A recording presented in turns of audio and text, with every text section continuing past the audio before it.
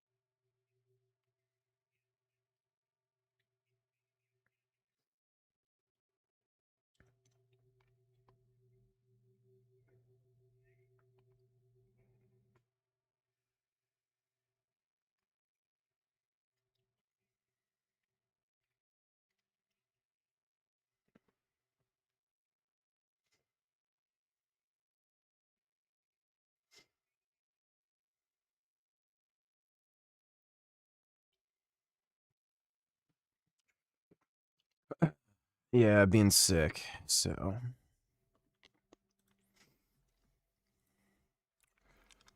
Yeah, you're not. Now, this is some hilarious shit.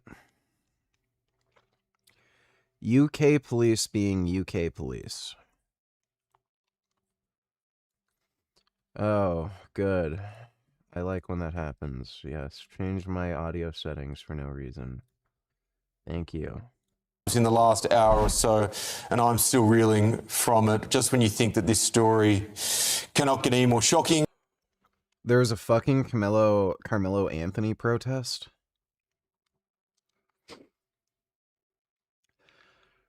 The people who support Carmelo Anthony, they're a combination of two different people, or maybe three. They either have some ideological hatred of white people, or they're black supremacists, or they're both. There's no reason whatsoever to support Carmelo Anthony unless you're like some kind of anti-white, racist, black supremacist. And when you look at all of them talking, they'll all give it away at some point that they either hate white people or they're black supremacists. It's just like the pro-Palestine fucktards. 100% of them, without fail, they will give it away that they just hate Jews and they're anti-Semites. It's just totally fucking nuts. Like, this kid is a fucking asshole. He was acting like a complete fucking asshole. And over, like, a fairly minor conflict about trespassing, the guy pulls out a fucking knife and, like, just stabs a guy through the fucking chest, and hard enough to pierce through his fucking breastplate and reach his fucking heart. Which, you, like, especially for a normal knife, you need a fair bit of force to do that. It's not like a weak little jab. You have to really fucking mean it to stab somebody through their fucking chest like that and get through their breastplate or ribs. It's a bit different with a push knife, but with a normal conventional knife, you really have to mean to hurt somebody to do that. So that kid's just a fucking asshole. Complete fucktarded dipshit. Even the defense's own witnesses admitted that he instigated the whole fucking conflict. But like again, all these fucking pro Carmelo Anthony racist fucktards, they all lie. Oh, the white kid fucking started it.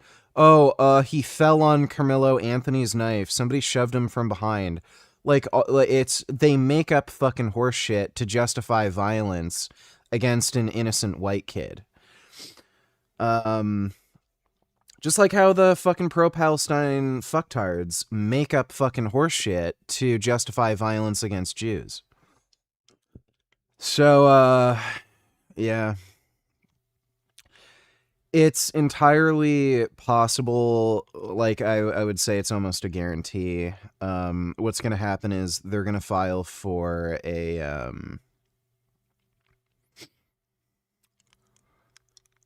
what is it? Why am I having a brain fart? They're going to file for an appeal. And they're very likely going to be granted the appeal. I don't know how Texas law works, but there was something, there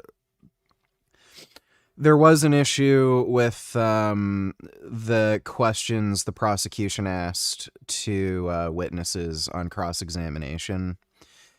They asked witnesses whether or not they thought Carmelo Anthony committed murder or self-defense. And you can't ask a witness questions like that, at least not in most, like, in most jurisdictions or whatever.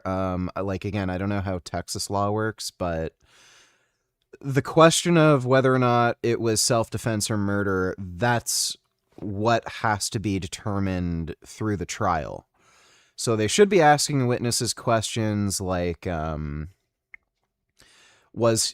started it, who was provoked, who initiated the conflict, you know, like who struck who first, like stuff like that. And then the jury decides whether or not it was self-defense or whether or not it was murder or whatever.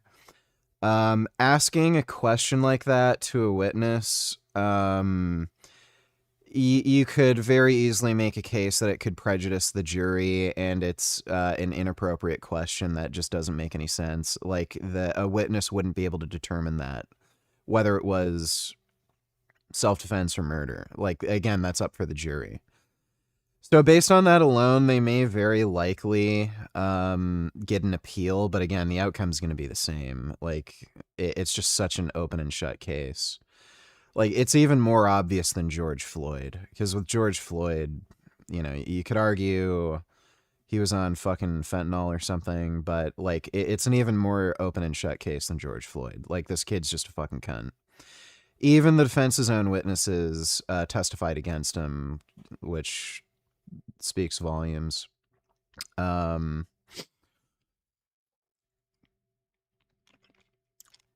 was going to say one more thing about that.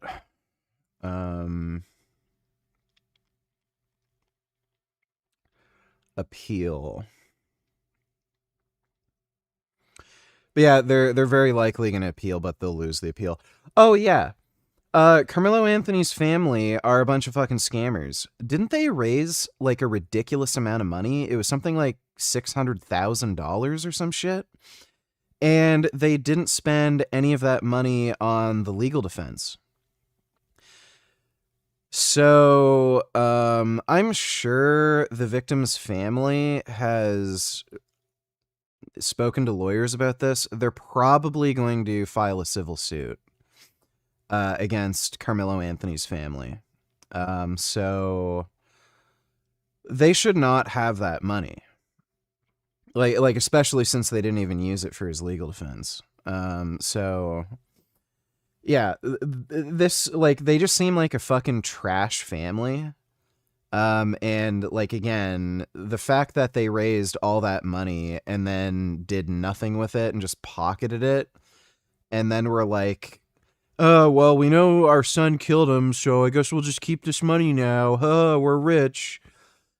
Like it tells you the whole story. This kid comes from a shithead fucktard family, and this shithead fucktard family should not be allowed to have that money. So hopefully there's a civil suit after this, and it would be really good timing too, because of the outcome of the criminal trial. So just due to the outcome of the criminal trial, they can use all the evidence from the criminal trial to win the civil trial, and that would be just a slam dunk, even just because the standard for burden of proof is lower. So hopefully that happens, and the victim's family is able to get that money. But we'll see. It's fucking retarded, though. Society has become, like, way more retarded and fucking degenerate, I swear. Like, I don't remember hearing anything like this, you know, like 20 years ago. But now you have all these fucking idiots defending, like, just some fucking hoodlum. When you gonna start reading the Bleach manga, nigga? Also, how come every time I send you links you never watch them in full, bitch nigga? I'm never gonna read the Bleach manga. It just does not look appealing. And, if you send me good links that aren't fucking annoying as shit, I'll watch the full links, but... Yeah, if you send me dumb compilations of me, like, crashing out or something, I'm not gonna watch that. Thanks for the donation, Kid Boo. Dodo donated $3. Let me see. Oh my god, dude. What is...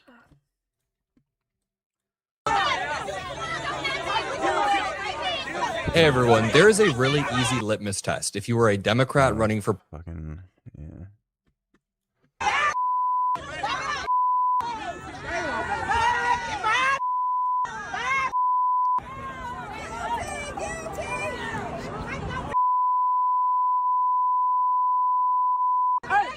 Here we go.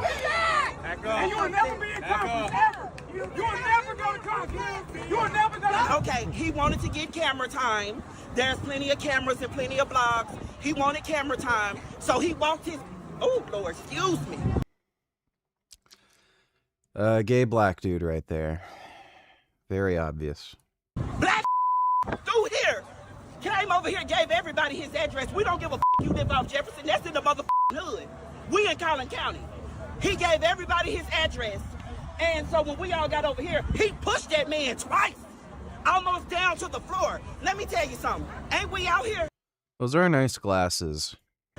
Cause y'all claim a pushed another and he self-defended. This is already out of control. It's over national news, local news, all kind of news. And you're a black man out here putting your hands on folks. And you know that guy's name?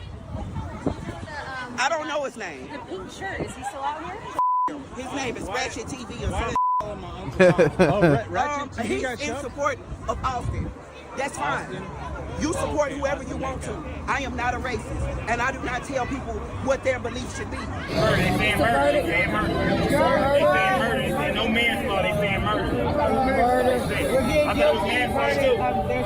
I thought it was manslaughter too. They saying guilty of murder on Fox right now. They saying guilty of murder.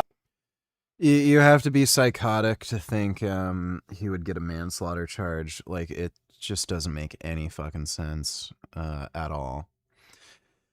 There were arguments the defense could have made that would have made a manslaughter outcome more plausible, but again, the family clearly didn't bother to pay for a good lawyer. And they got a bunch of witnesses that literally fucking said on the stand, oh yeah, that wasn't self-defense. Oh yeah, he instigated the whole fucking thing. Like, the whole angle that they had for the defense, like, they had no strategy. It made no fucking sense. If they're gonna claim self-defense, like, how psychotic is it to not put him up on trial, like, on the stand, and have him be cross-examined? Like, self-defense is an affirmative claim. You have to defend the self-defense claim. So if you're going to put a bunch of witnesses on the stand that said, oh, he started it. Oh, yeah, I think he actually murdered the guy. And then you're not going to have Carmelo Anthony go up on the fucking stand and, like, try to correct the record and say, no, this is what happened. This is what was going through my mind.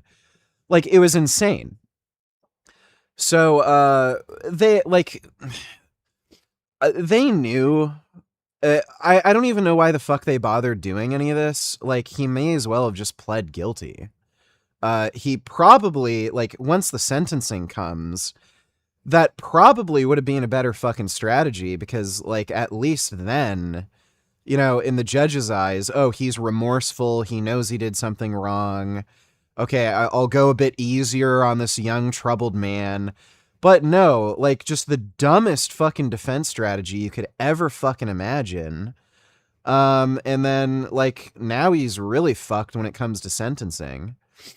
Like, look at any other one of these self-defense cases.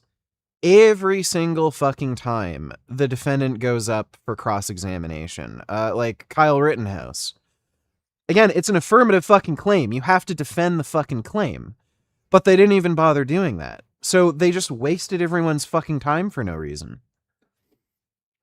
So, like, these are just dumb people, dumb family. They didn't even bother paying for a fucking good lawyer when they got, like, $600K from the fucking GoFundMe. It's just nuts. Like, these are fucking chimpanzees. They belong in a fucking zoo.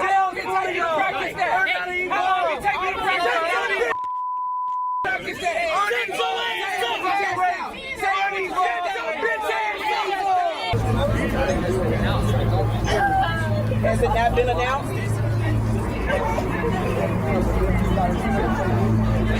Self-defense is not a crime. Wait. Are those... Is this like an attempt to make Palestinian colors? Is that actually... Like, am I... Really?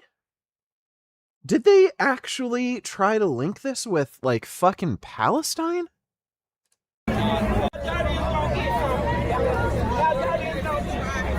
What the fuck is this shit?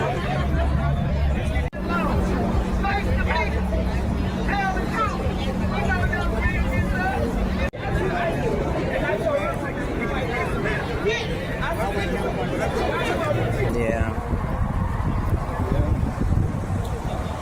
Don't believe everything you hear. I know it. That's true.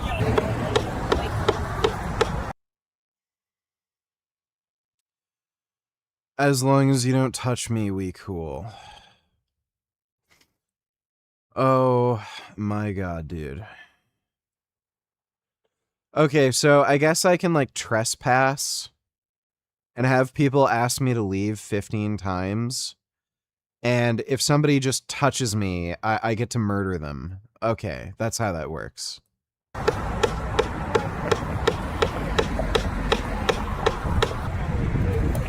Like, all of these fucking chimpanzees should be locked up. If you're on Carmelo Anthony's side, you should be fucking locked up. All of these people are a fucking liability.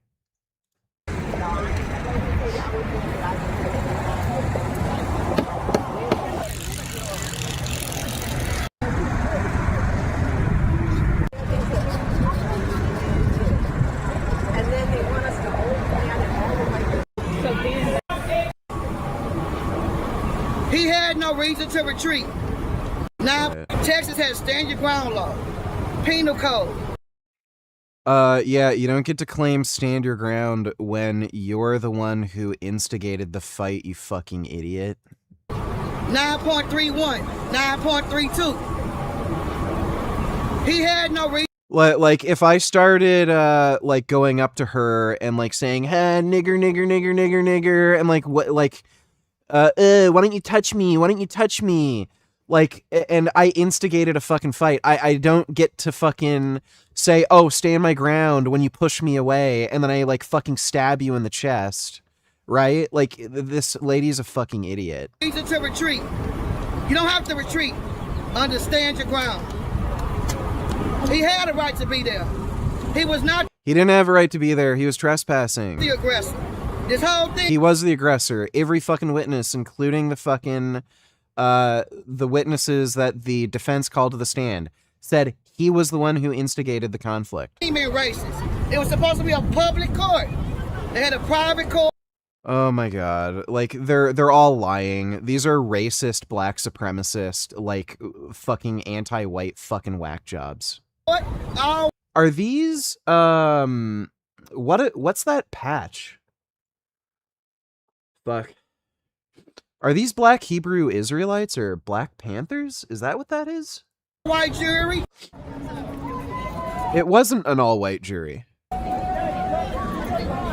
Like, everything they say is a fucking lie. Just like these pro-Palestinian fucktards. Every single fucking one of these pieces of shit is an anti-white, fucking racist, black supremacist. They just want it to be okay to commit violence against innocent white people. As long as there's accountability and justice served, man, that's just what I'm looking for. Yeah. You know, I don't think we can set a precedent anywhere. If you come up, push me or shove me, then I can just automatically. Yeah, these people are pieces of shit. Fuck them. Absolute fucking pieces of shit. Sengoku donated $2. Defenders of Carmelo Anthony are a textbook example of tribalism. It's a textbook example of just racism. Like, that's all it is. Just, and a very, very extreme form of racism.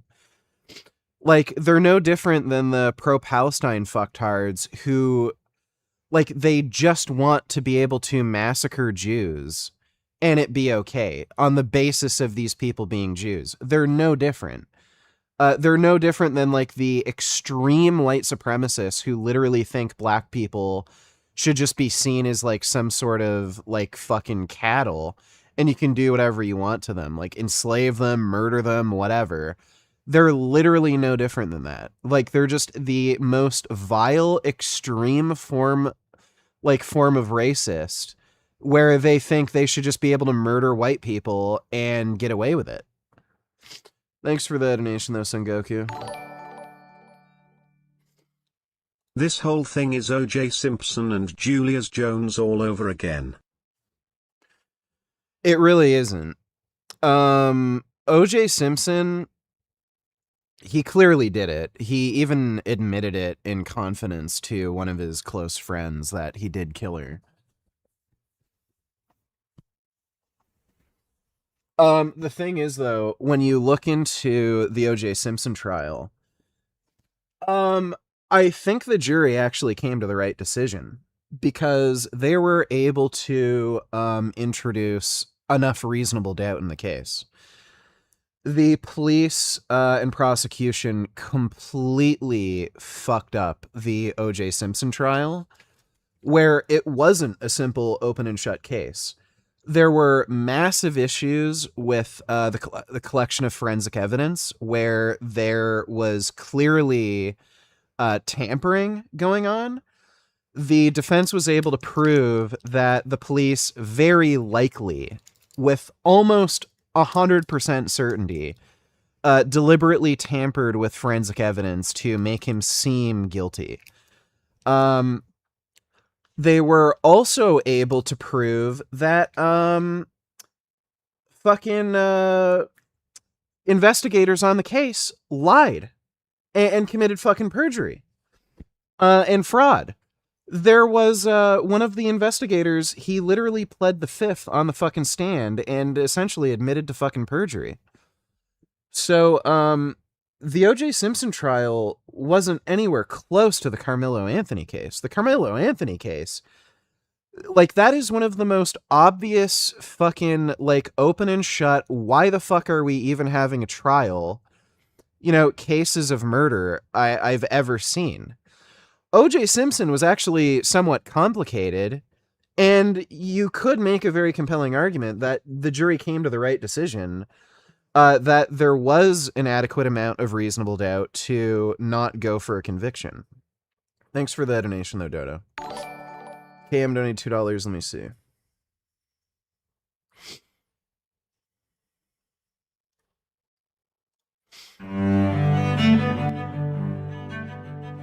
Oh, wow. Oh. Yeah, cats are solar powered.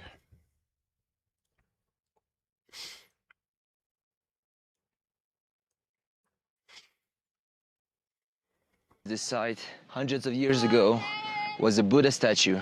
Those were used for praying. Oh no, so... Yeah, the Taliban,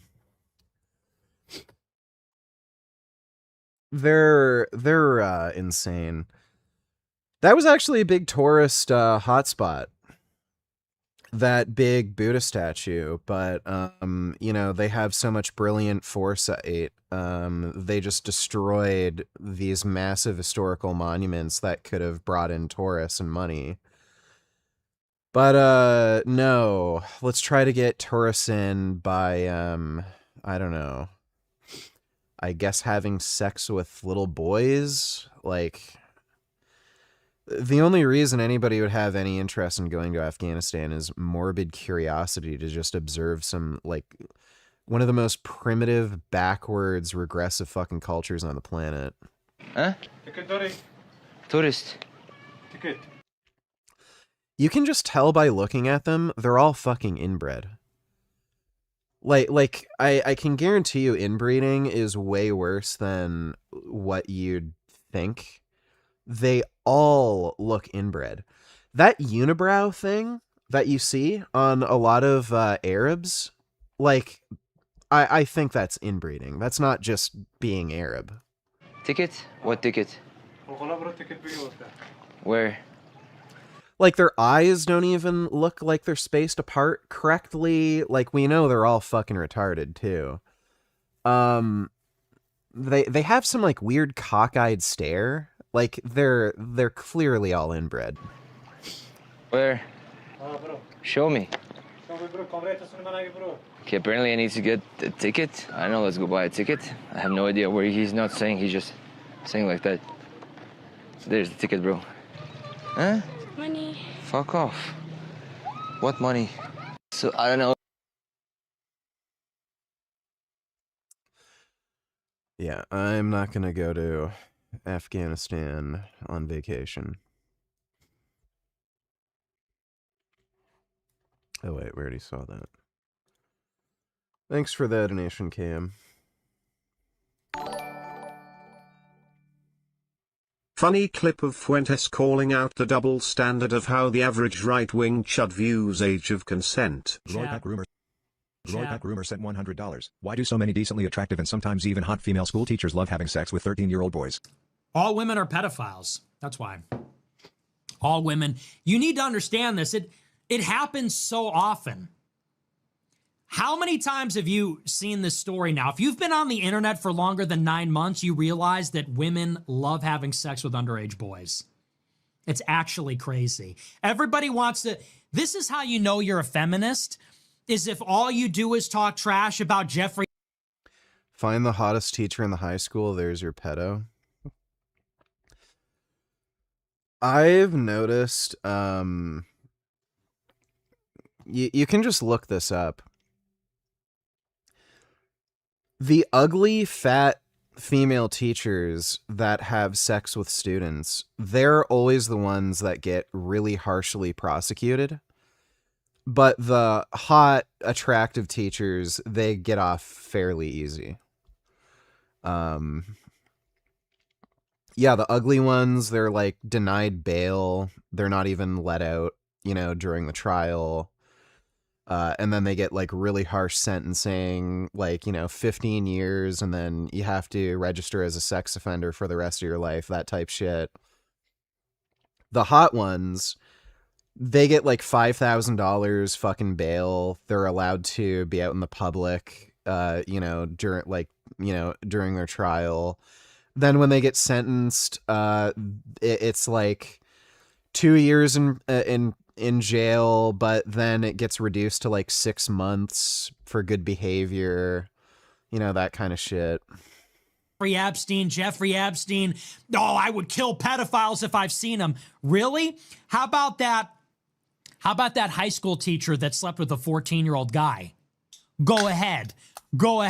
You see all these like right-wing chuds? Tell me I'm wrong. You see all these disgusting right-wing chuds, and they have like a hoodie that says, kill your local pedophile. Your local pedophile is a high school teacher, and she's a woman. Your local pedophile is a high school math teacher, and she's a 10 out of 10. Go ahead. Go kill her. Now, I'm not advocating violence. I'm saying, oh, really? Kill your local pedophile. It's sort of like when you say, you know, Yeah, it's there's a really interesting kind of social dynamic with this because like it's mostly men who are on the police force and like lawyers and judges in the criminal justice system. So like dudes looking at a situation like this, if they see like a hot young teacher fucking like a 14-year-old student, they're probably thinking, man, I wish I could have had sex with my hot teacher when I was a kid. And then they don't take it as seriously. But then when it's a man fucking like a female student, the protective mindset goes in and like, oh my God, if that was my sister or my daughter, like, holy shit. So yeah, it's just the way, you know, dumb chimp monkey brain. Like, you know, it's just the way humans think. And the criminal justice system is made up of people who are, you know, chimpanzees, and this is just the way things work out. Oh, doctor, and everybody thinks of a man? And people go, really? Why didn't you think of a woman? No, can I speak to the doctor? I am the doctor. Same thing. Kill your local pedophile. Your local pedophile is like a busty 10 out of 10 math teacher, and she's a girl. Go ahead. All these pedo hunters, pedo watchers, these pedo hunters, they're all on the apps. And you know what they do? They basically bait disgusting losers. Of course they're going to go for that. You get like the most chopped, ugly, disgusting guy of all time. They get 0 swipes, and then a 16-year-old swipes right on them, and they show up, and you destroy their life. You want to find pedophiles? High school, bro. Go to high school. Find the hottest teacher in the high school. There's your... I've shared the story before. Nobody, like, to this day, I'm pretty convinced nobody really takes a lot of these allegations seriously. There was a teacher in my high school who wasn't hot. She was just fucking gross, in my opinion. Like, she just had, like, this old, wrinkly kind of face. She wasn't old. I think she was, like, maybe 28 or 30 at the time. But her face was like worn out, like just older than it should have been. And she had this like kind of saggy butt, and she'd always wear like tights. And she'd wear underwear where you could see her underwear line through her tights, like just terrible fucking fashion choices. Really just untasteful looking person. I'm convinced she was fucking a student. She would drive off into the wilderness, basically, with a student every lunch period. He would get in her car, they'd drive off to who knows where, and she would even drive him home. After school, he would get in her car, and they'd drive off together. Very unprofessional, very weird fucking behavior that I can guarantee you, like, the teacher's code of conduct, like, you know, the kind of rules teachers have to follow, violates all the rules. They're not supposed to do that. I was talking to my shop teacher. This is how strict some of this shit is.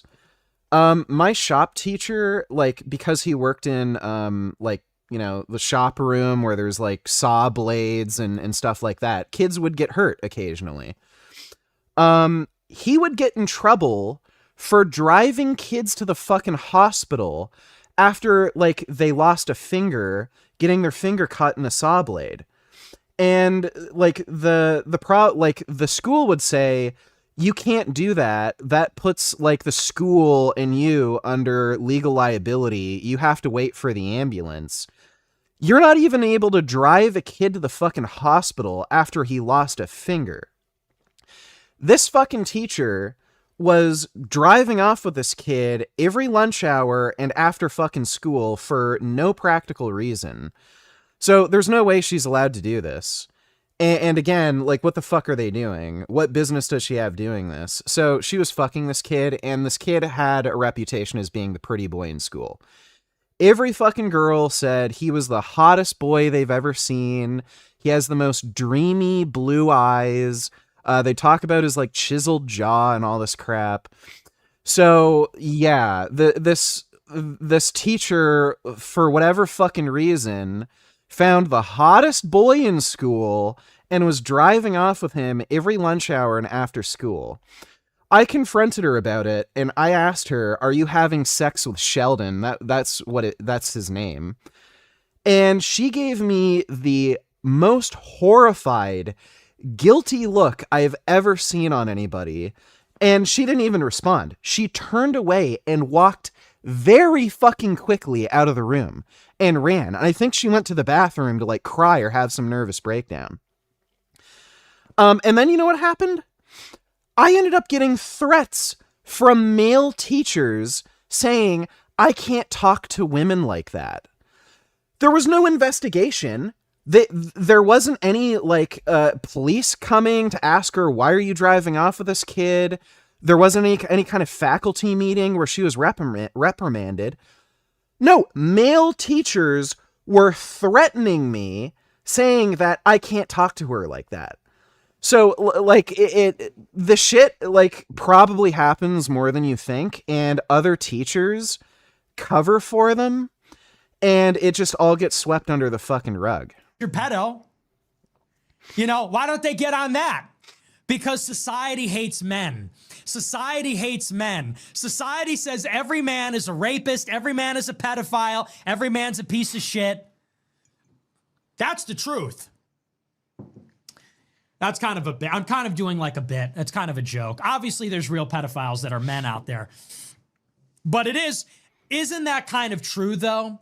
You get all the, like, your typical right-wing chud is gonna see a New York Post Daily Mail story about, like, some busty 10 out of 10 math teacher has sex with 3 16-year-old students at the same time, and he goes, oh, we should give those guys a trophy. That's actually awesome.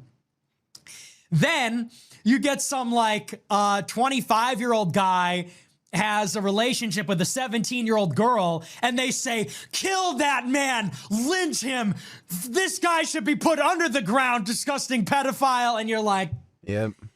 You switched up. What's going on? Let's at least keep it consistent. Am I wrong? And with the women, it's always egregious.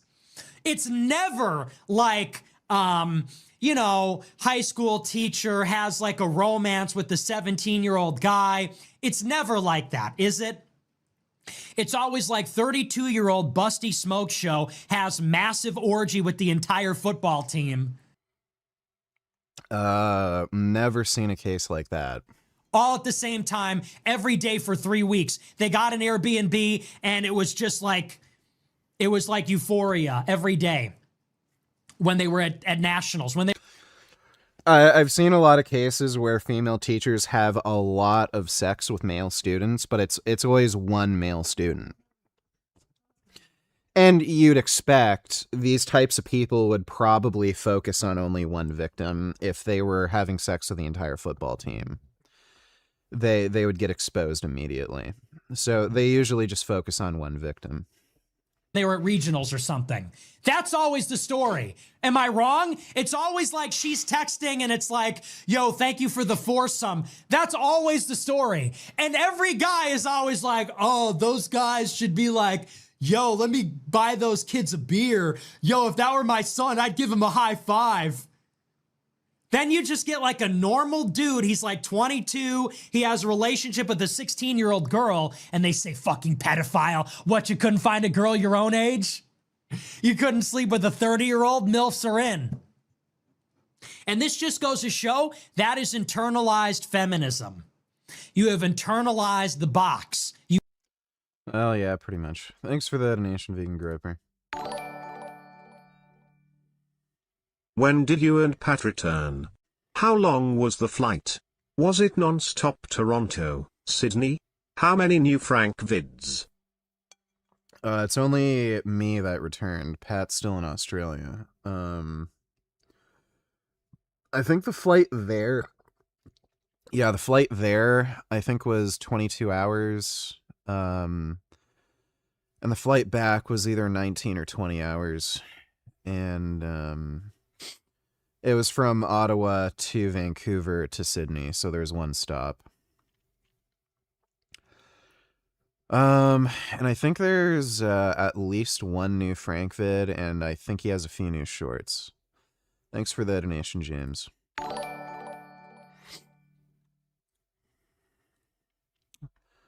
Balsa Moose donated $2. Let me see.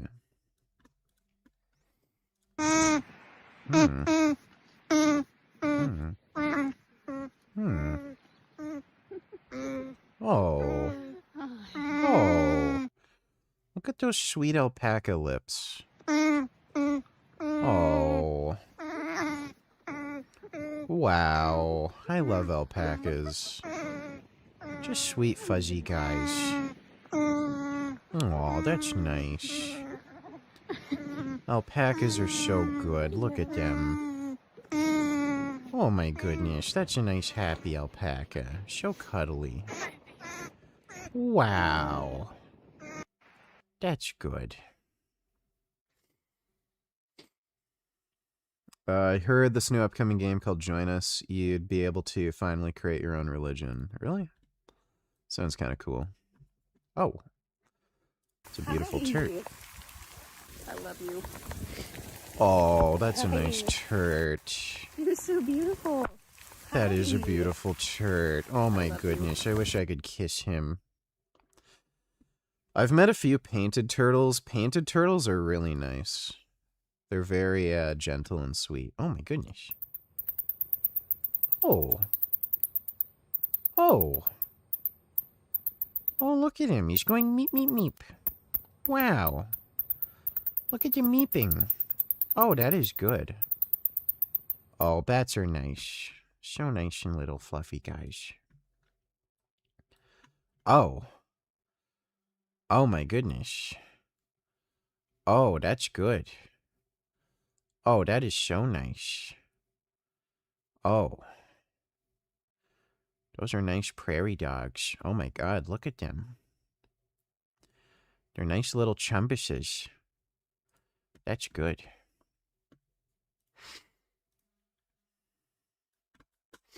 Ooh, tape here. Oh. Wow. Look at those noses. Oh my goodness. Wow. That's an interesting Pokemon. That's nice. That's really good. Oh, he likes that water. That's really good. Wow, look at that nose. Thanks for the donation, Balsamoose. And speaking of racism, VG. Let me see. Rep Crockett, you might have seen that Carmelo Anthony was sentenced to 35 years. I want to get your reaction to the trial and the verdict.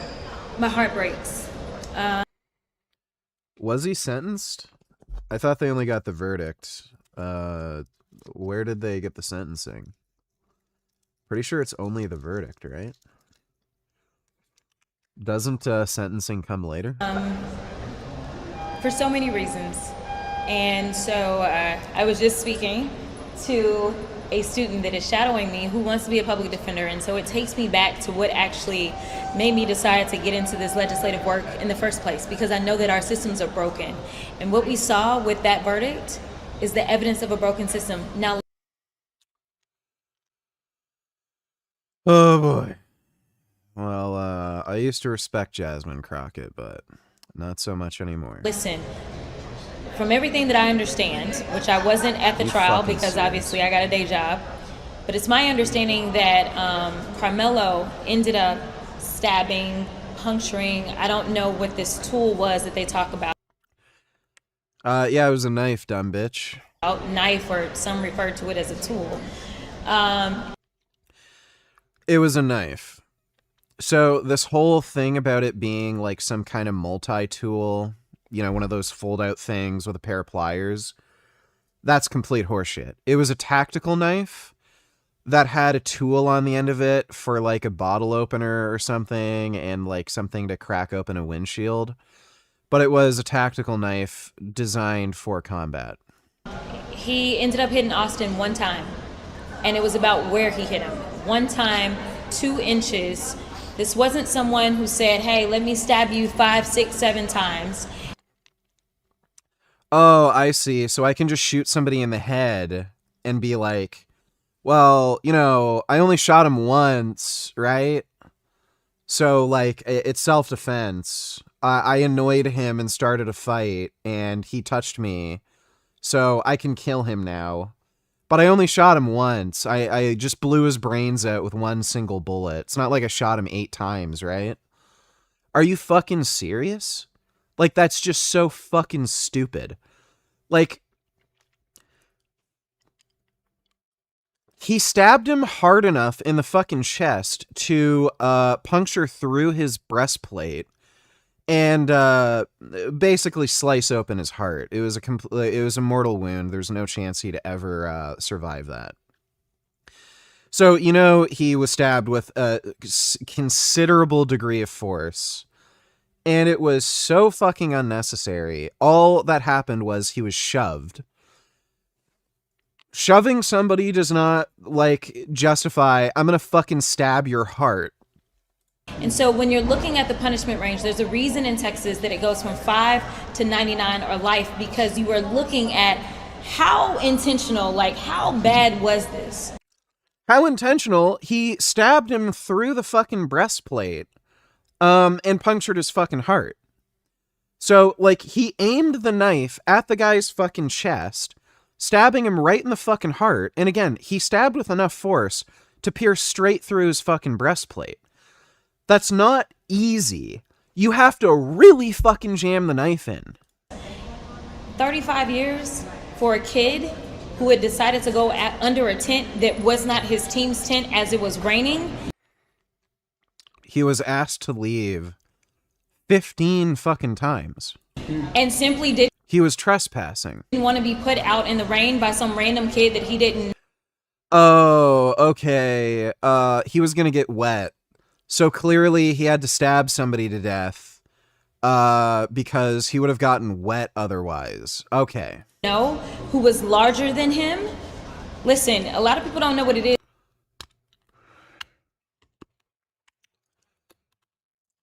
Like, buddy.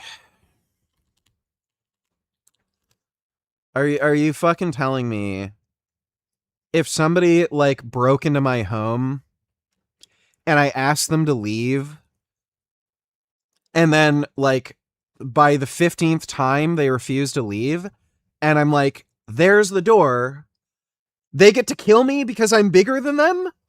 Like, is to live as a black person in this country, but just like you can give the benefit. It's easy to live as a black person in this country. You've gone through your entire life not stabbing anybody to death. Of the doubt to so many police officers when they go out and they shoot some black unarmed person. Like, what's hilarious too is he stabbed a white kid. The thing that might make it difficult to get through life as a black kid is being around other black people. White people aren't going to fucking murder you if you're black. Black people are going to murder you if you're black. Just look at the fucking murder statistics. So, like, that fucking whole argument falls apart.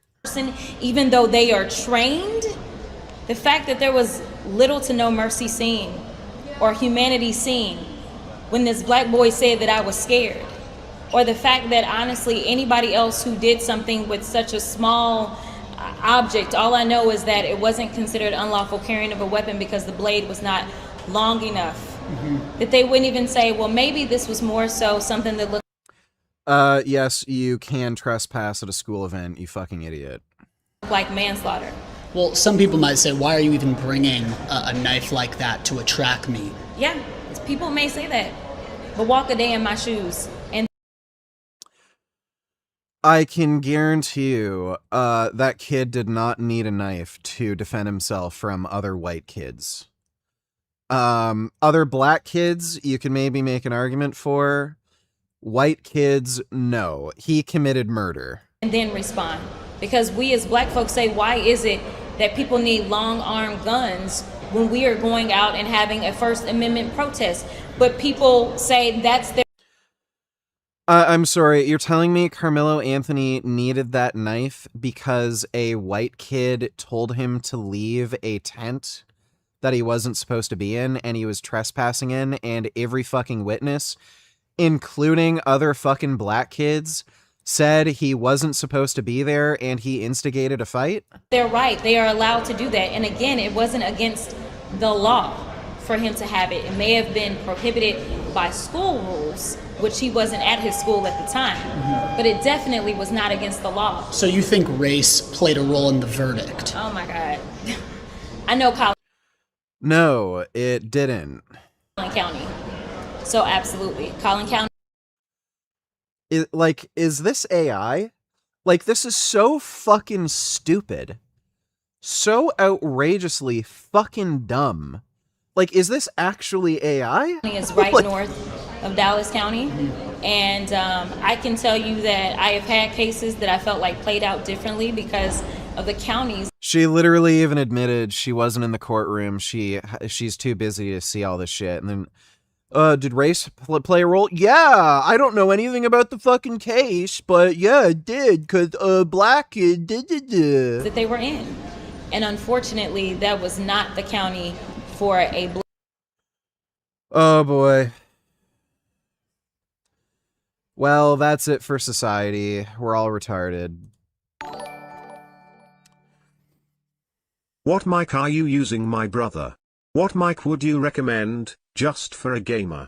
Also, did you watch Gears E-Day gameplay? I'm using a Sennheiser MKH416, which would be massively overkill if you're just gaming.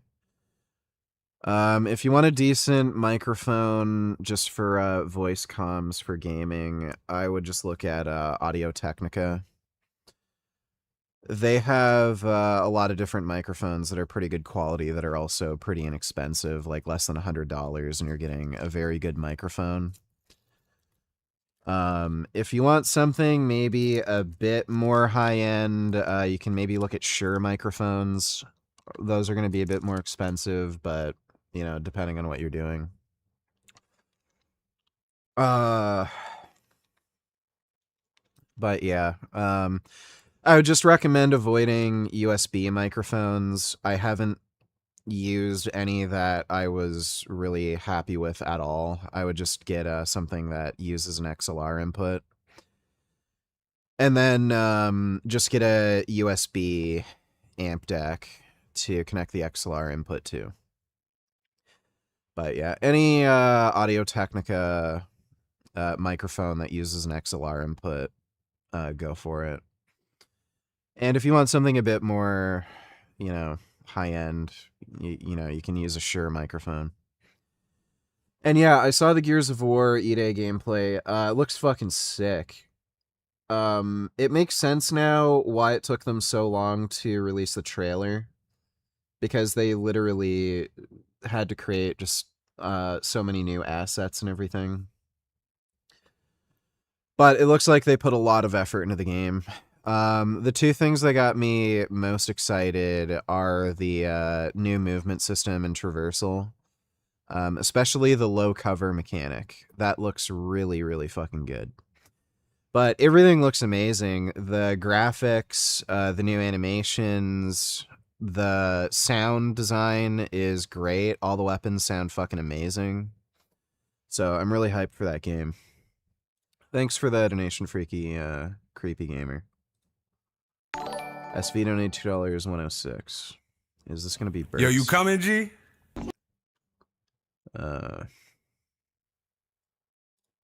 What's wrong with them? You got on the Benjamin Franklin Civil War loafers. Penny loafer, no penny having 1920s hobo looking road circus security shoes. And you thought I was finna let your socks slide, my G. Your socks look depressed, bro. You don't have the calf muscles to keep your shits up your leg, my guy. You took the socks and the shoes together out the lost and found, bro. Go put them shits back, dog.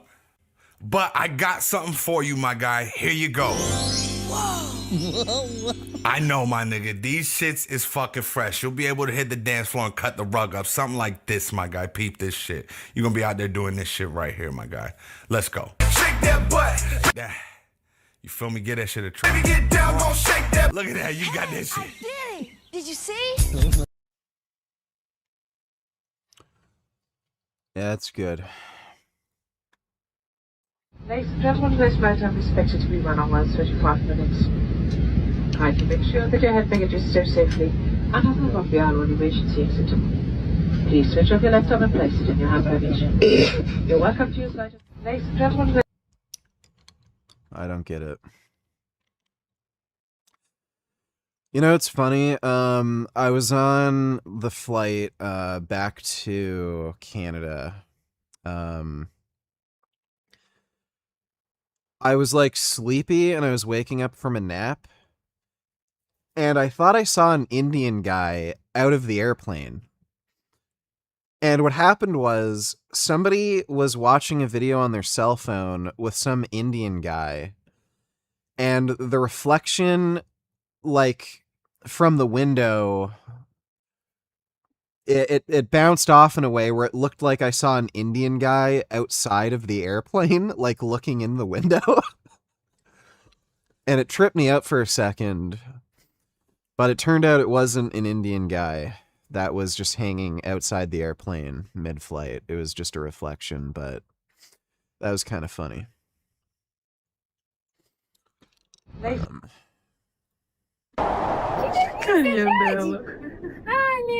Oh. Oh. Hi, boys. You're not a cow. You are not a cow. Come home. Bean. Oh. Stop it. Oh, play together. Stop it. Dude. Oh! Oh. Are you chasing the duck? Oh. You menace. Oh. Oh.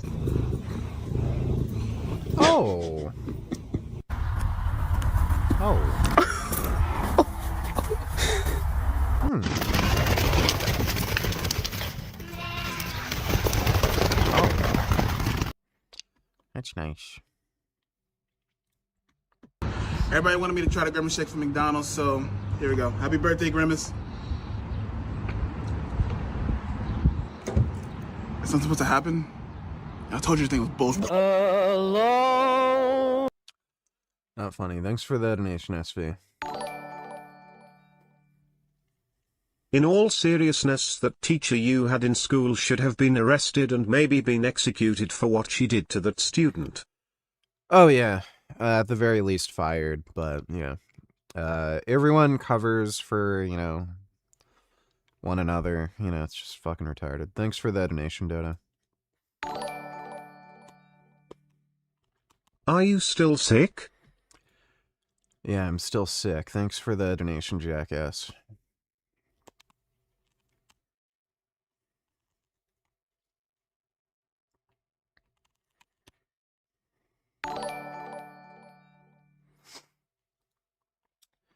Sup, VG. Yeah, indeed. Thanks for the donation, jackass. Kid Boo donated $2.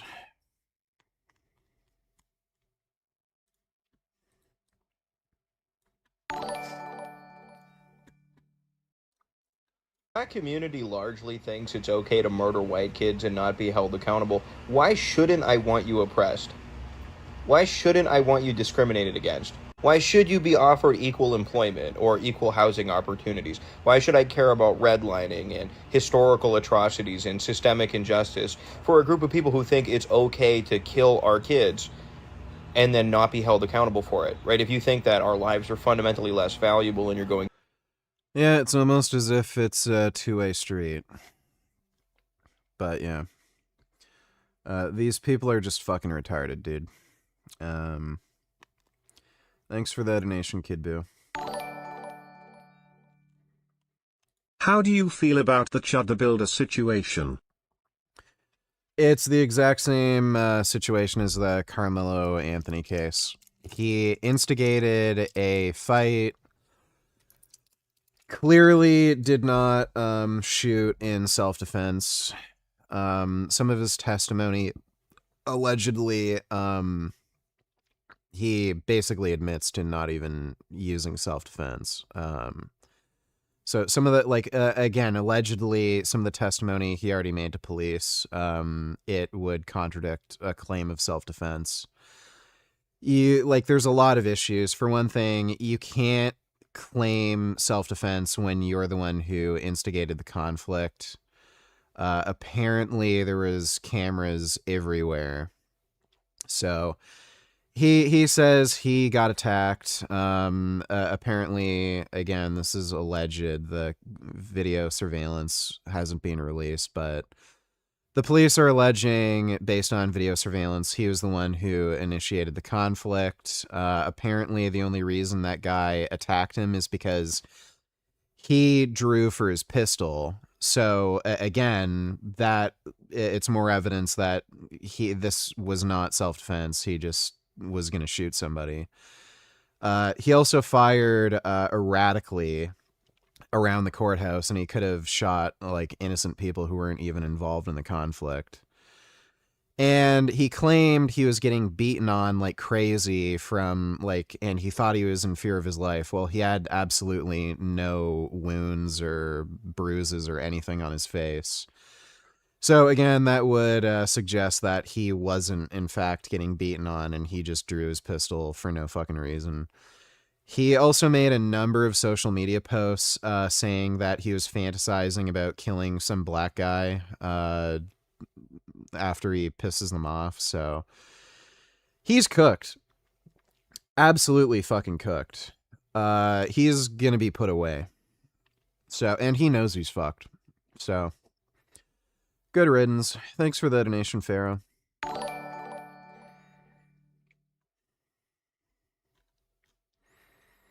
$21st, $22. What if N-word Carmelo Anthony feared for his life after being shoved? How come you aren't defending him? Self-defense, N-word, no. I mean, I'm just playing devil's advocate here, but still, usually you take that kind of retarded position. I don't. There has to be some degree of proportionality with a self-defense claim. Like, you know, some random bitch could just come up and slap me on the street. Doesn't mean I get to pull out a knife or a gun and blow her away. So if there's not like a legitimate fear for your safety and well-being, and it's just, you know, you just got shoved, that's not a justification to kill somebody. And again, the whole claim, like there's a set of rules that has to be, you know, adhered to when you're making a self-defense claim, and every single one of those rules has to apply. So one of those rules is you can't be the instigator. So you can't go around with a gun or a knife, instigate a fight, and put yourself in a situation that would necessitate the use of the weapon, because then you're just killing somebody. So he instigated it. That disqualifies self-defense immediately. That was also clearly not a proportionate response. So, yeah, no. Thanks for the donation, though, 21st. Sup, Richard? If it's not a blade, it's even worse. How are you driving a tool into someone's chest? You're trying to kill them.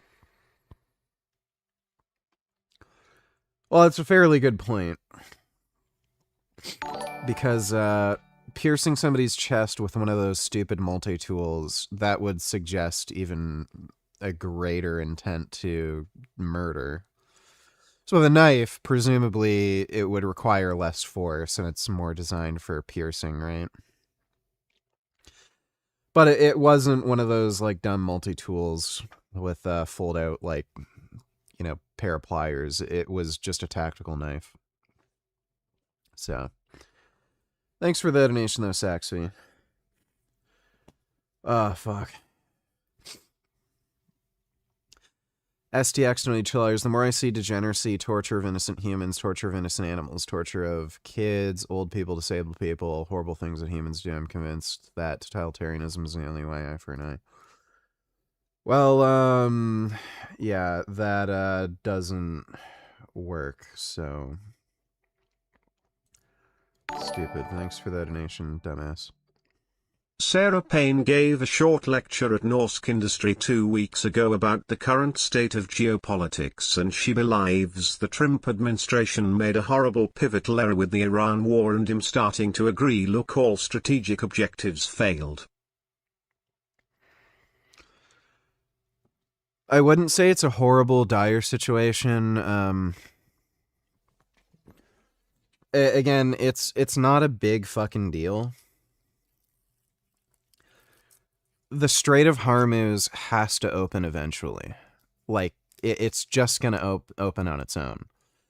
All the U.S. really has to do is just maintain that blockade, and Iran can't do anything about it. They can't get rid of the U.S. blockade no matter how hard they try.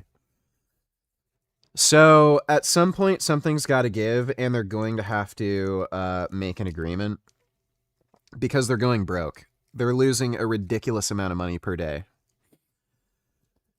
So the Iranian regime is probably hoping the U.S. Will lose patience with the oil supply shortage before they do, but it's never going to happen. The U.S. is energy independent, so they can wait as long as they want. Iran can't. So it's not like, it's not like some horrible, unrecoverable error. Yeah, they didn't meet a number of military objectives, but it's just not that big of a fucking deal. Thanks for the donation, though, Dodo. In all seriousness, what's with all the hatred of white people these days, VG?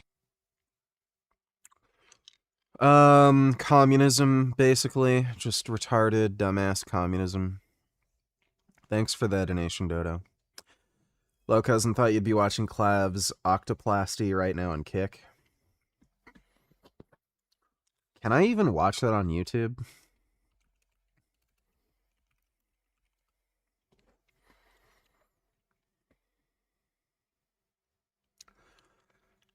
What the fuck is it? Oh, autoplasty. What the fuck's an autoplasty? Is he getting, like, some weird thing done to his ears?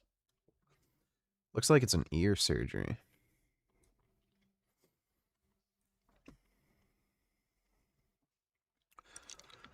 Commonly known as ear pinning, cosmetic procedure that reshapes, repositions, or reduces the size of the ears.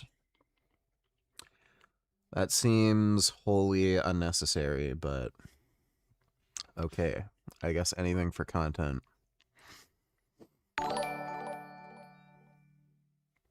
The outcome of this Iran war is Israel gets thrown under the bus by the Trump administration and Israel is left without any allies, and Trump sidelines them to make a weak deal or no deal at all, and this drags on for years, but it has broader implications.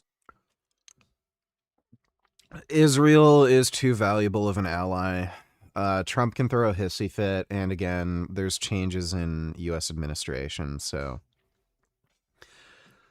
even if Trump, like, ran for a third term and by some miracle it happened, he's old as shit. Like, there's a very high likelihood he dies during this administration. So again, it's not great, but I just don't see it being a big deal in the long run. Thanks for the donation, though, Dodo. My favorite version of Barney the dinosaur is this. Scientifically accurate Barney the dinosaur. He's a T-Rex and ripping flesh is what his arms were used for. Barney had a septic bite, evolutionarily perfected. If you got away, you still would die, cause a bite would get infected. Seriously, kids, get out of there. The hunters are trying to drug him. Why the hell's he in a house, and why are you trying to hug him? I hope. Yeah, I think I've seen that one before. Thanks for the donation, Dodo. Lil Bro is putting on some size.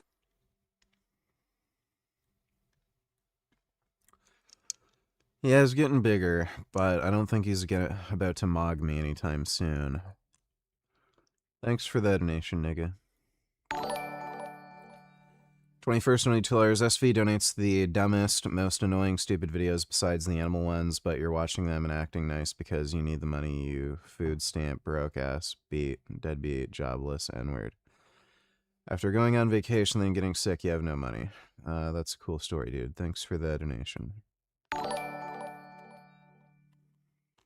It's pretty funny. I saw a clip of Tyson on Twitter getting approached by a couple girls while IRL streaming and taking a pic. He said in the tweet that he later ended up banging one of those girls, lol. Guess that what happens when you ascend, lol. There's definitely a group of young women who are into the whole social media thing too, so I think that also helps. Thanks for the donation though, N-word. He ended up deleting the tweet, but still pretty funny. Yeah, whatever. Thanks for that donation, nigga.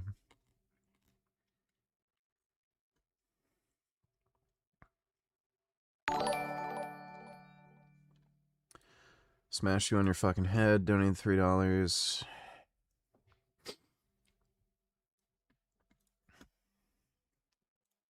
It doesn't have reverse, so to turn it around, a person might have to lift it up and turn it. I can't believe what I'm looking at right now. What am I looking at here? You may have heard of the Peel P50. This is the family version, a Peel Trident. And the reason why this is the family version is that it actually has 2 whole seats, so not very practical. I'm surprised they couldn't fit a reverse gear into that. But it will hold some groceries and my wife at times. It's got a bubble top, which is great, but in the sun, it's like a microwave. It came with air conditioning. There you go. It moves 0 air while you're driving. So is this like a real-life Jetsons car? That's how I felt when I saw it. So originally it had a 50cc, 4.5 horsepower engine. I decided that that was not enough to drag my butt around. So I put in a 125cc 2-stroke. It now has 9.5 horsepower. It's my hot rod. It has a 1.5 gallon gas tank that takes you quite a ways. It'll do about 45 miles an hour with the 125 in it, but it feels like you're doing 145.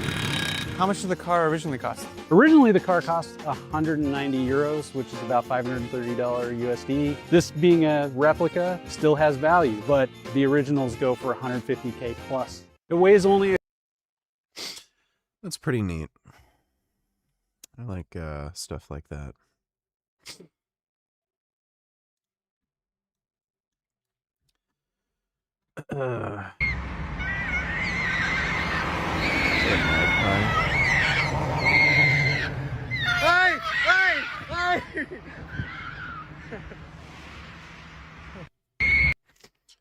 That kid's a little bitch. Thanks for the donation, smash you on your head. Really? Why do communists hate whites so much, VG? Well, if white people hate themselves, then they're more likely to destroy their own society by allowing in immigrants and shit. That's the whole idea behind that.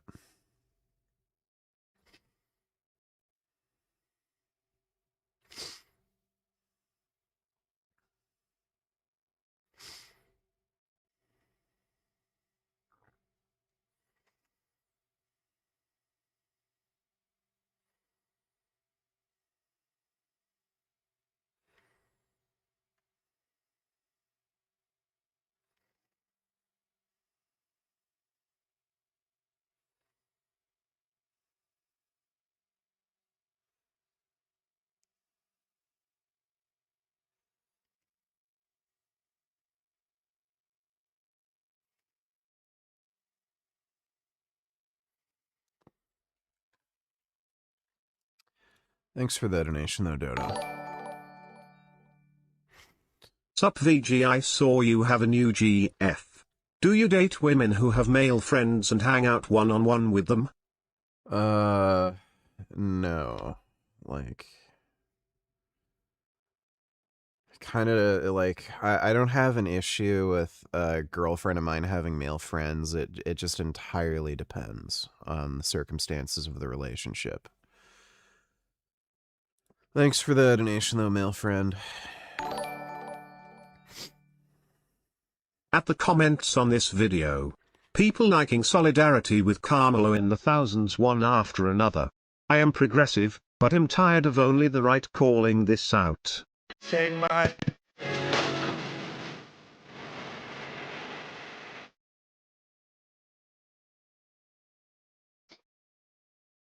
Comments. Imagine the beautiful life Austin could have had. You can tell he wasn't a bad child. These people are retarded. Oh, he's heterosexual. Clearly, he couldn't be a bad person. Yeah, whatever. It's just brain rot internet shit. Who cares? Thanks for that donation, dude. Son Goku donated $2. Who do you think the Democrats are going to run in 2028? I have no idea. Every candidate they run is going to be a terrible, terrible pick. Conservatives are going to win again, so...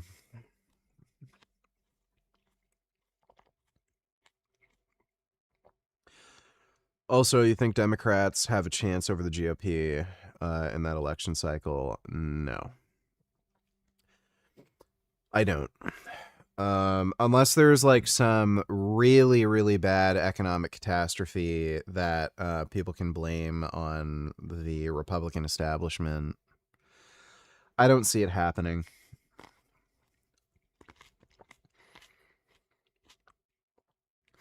Yeah, I don't see it happening. Every single Democratic candidate is just not likable.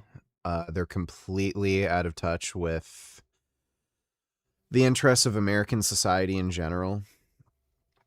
So I just don't see a Democratic victory. Thanks for the donation, though, Son Goku. STX $20. It doesn't work. I would literally send to jail or off literally all or a majority of psychopathy, and IQ test would be mandatory. Low IQ equals labor, killer equals rips. I'm not understanding. How would you know if somebody's a killer by giving them like a personality test? And somebody might test for like psychopathy, but there's a lot of people who are on the psychopathy spectrum that are like really valuable to society, like doctors. You'll find a lot of surgeons are on the spectrum for antisocial personality disorder. And there's a reason for that. They cut people open. So you'd expect a lot of people who are on the spectrum to have jobs that are kind of high risk, involve some form of violence, dismemberment, cutting people open, or dealing with like tough, stressful situations like, police officers. So I don't see how that would work and why you'd have an interest in any of that. You can look at any totalitarian society in existence. They don't live better lives. They don't have less crime. They don't have less violence. Thanks for the donation. Man, when they say birds are related to dinosaurs, they're not kidding, like with that bird chasing that kid on that bike. Yeah, thanks for the donation, Dodo. Well, here we are. Breaking tonight, police at the centre of the Henry Novak scandal reportedly tried to intervene during his killer's murder trial over fears about what people were saying online. According to the Sunday Times, the Hampshire police wanted to issue a public statement during the trial to combat what they called misinformation surrounding the case. So just when you thought this Henry Novak story couldn't get any worse, we just got a recent revelation. I believe it was from the Times of London initially, and it's being reported by GB News, that the police department at the center of the Henry Novak case actually decided that they were going to release a statement during the trial of his murderer that would have undercut the actual murder trial that the prosecution was running in order to save save face and combat what is referred to as disinformation on social media. Now, of course, this is the same police department that fought tooth and nail in order to hide this body cam footage from the public, because this particular incident actually took place on December 3rd of last year. And the fact is, the reason why they wanted to hide this, the reason why they didn't want anyone to see this, is that this particular police department decided when they arrived at the scene of the crime that the person who was bleeding to death, who was stabbed, was not actually the victim based on the color of his skin, and of course based on the false allegations, as the super mayor would call them. False allegations and not facts. From Vikram Digwa, who of course was the murderer, that in fact this white individual, for no reason at all, even a little bit, no justification, attacked him racially. And in fact, they honed in on bruises that didn't exist on Digwa's face. Has anyone been hurt other than him? Yeah, me. He's grabbed my brother, he's took my turban off, started grabbing my head. Are you injured? Yeah, I've got swollen eye, little bruises. Alright, just step back a little bit for me. Rather than check in on the person that was dying. And of course, there's the iconic line that should ring in infamy in the United Kingdom, which is the man saying that he has been stabbed, and the UK police officer saying, "I don't think you have, mate." Someone flag these down. Got this stud. Right, let's get you out of there, shall we? Oh. I was in bed asleep. Whenever we just find out there, look, someone's attacked me. I can't breathe. Grab his other arm. Help. So I've just gone running, we only live on St. Denny's Road. Come running around the corner. What's happened to you, alright? Been stabbed. You've been stabbed? Whereabouts? I don't think you have, mate. Just when you thought this couldn't get any worse, just when you thought this couldn't get any more reprehensible, it turns out that this particular police department, the Southampton Police Department in the UK, decided that they were going to try to portray Henry Novak as the aggressor in his own murder, even though they knew otherwise, during the trial, thus risking the conviction that would have happened during that trial, just to stop you guys out there in the world from making mean comments on social media. That is how much they are wedded to the idea that white people are racist and don't deserve justice. Again, this was in their actual manuals, and this is what we're going to talk about today. But before we do, I want to thank everybody who supports this channel via actualjusticewarrior.com/join. Oh, give me the money. Give me the money. Okay? Up here. Away, mate. He's obviously, he's fallen from there and he slipped from there. There's other shooters left over there, mate. What's your name, mate? Huh? Now look, as of right now in the UK, Vikram Digwa, the suspect in this particular case, has been convicted. He has been sentenced to 21 years to life, which is among one of the stronger sentences that you can get in the United Apparently that guy is already being attacked in prison. Somebody threw boiling water at him. So, he's not having a great time in prison, which is deserved. That guy's a fucking jackass. United Kingdom. But one of the things that many people have pointed out, because they're reading it in the reporting and realizing that this is not being clarified to the public, is the fact that the Digwa family is definitely in on this particular murder, because what I was shocked to find out, and I'm sure many of you were as well, was the fact that Henry Novak is actually behind a car on the Digwa property in front of their home, because he had been moved at some point in time by the father or the brother or some combination of the two behind a vehicle before 911 was called. In addition to that, you also had the brother call 911 and report an evil white racist hate crime, and of course the family was denying that he. All right, so yeah, that's fucked. They should be charged too. He had been stabbed. Like, I don't know what charge, but like aiding and abetting or something. And Spec King of Birds, VG, this is why we should adopt, not shop. Parakeets are a familiar sight in pet stores across the country. These small, colorful birds are known for their personalities. For less than $50, you can take one home. But where do some of them come from before going on sale? You've heard of puppy mills. Well, PETA, the animal rights group, alleges this is a so-called parakeet mill, where they claim birds by the thousands are raised until they can be shipped off to a pet store near you. PETA. Yeah, that's humanity for you. Thanks for the donation, Dodo. I don't know why people can't just buy a VR headset or something.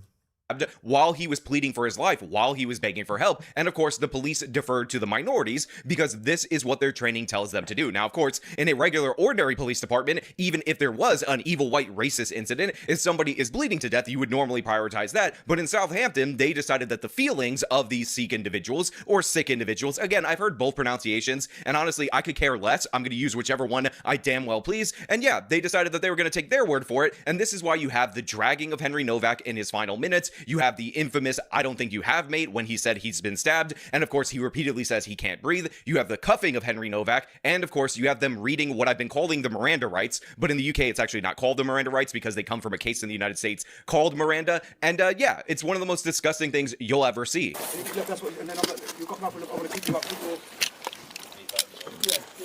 Hand. Let's see. He is dying. Like, you can literally see in his hands. He's going pale.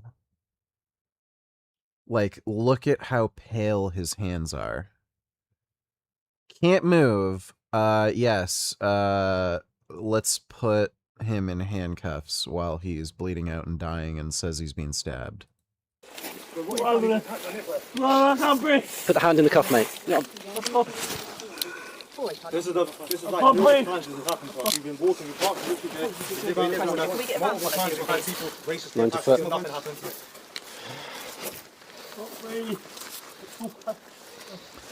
Yeah, it's insane. They were trying to, like, what's so crazy about this is they were actually conspiring to make it seem as though the white guy was guilty so that the police department would look better and not get criticized. Saying he's been stabbed, so Where let's is just he check being him. stabbed? In the face? Oh no, but we have to check, don't we? In the face? Just get these back off, get their details on that, and I'll keep hold of them. Yeah, good thing they're not, you know, giving first aid. Keep you on your side, mate. Like, any sensible person looking at this would, like, it's what it, like, who are they fucking hiring? Even if they're getting this, like, weird, retarded diversity inclusion training, you'd think a normal person would just be like, okay, this is stupid, whatever, just dumb faggot shit. And then they see something like this. This guy said he got attacked, and he was racisted at. Okay, well, he has no marks or bruises on his face anywhere. He's standing up fine. Like, clearly the guy's fine. And you got this guy saying he's being stabbed, I can't breathe, and you see him going pale. And why are they putting handcuffs on him when he's completely incapacitated and dying and asking for help? Oh, well, he is accused of saying a racial slur. Better handcuff him so he can't attack us with those racial slurs. Like, the police in the UK are just some of the dumbest motherfuckers I've ever seen in my fucking life. This isn't just a failure of training. They're selecting a type of person to join the police agency that's just an insane retard. Like, that's the only way something like this happens.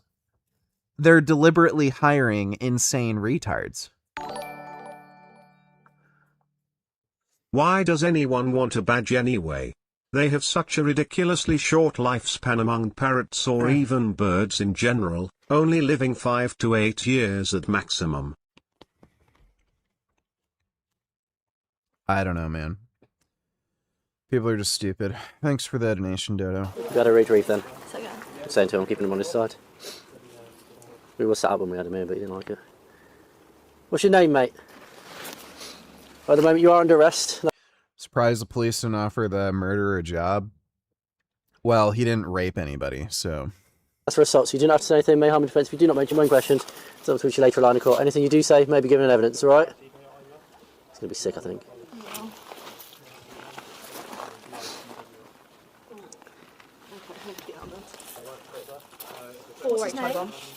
I just want you to call it. Yeah, we've got this male, he's just been beat up. Are we able to get an ambulance, please?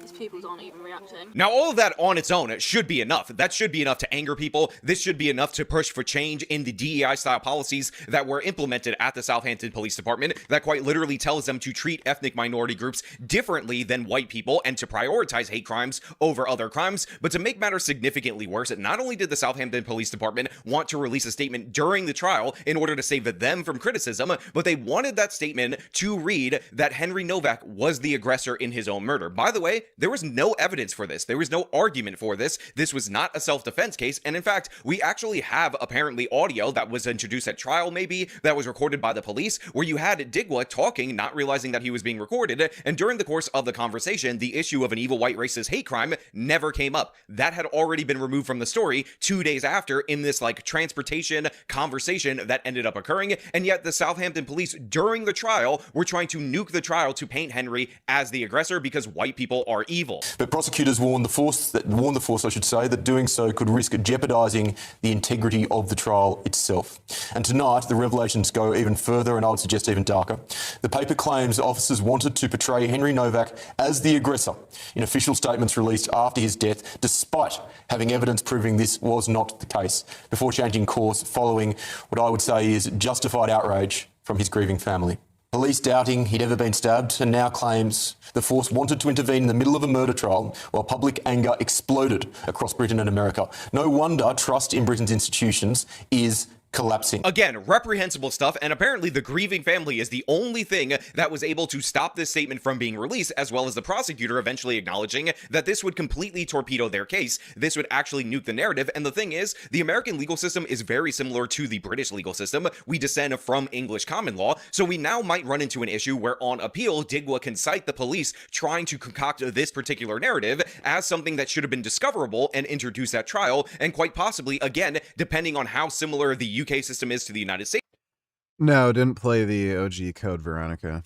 System, advocate for something like a Brady violation in order to actually get this conviction overturned, and thus you have to retry this individual who's absolutely guilty, all based on the fact that the police wanted to save face. And again, they have no evidence for this. In fact, they have evidence that the Digwa family, other members, should have been charged in this particular case, and yet they have got off scot-free. Only the perpetrator of the actual stabbing has been held to account, despite the fact that, again, how did Henry Novak's body, or his almost lifeless body, get moved behind a car? Who was hiding him from street view so that he wouldn't receive help? How come the father and of course the brother, who were actively lying to the police, which aided in Henry not receiving the treatment that he desperately needed, not prosecuted for some form of obstruction of justice like they would be in the United States of America? Now I understand that they don't have felony murder like they have over here, and technically these felonies would be like accessory after the fact, but the fact is these people have got off scot-free with it, even though again the main perpetrator was held to account. And again, we see the Southampton police time and time again deciding that they're going to go with the cover-up and try anything and everything to forward the racism narrative. With his final words, he told officers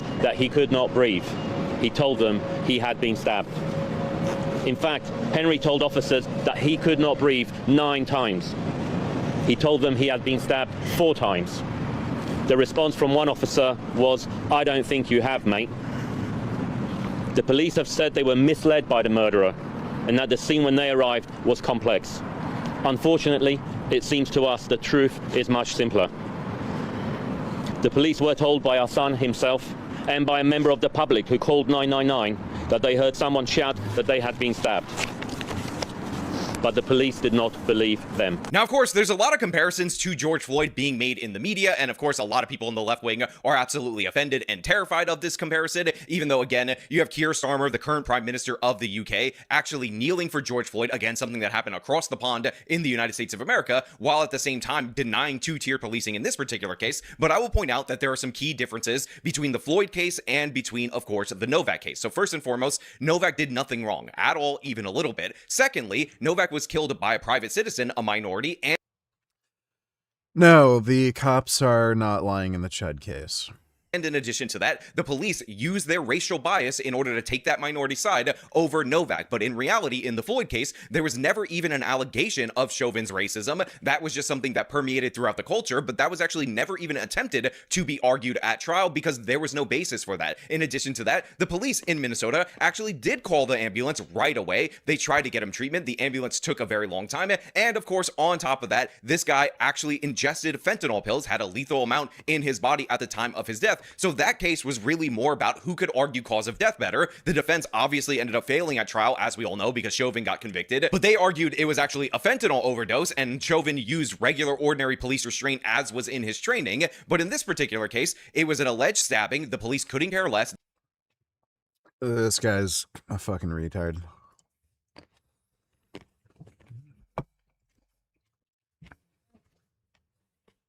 Kneeling on somebody's neck is not a normal way to restrain a suspect. They dragged the young man around. They did it for racial reasons. So essentially, everything that is similar from the Floyd case and this particular case is superficial, because this actually resembles the narrative that was put out about George Floyd rather than the reality of the Floyd case. Essentially, the Novak case is everything that Floyd pretended to be. Henry was pulled across the gravel, his hands forced behind his back, and he was placed in handcuffs. Instead of being treated as a dying victim, police formally arrested Henry for assault and read him his rights. That was the last thing he heard. Henry did not die with dignity. He did not die with the care he deserved. He like the big issue here is there was no evidence for, like, the way they conducted the investigation was just insane. They have a guy who's claiming he was racisted at and was attacked. He had no marks on him. He did not have a single fucking mark on him. The victim was on the ground, completely incapacitated, couldn't move. You can see how pale the guy was. He was losing blood fast. And he also said he was stabbed. So, like, why are they accepting the testimony of the guy who's clearly lying? Oh, I was attacked and beaten. No mark on him. The guy who said he was stabbed is on the ground, can't fucking move, is going pale white, and they don't listen to him. Like, the only explanation is, yeah, there was some kind of racial bias in the police department where they just chose not to believe the white victim, and they went along with this, like, oh, white people are fucking guilty narrative, even though you can look at rates of violence among minorities versus white people. Guess what? So, like, that's the fundamental fucking problem here. But yeah, it's the UK. lost consciousness before anyone believed him. Except it's actually real here. It actually happened. It actually occurred. And yes, a great number of people are outraged. Now, of course, a lot of people in the British media are talking about how the Sikhs are terrified. They're really worried. The real issue is the evil white race's backlash against the Sikh community. And I find this rather annoying. And again, very similar to how people react to Islamic terror situations. Again, see this Norm Macdonald clip that I'm very fond of playing. I can't say my friend's name, but he said his biggest fear is that ISIS or some terrorist group like that will get a hold of a dirty bomb and explode it over a major city within the United States and kill tens of millions of people. Because then the blowback against innocent Muslims would be absolutely terrible. Yes, that's right. That's true. Yeah. All right, let's do some jokes. But yeah, it stands to reason that you should not be rioting in the United Kingdom. You should not be acting like Black Lives Matter. And in addition to that, obviously, every single community can have outliers that commit these kind of crimes. And the reality is, based on the statistics, Sikhs or Sikhs, however they want to be pronounced, are not actually major perpetrators of violence and terrorism. Now, it's a bit different in Canada, where they got the Khalistanis over there, the people who want their own independent state just for the Sikhs, and they do terrorism in Canada because they've allowed so many Indians in their country they didn't realize they imported a blood feud. And of course, they do terrorism in India, but in the UK, this is not a major problem. And I do think it's important to not try to spread the pain out to other people who are undeserving of it. However, we should highlight these police departments, these initiatives that are embedded in the UK government. And yes, we should absolutely question a government that goes after people for mean social media posts rather than, you know, actually checking on a dying man. Now, I've referenced this before, in fact, many times, and I will reference it again. But of course, we have that infamous incident in the UK where a man was burning the Quran in protest. Somebody from the Turkish embassy or a Turkish national ended up trying to murder him via a stabbing, and the guy who did the stabbing actually got no jail time. He was released. Now, as if that wasn't bad enough, the guy who burned the Quran was not only convicted of inciting racial hatred, but in addition to that, they used the attempted I'm pretty sure it was an ex-Muslim dude too. That it wasn't even a white guy. Murder on him as evidence that he was inciting that hatred. Now, of course, that was eventually overturned during appeal, but the fact that the UK is so warped that they actually release somebody without any jail time who tried to do an attempted murder over freedom of speech and then prosecute the person for freedom of speech using that attempted murder as evidence against him when he's the victim of that tells you where they're at in terms of white people versus minority relations. I'm pretty sure it wasn't even a white dude. While we are on the topic of both birds, racism, and PetSmart. I'm sorry, sir. I just don't feel comfortable. You don't feel comfortable what? Listen, I want to buy one. I'm recording you right now. I want to buy. I'm not listening to that. Thanks for the donation, Dodo. And yeah, it's reprehensible. So again, I need to emphasize, this is a problem. Yeah, get out of the UK while you still can. It's fucking insane. Absolutely insane.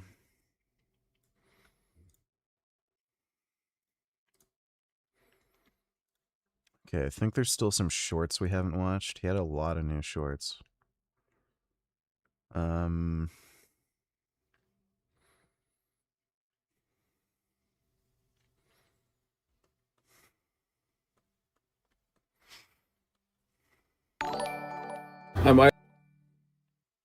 VG, even if the Hormuz Strait opens eventually, the fact is all these other countries that are traditional US allies or were going in that direction are all looking towards China for stability. That's largely due to the Trump tariff policy and foreign policy.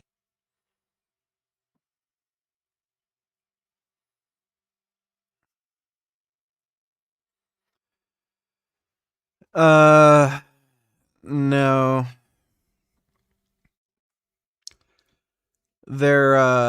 So some of the I looked into some of the Trump tariff stuff. A lot of the tariffs do seem to be related to corporate corruption. The thing is, though, I know Canada specifically violated the trade agreement they had with the U.S. It was Kuzma. And they're still violating it. Canada, I know for a fact, violated Kuzma. I'm pretty sure the UK also violated Kuzma, and that would probably also go for the rest of Europe as well. It was mostly due to the social media platforms and e-commerce. Canada has some like weird fucking tax policy when it comes to American social media companies like Facebook, YouTube, Instagram, crap like that, where they charge them some extra taxes. They're not supposed to do that under Kuzma. So that could very well likely be what instigated some of the tariffs. It's hard to know for sure. Like, again, Trump's a retard. But, yeah, Canada did violate Kuzma. So it's kind of weird that, you know, you have the Carney government complaining about the U.S., you know, just unnecessarily being hostile and creating these tariffs. Well, Canada was basically doing that first. They violated trade agreements and essentially like imposed tariffs on U.S. goods and services, and it was mostly related to e-commerce and media and social media websites. So, but nobody's going to China for economic stability.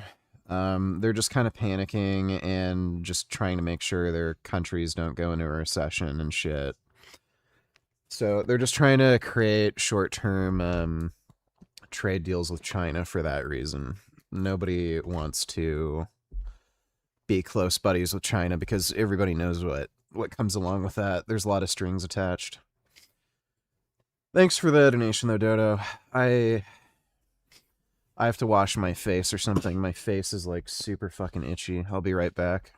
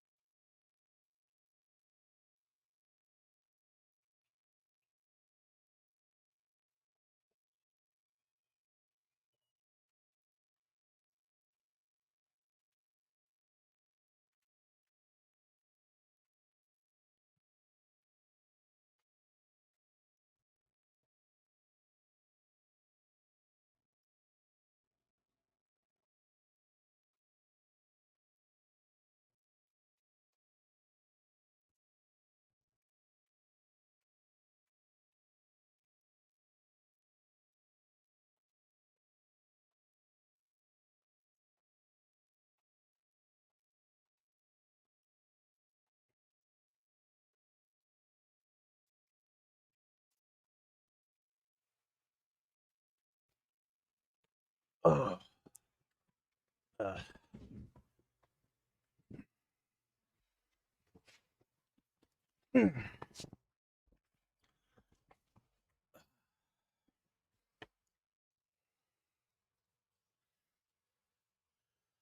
Did you see the ABC puff piece on China's solar energy? I don't know if I saw the ABC puff piece, but I've seen dumbasses, you know, talk about China's whole solar energy thing. China's extremely energy dependent, so yeah, they're trying to invest in solar and wind and shit, just so they don't have to use like import as much oil. So that's all there is to it.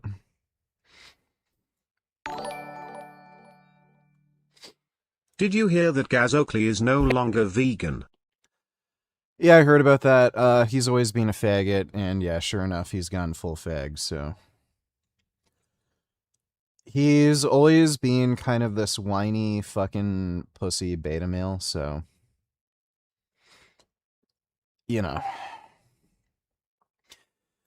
What probably happened is...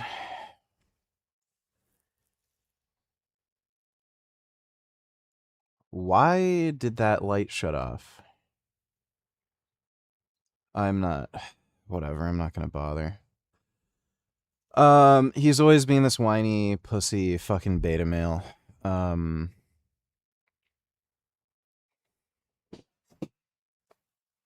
Give me a second.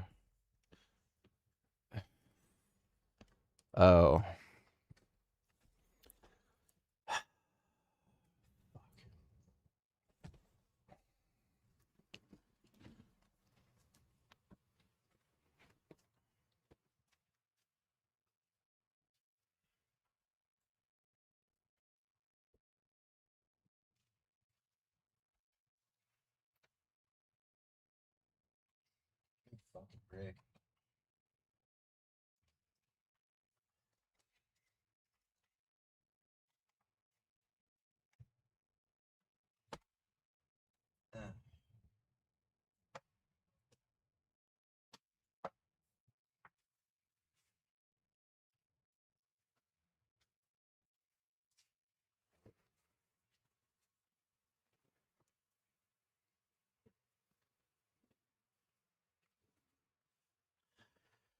He's probably dating some chick who isn't vegan, and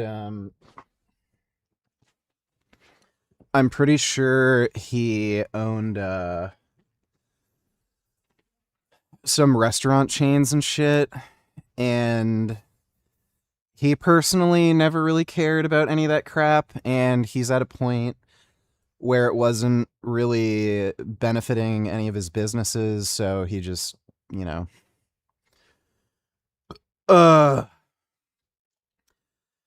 gave it up and made up some of the dumbest excuses. So he reminds me of a lot of those like dumb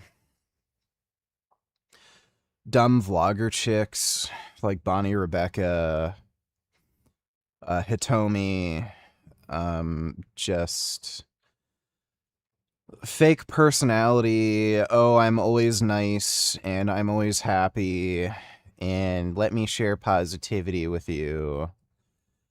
And then, like, you know, he just never cared. It was all just a social media grift. Thanks for the donation, though, Trump. Might watch that video later. Looking back at this period today, a few decades from now, we will recognize it as a time the USA under Trump's leadership made pivotal errors that took a decade or two to fix. I believe this is the current trajectory.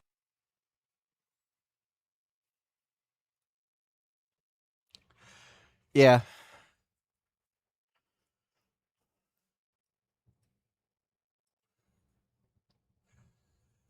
I think some of the stuff that's going on with the U.S. debt, that's definitely going to be the case. Thanks for the donation, Dodo.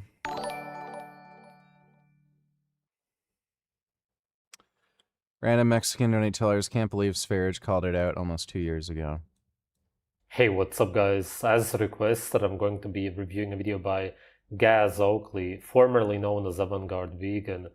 The video is called My Rather Extreme Way of Eating, Exercising and Living for Happiness in It.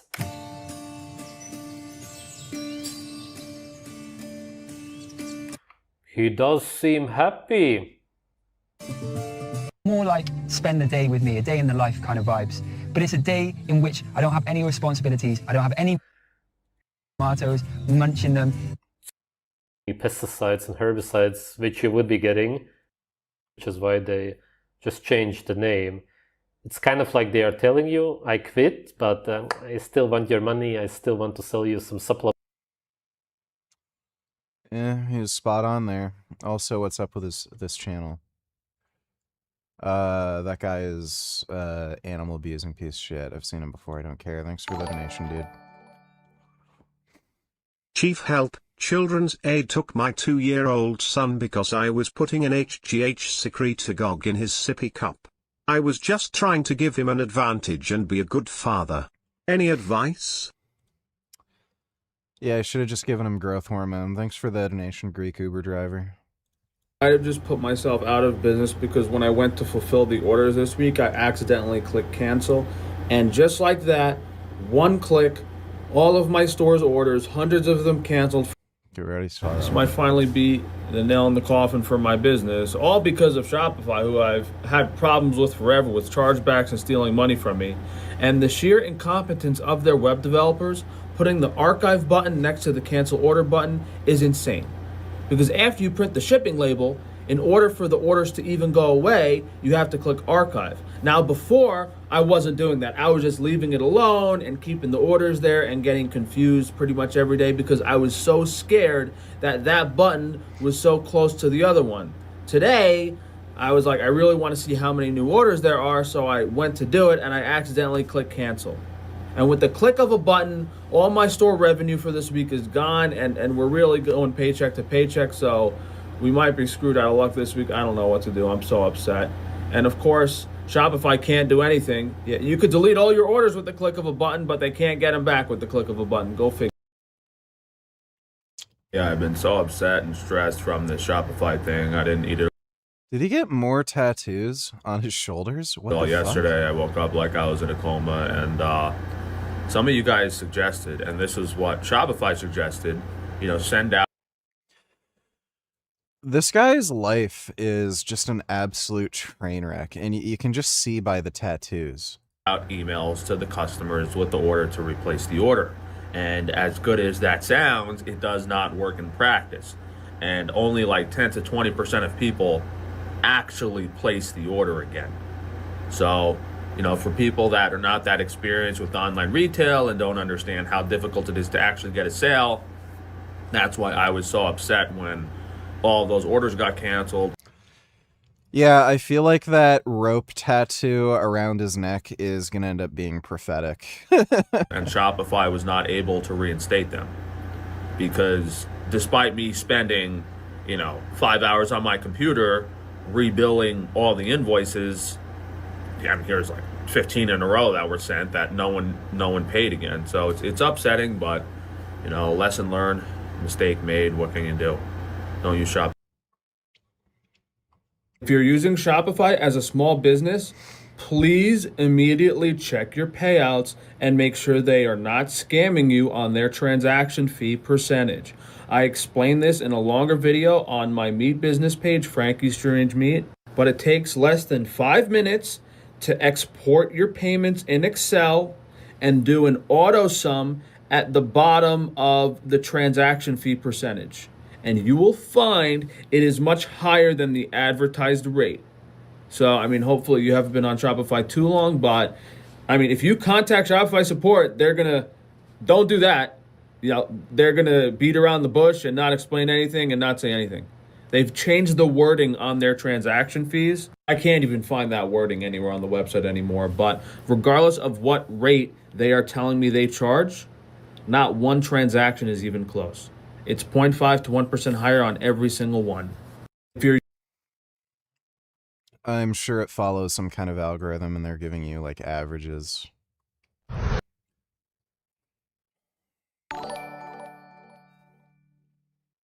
Oh, don't get me started on the debt VG. Trump cut revenue and increased spending by about double.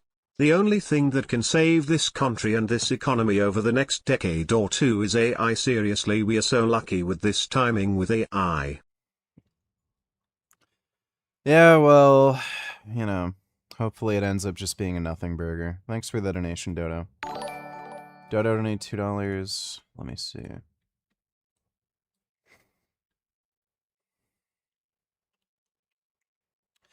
Trump in his first statement after Iranian attacks on Israel. Say to Iran, you fired enough, that's enough. Now come back to the negotiating table. Seems like another US president has answered Iranian aggression with don't.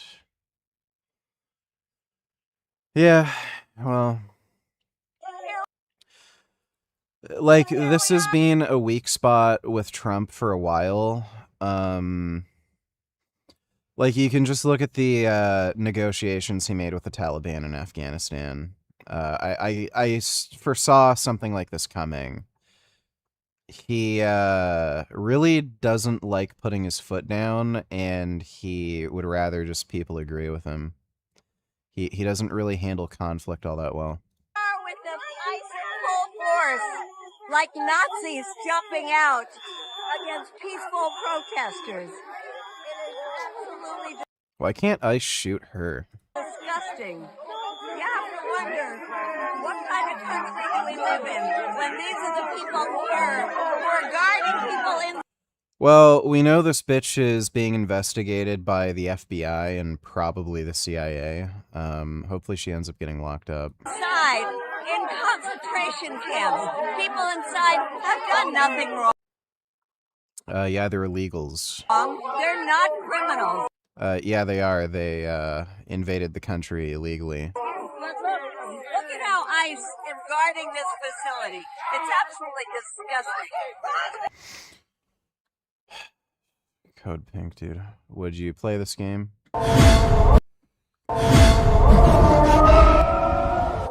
Sorry, only halal available now.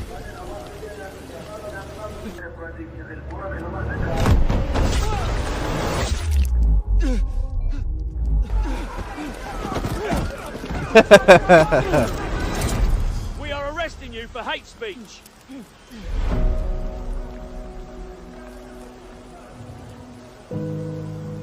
UK Simulator? Yeah, I'd play that.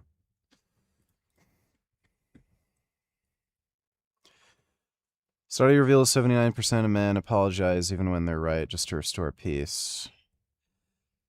That wouldn't surprise me.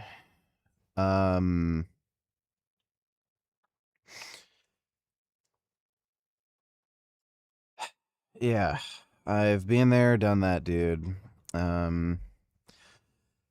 There's a lot of women who are literally insane children, and you end up getting in situations where it's like you can either like just restore some amount of normalcy and just get on with your life, or just continue a never-ending fight. And like, yeah, if you're ever in that, just break up. Don't deal with a fucking overgrown child. Thanks for the donation, though, Dodo. Meet Nasheed Chroma. Hey. His dream job did the one thing he didn't expect. It took me less than 5 minutes on Excel to prove that Shopify has stolen at least several $100,000 from me.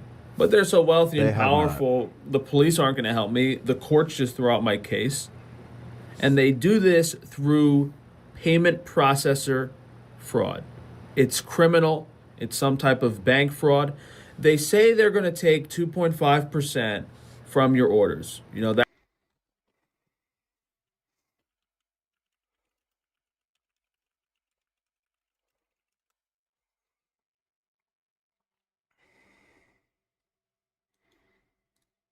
Instead, you pay a standard credit card processing rate per order, which varies depending on your chosen Shopify subscription plan. Basic plan 2.8, Grow, advanced plan. This is an AI overview.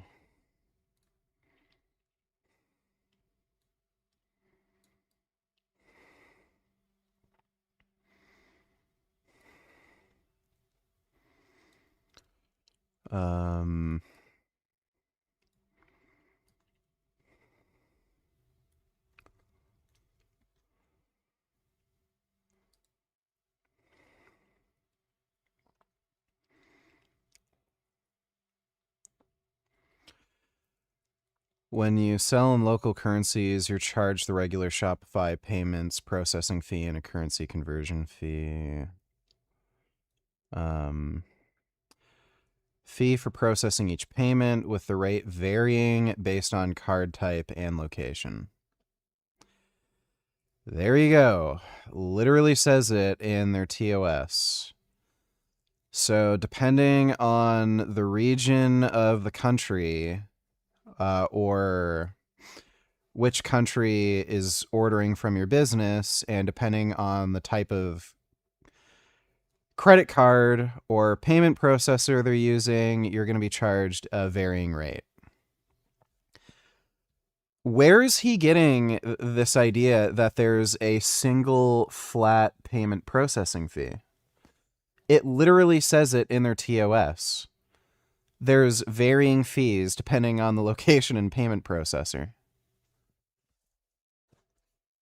So he's just making this up and lying, or he's like just out of this world fucking delusional. That's their fee. That's around the typical fee that banks charge to process payments for businesses. And that's not the truth. This average of almost 4.1% is the true rate they've been charging me over the 7 years I've been running my business. And the reason I found this out is because you can see there's a varying rate. It's because people are using different credit cards and they're in a different region. Shopify has different subscription tiers where you can pay like $30, $60, a few $100 a month. And then the one I'm paying for, which is the highest level one, is $2,000 a month.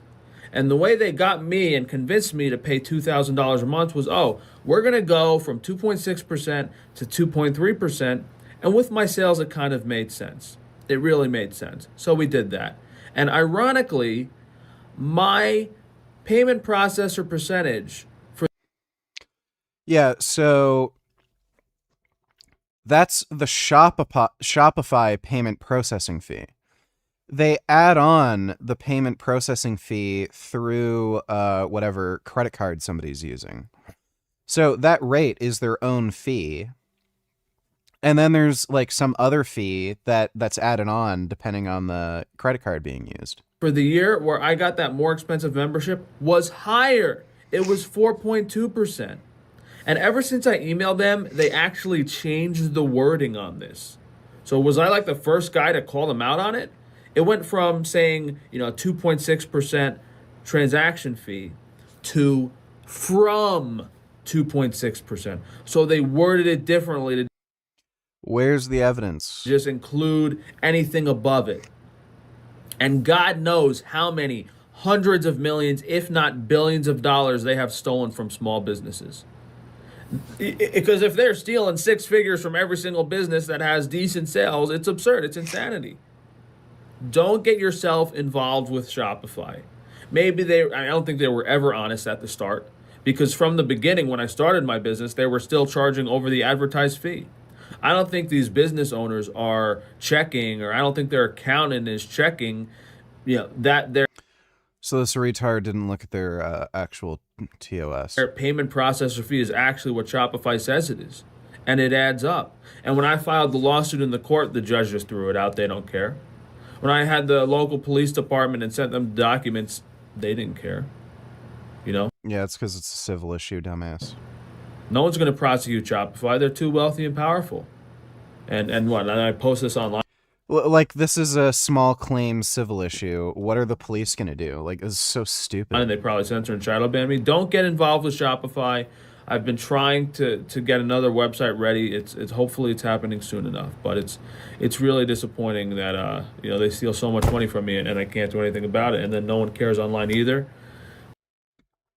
If you're... What a fucktard. Dodo donated $2. Let me see. China put secret tracking device in the PM's car 4 years ago. Shows a photo of Keir Starmer. It was previous PM that was targeted. Not clear which of the three Tory prime ministers that year. Boris. Oh, yeah, I remember. That was crazy. There's 3 prime ministers in 1 year. That was nuts. Yeah. But let's make deals with China. That link's broken. Can't look at that.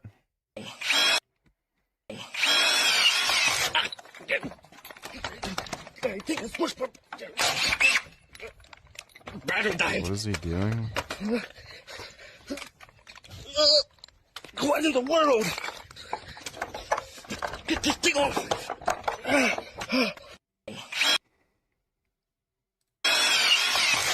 Did he literally just pinch his dick?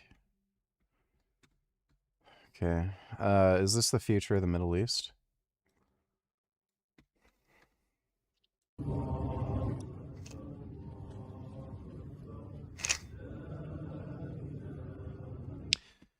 I don't think they're gonna bother having robots pray. Thanks for the donation though, Dodo.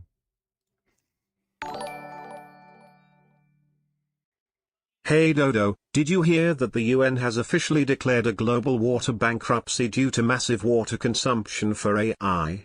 And it's now irreversible. In 60 years the Earth will officially be out of clean water. Fuck AI, and fuck you for supporting it. That's nice. Thanks for the donation, dude. Dodo and Tellers, this is AI generated, but it's also true. This would happen.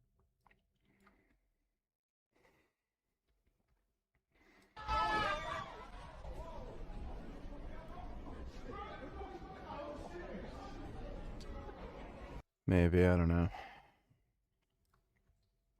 I'm trying the traditional plant-based food from around the world, and this is India's way to upgrade mashed potatoes. Let's make dabeli. The beginning is easy, just cook, peel and mash your potatoes. Then make or buy the signature dabeli spice mix and heat it in a pan along with some tamarind water and the potatoes until it turns into a powerful paste, which you'll often see garnished like this at street food stalls. Now it's time for 3 elements for the ultimate boost. First are masala peanuts, which by themselves are worth making for an incredible snack. Second is a red garlic chutney, for which soaked chilies, garlic, oil, cumin, salt, jaggery, lemon juice and water are blended into a vibrant red sauce like this. And third is a tamarind date chutney, for which dates and tamarind are cooked, blended and strained. Flavor them with jaggery, plenty of spices and water and cook until thickened. Now grab your bread roll, add the red garlic and the tamarind chutney, then layer it with the potato masala, the spiced peanuts, more toppings and more potatoes for a traditional Indian dabeli. Wunderbar! Yeah, it doesn't look that great. What is this? Is this gonna like... Oh, okay.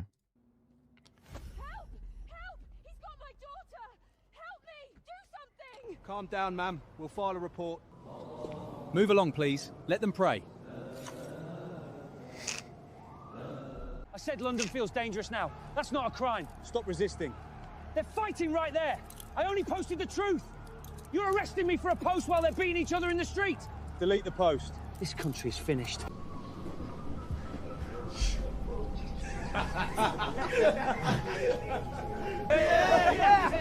Leave me alone. Where you going, love? He said something racist to me. He attacked me first. I got stabbed. I can't breathe. Yeah, that's literally the way it is now, though.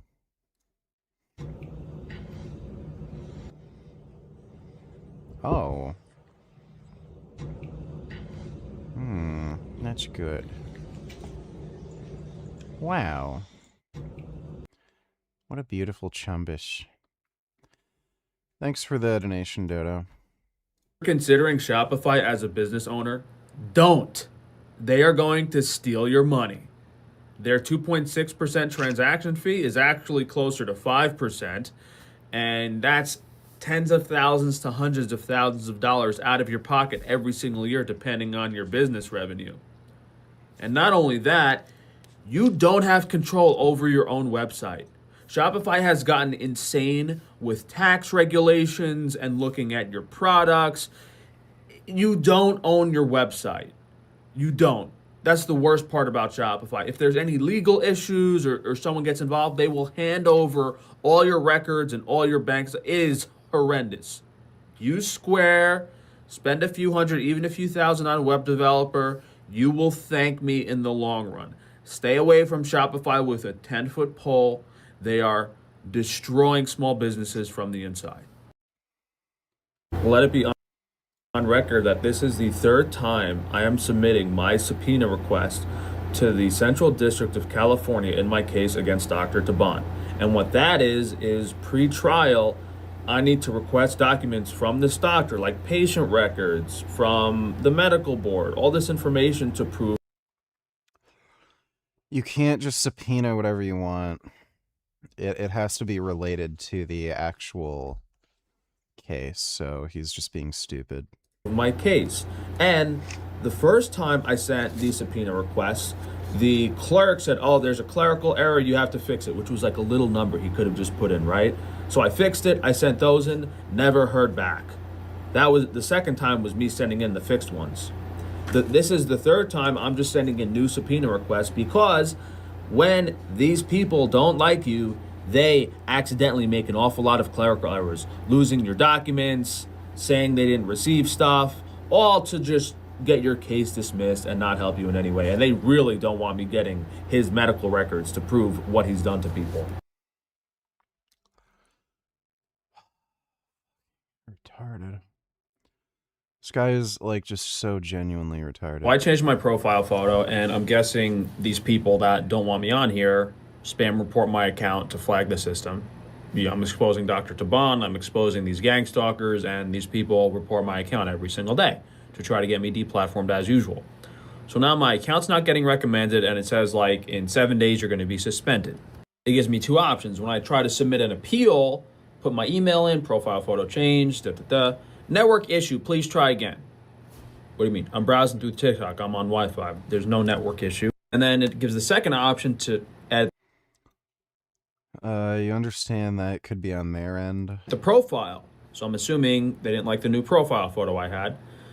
No internet connection, connect to the internet and try again after changing the edited profile. So I don't know if this is intentional. I'm going to try different connections and see if that fixes the problem, but I don't know. It's always a disaster. Every single day I'm getting flagged for false reports. All right. So I'm assuming this is only going to be more complaining. What's up, guys?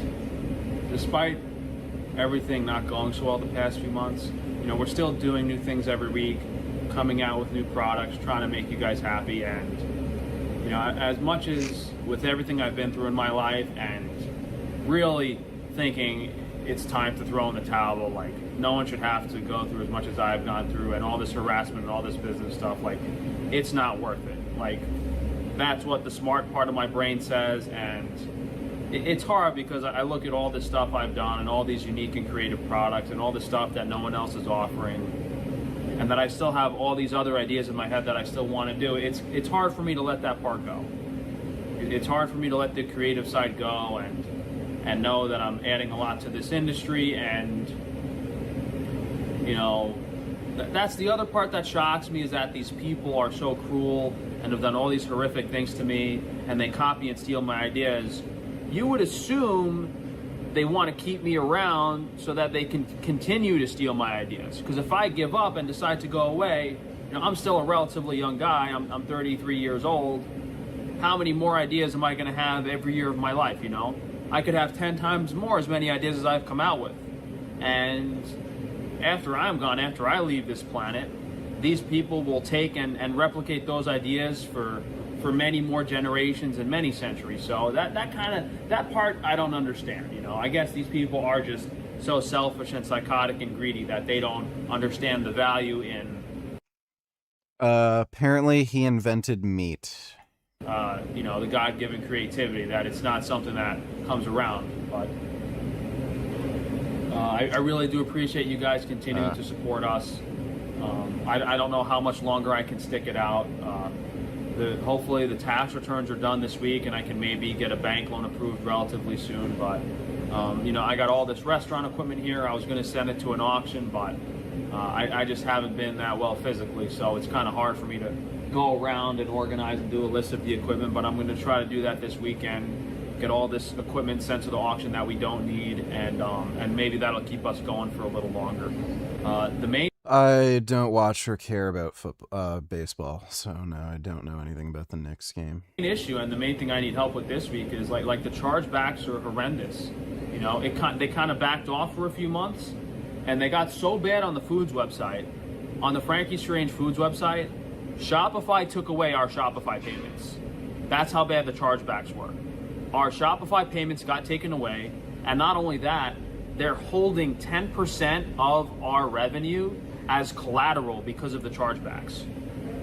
So because these gang stalkers have done so many chargebacks, I'm probably gonna have to get off Shopify, which I mean, he's getting chargebacks because he keeps fucking up orders. Probably should have done in the first place, because Shopify is just stealing my money. So that's the big problem, you know. Now I'm trying to get my web developer, and we're trying to organize stuff to migrate over to a different payment platform. So that's probably going to happen soon. I'm just really worried about, you know, losing some orders, losing some customers because of that transitional period of making new accounts. Yeah, we were going to combine all, I've been wanting to do it for a while, all the non-meat business websites, we're going to try to combine them into one. So you can buy from supplements, foods, Wi-Fi shielding, everything all in one, which will be nice because a lot of people have wanted that. And we also have peptides. I think the peptides are ready for sale. I just have to get the website set up. So we'll see how that goes. I'm not honestly. Yeah, so I would not recommend buying peptides through Frank. Don't think it even has to be said. It's probably a really bad idea.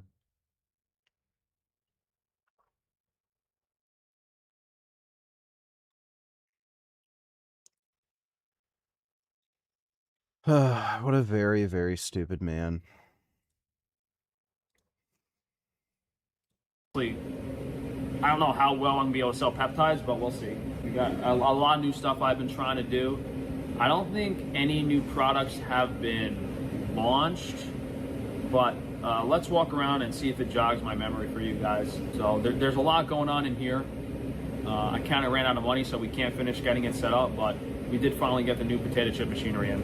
So if you guys can afford to support us, please do. I mean, I was hoping to be in a better position at this point and have the bank loan, but it's always something, dude. It's always something. So we finally moved. I might have mentioned it on the live streams before, or not on live stream. I might have mentioned it in other vlogs. We finally got all the kitchen equipment moved out of the meat room, which is now chilled. So the changes are, the skillet wasn't under the hood previously, now it is. And we have a rotisserie oven that hopefully we'll be able to do some chickens and some prime ribbon.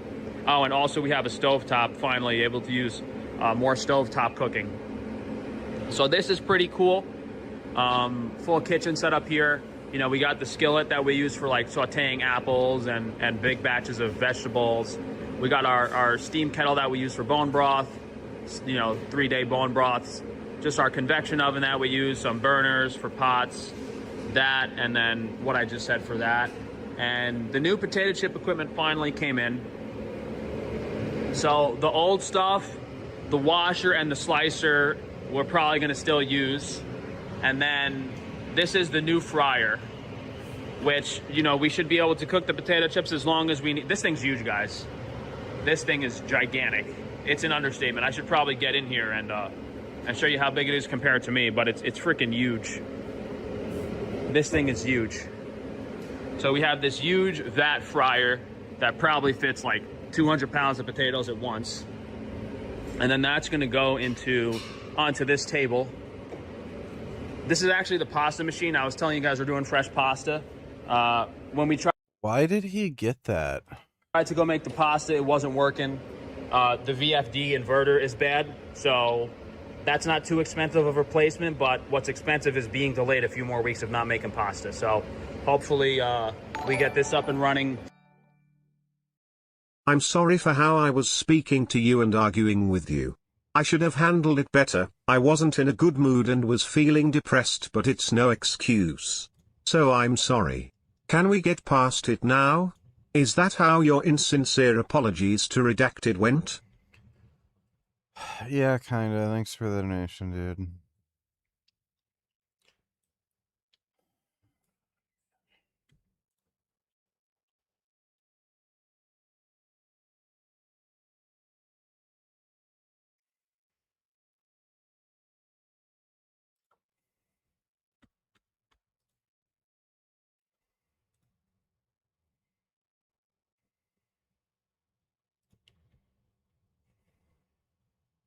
Soon, probably before the potato chips.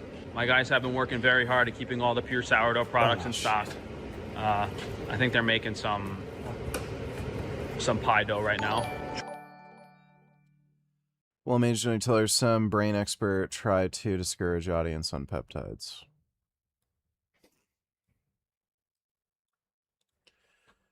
Yeah, this is gonna be dumb.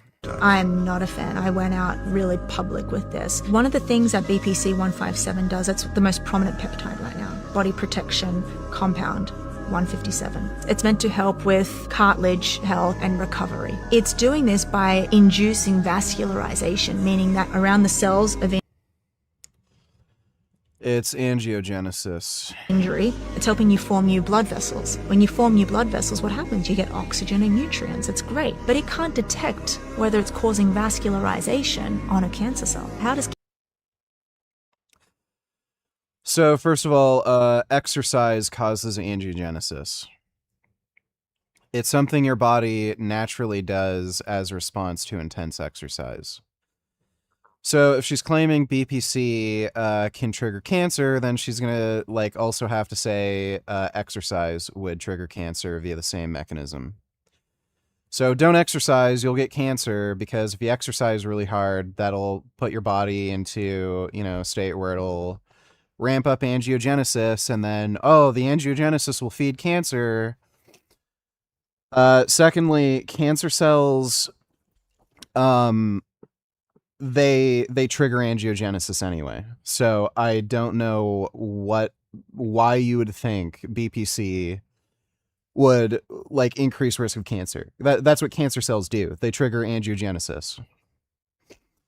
So it's just nonsense. cancer survive and grow? It forms blood vessels to feed itself. I mean, a lot of people are taking peptides. Yeah, and not knowing the harmful risks. I took them. Why would you consider it a risk when there's literally no evidence BPC increases cancer risk? Everyone's on something called the Wolverine stack, which is TB500. It failed when they found out how dangerous it was, so the FDA cut it completely. No one found out that it was dangerous, so that's just made up horseshit. They said this is too dangerous to move forward in human studies. No, they didn't. Okay. That's why there's not one randomized control trial done. You are. I don't know if that's actually true. TB500 randomized trial. I know there's limited human data, but there is currently no large-scale randomized trials proving efficacy in humans. Human clinical data remains incredibly sparse, limited to small-scale phase 2 studies. Blah, blah, blah. TB500 not approved by FDA, regulatory sports bodies, strictly private use. Continues to something primarily for ophthalmic and cardiovascular applications rather than general athletic recovery. Where did she get that? Yeah, there were no human trials showing that it... no human trials whatsoever showing that it caused problems. And there are randomized trials, just that they're small. So she made that up, but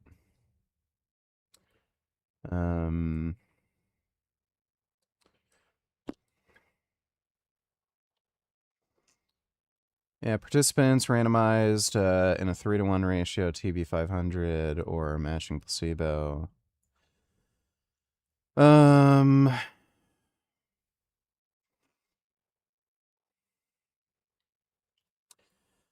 Yeah, and this was being explored for some sort of cardiovascular disease. It wasn't for like soft tissue injuries, like what athletes use it for. So that's just nonsense. Thanks for the donation, Will Mage. Trying our luck with another ice cream machine. So we just got this batch freezer yesterday. Haven't tested it yet. We got to change the electric plug. And my Amish buddy did fix one of the ice cream machines. The two broken ones, what I did was I sent my Amish buddy the two broken ice cream machines. I said, if you can fix them, you can keep one. We found a deal on the condenser coil to fix this. So this one he said should work.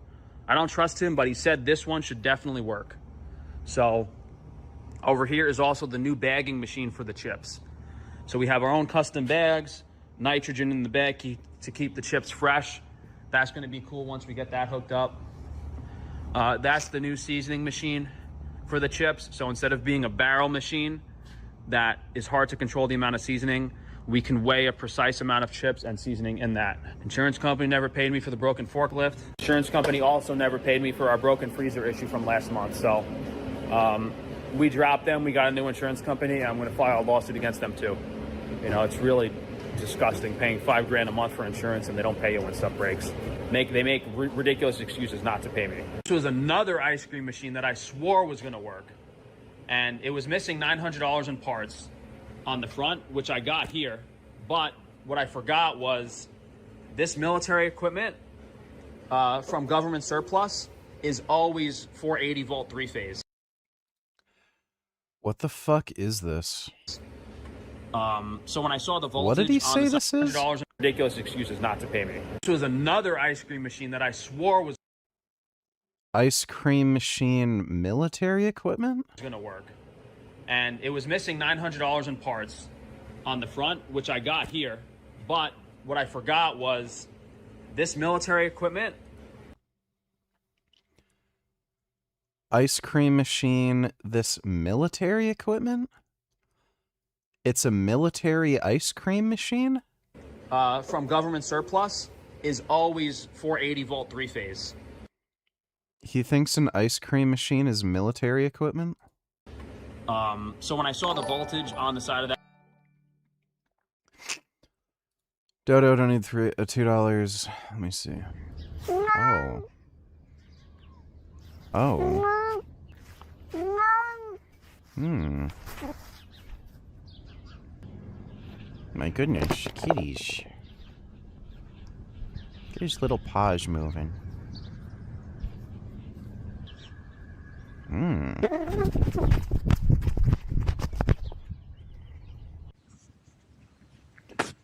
Oh. I think I saw a bug. Wow. Hmm. Look at all these kitty friends. Wow.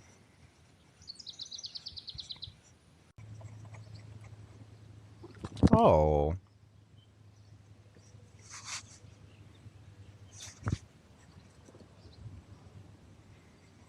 Hmm. That's nice. My claim is that you don't have to debate the history of the Middle East to resolve the conflict there, right? And that's a fool's errand, right? The reason why there's no progress to be made on that front, talking about who did what in 1967 or 48 or before, or I mean just people want to go back 100 years. What I am absolutely convinced of is that the only thing that matters is what people alive today really want out of life now. What do the Jews and Muslims in the region really want? What are they trying to accomplish? What are they willing to sacrifice for? What are they willing to die for? What are they willing to see their children die for? The answers to those questions on the two sides of the conflict are very, very different. That's what I want to talk about. What's the difference between the Israeli settlers, who are, in many cases utterly despicable and should be dragged off that land, right? As bad as they are, how do they compare to Hamas and Hezbollah? Who is really in a death cult? Let's just deal with this counterfactual. Israel goes away. Israel surrenders. We give up on Israel. All the Jews assimilate, right? They just declare that they lost, right? Sorry, take the Western Wall. We don't care enough about it. We're not willing to see all this bloodshed. We were wrong. It's going to take us generations to overcome the moral injury we've incurred for having fought that war too hard. We're just going to disappear. What happens? Does the problem of jihadism go away? No.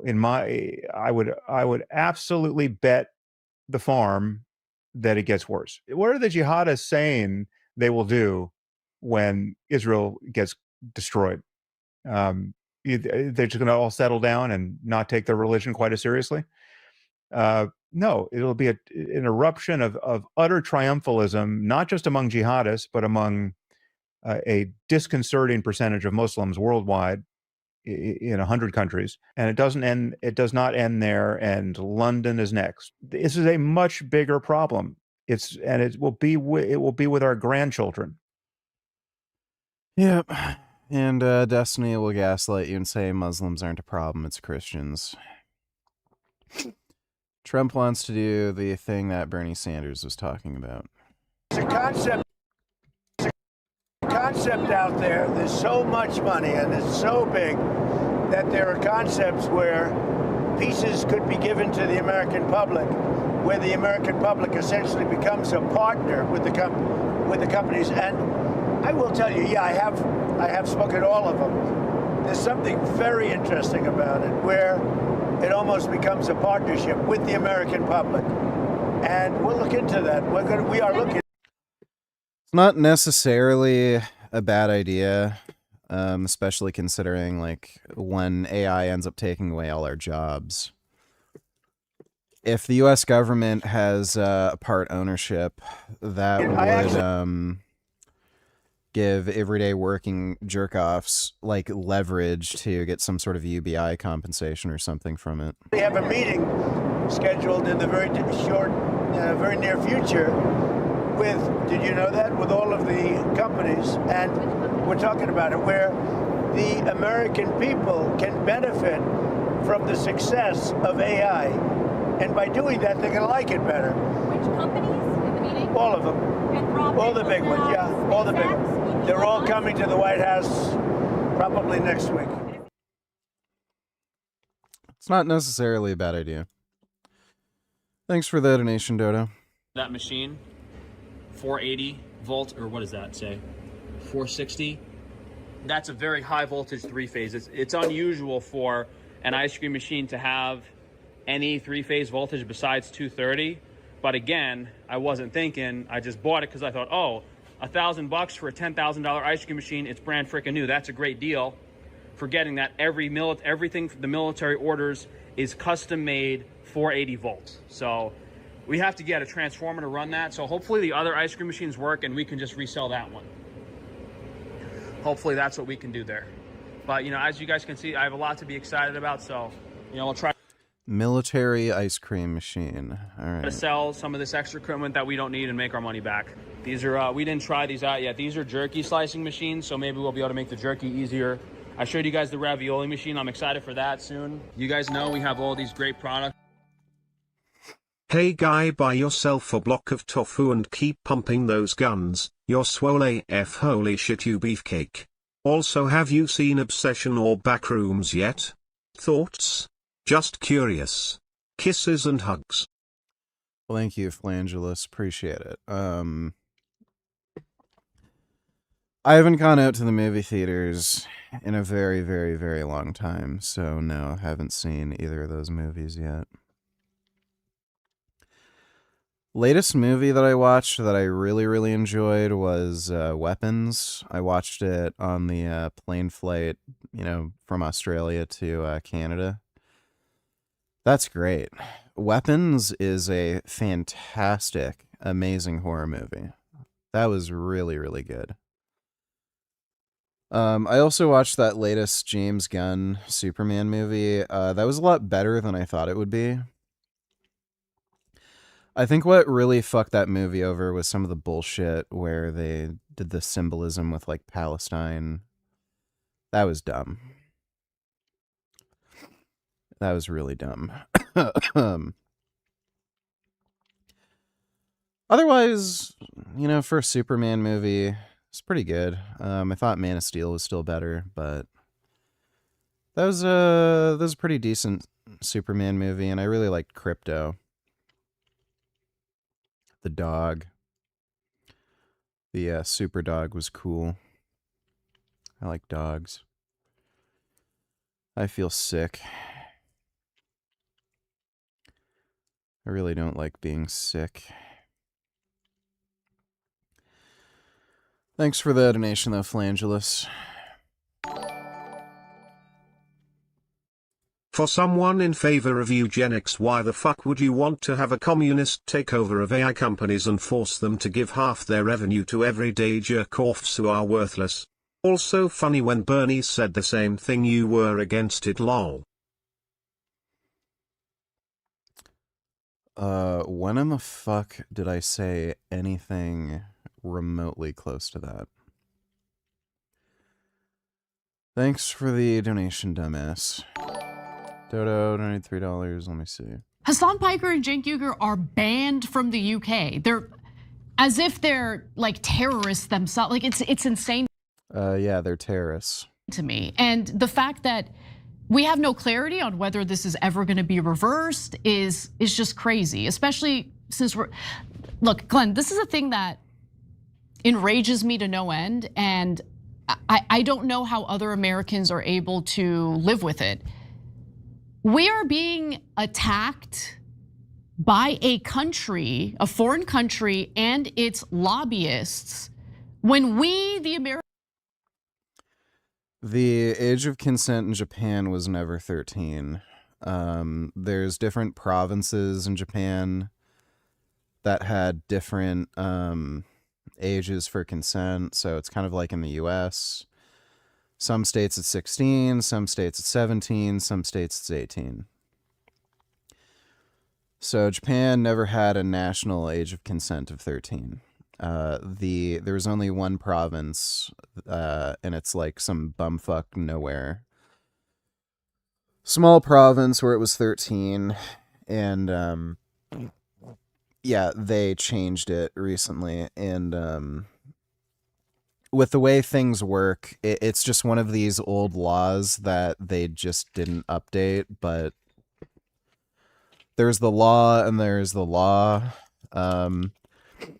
My grandfather's brother was a police officer, and he was working in a city where they had a law from like the fucking 1800s that was never updated, where the punishment was hung, drawn, and quartered. So being hung, drawn, and quartered means they hang you, peel out your intestines, and then they chop you into pieces and put your pieces like throughout the town. Nobody hung, drawn, and quartered anybody. It's just a law that just happened to be in their charter that they just didn't change. So it never worked that way, where you could just fuck 13-year-olds. Hey. What's going on, kitty? Want to cuddle? Yeah, come cuddle. I want my cuddle kitty. Come cuddle. Come cuddle. And make biscuits and then cuddle. That's right. Those are good biscuits. Those are good biscuits. Yes, now just lie down and cuddle. Come. Yeah, come cuddle.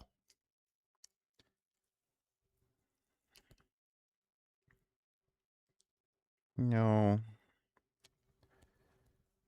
No. No gum gum. No gum gum. No gum gum. Don't play with that.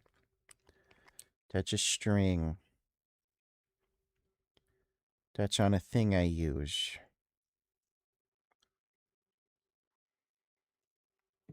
Oh, there he goes.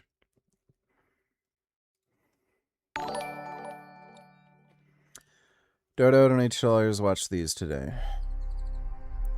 From the outside? I think we've already watched that one, dude. Yeah, we literally already watched that one. Sarah Payne Concepts to Navigate the Second Cold War. Maybe. Yeah, maybe I can watch that. This one's optional, the other two are not. In November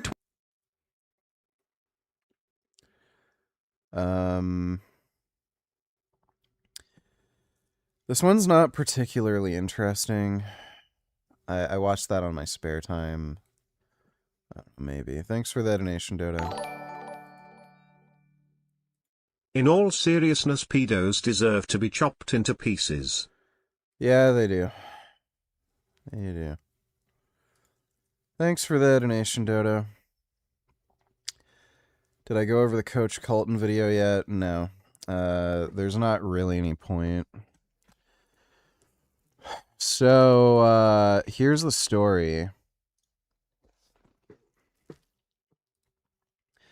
This dumbass Kolton made a video about me like a while ago.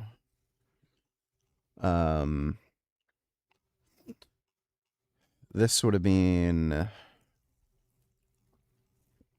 There we go.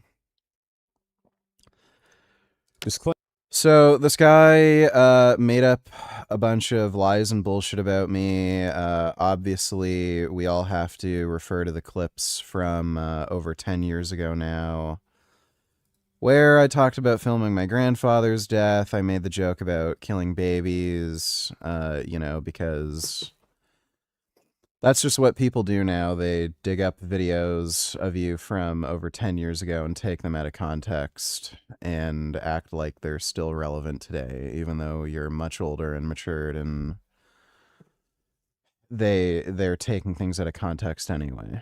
And again, the whole thing about me being on steroids, just lie about that, saying I'm going insane and, you know, whatnot. This fucking guy, I don't know if he actually bothered deleting them now, or he hearted a bunch of comments where people were claiming that I killed my cat by feeding it a vegan diet. My cat Prismo died from a infection in his paw. It had nothing to do with the vegan diet that I fed him. He was fed Benevo vegan cat food. It's like specially formulated cat food. It has all the nutrition, you know, cat needs, yada yada. Well, he got an infection in his paw at one point. I gave him antibiotics. It went away. It was fine. He ended up getting an infection again in that same paw later on, I think like a year or two later. And that infection was much more aggressive. I was clipping his nails, and I noticed his paw was like massively swollen, and it was like, there was like pus and stuff coming out of it.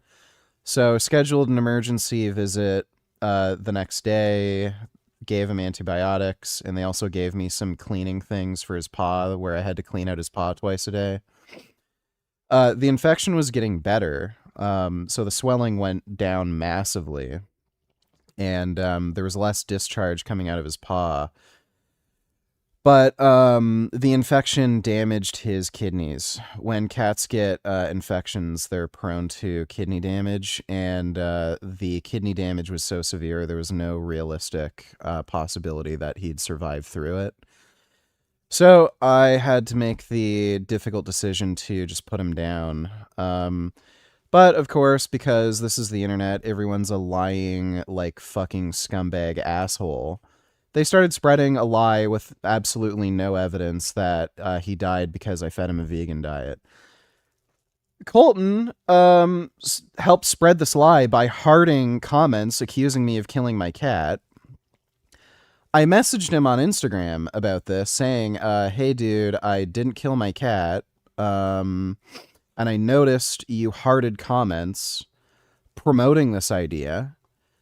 And that's not just a harmless accusation. Like, that's fucking serious. Like, there could potentially be people who'd target and attack you for animal abuse. So, I told him about this. He didn't do anything about it at the time. And, then recently he messaged me saying that he wanted to do an in-person collab where he was gonna go to, like, he was coming back to North America. I think he was living in Thailand or something. Let me see if I can pull it up.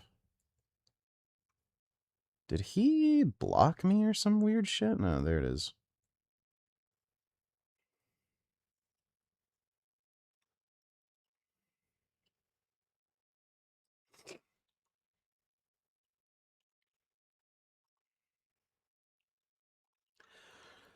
So there's my message to him like 9 months ago. And then Thursday, which would have been, yeah, that would have been last week Thursday. So less than a week ago. Do you still live in America? Wondering because I'm currently in Asia, but will be coming back. I was thinking it would be wild to do a collab again with your newly transformed self. Maybe like actually doing IRL stuff. Told him I'm in Canada, not particularly interested in doing a collab with you, given how dishonest you are and reckless with the truth. You helped spread lies about my cat when I reached out to you, and you didn't bother to help correct the record. So, like, I asked him to just, like, delete comments accusing me of killing my cat, or, like, make a post or, like, some clarifying thing on the video, like in the comments, Father like had a telling heart attack? people what actually happened. He didn't bother doing it, at least at the time. So, like, why would I have an interest in doing a collab with a guy who, like, made some stupid video bullshitting, like, making me look like some jackass, and then he tried to promote this idea that I'm, like, some kind of fucking animal abuser. Well, after I sent him that message, he uploaded this video, yesterday. Basically doing the same thing, where... Yeah, play the video where I, like, from 10 fucking years ago, where, kill children, and, like, what is... You can fucking see how much younger I look here. Like, it's just fucking weird and bizarre. It's so strange that people will still upload videos like this. Then he, like, yeah, the fucking old relationship. What's also really scummy about this, he brings up my past relationship.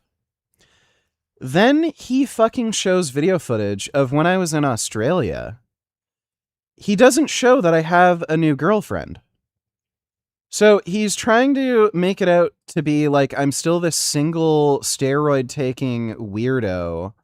You can only see Pat, like, in this frame here, but he's talking over it, so...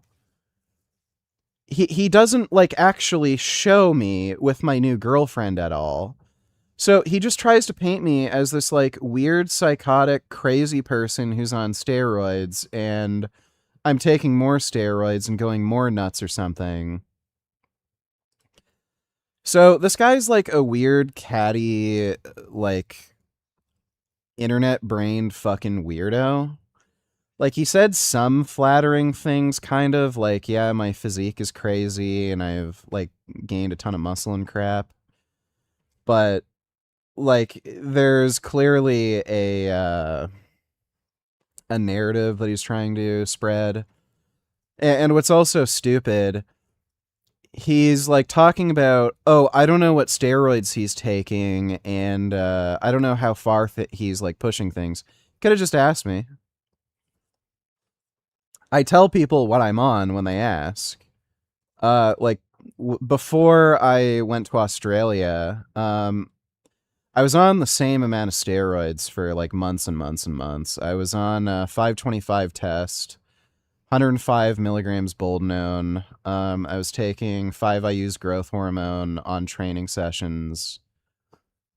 I took a break from the growth hormone for a while, but I think I was on it for about a month and a half or 2 months again before the Australia trip. And 2 weeks before I went out to Australia, I added 210 milligrams Boldenone per week. So, or sorry, not Boldenone, Masteron. So, yeah.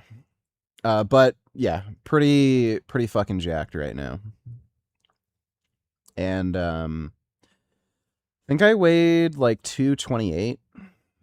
That was the last weigh-in before I went to Australia. But he could have asked.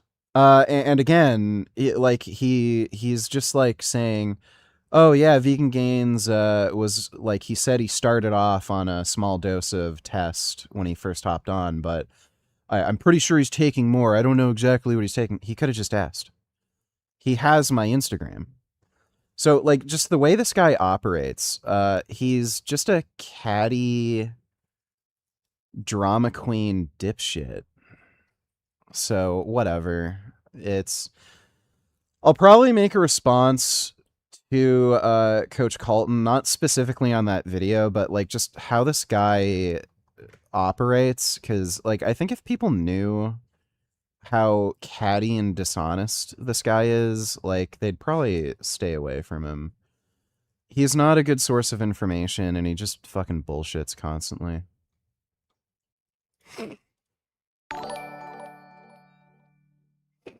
Who's this intersectional retard that would vote against a presidential candidate who'd ban animal agriculture, if they're moderately against Israel?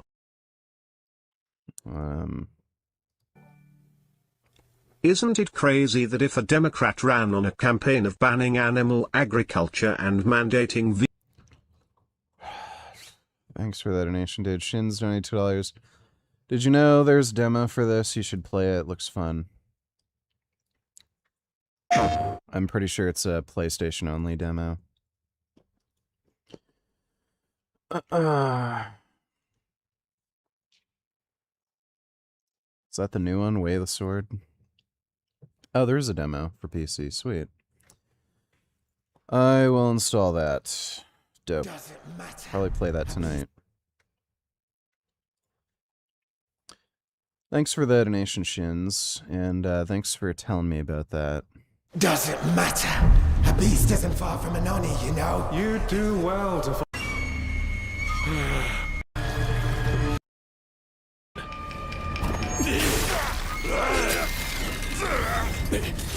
Musashi, I sense Genma. This comes out soon, right? Like August? No, September. September 25th. Prepare yourself. No ordinary Genma can move like that. I doubt this area was designed to welcome visitors. The castle's owner must be terribly cautious. I am Sultan Toti. Miyamoto Musashi. The fool who seeks strength, yet rejects the power of the Oni. You shame yourself, child. Witness my might! If you live by the sword, fighting is everything. So you've lost. Will you swap the sword for a trowel? Like hell I will. No? What then? Are you going to start taking human souls? If human souls are what it takes. Musashi, if that's the path he walks, I will follow. I've chosen to trust Musashi's judgment in all matters. Ori departed. In Yeah, it looks good. Capcom's been making really good shit lately. 21st only $2. Kolton's entire YouTube persona is talking shit about people on Gear, so obviously he's baiting you to do something with him in person, and he'll make another hit piece on you. You should do it, though, because I'd love to see the content coming from that. Yeah, I think I'm not going to waste my time with that horse shit.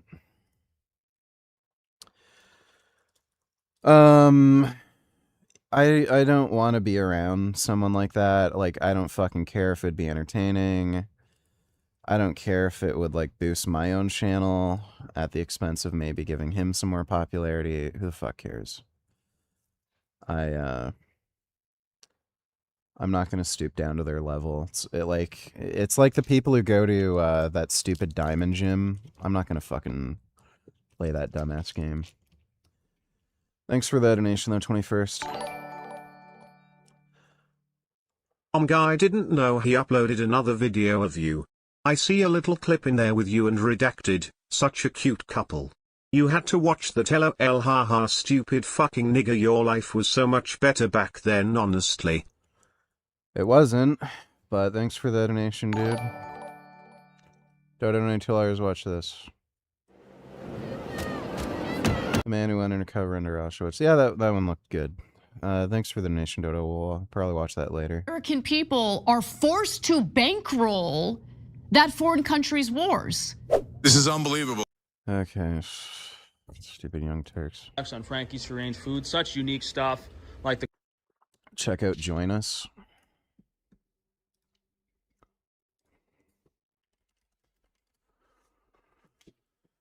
You're ready for the challenge and the reward of opening your very own cult. Nothing can beat us, nothing can break us, nothing can shock us, nothing can shake us. I know it's nothing. You'll be going to beautiful Bedford County, USA, teaming with locals waiting to join our family. You scare me? You don't scare me. You better reevaluate your life choices. You pissed off a random person on the street. You want a trophy?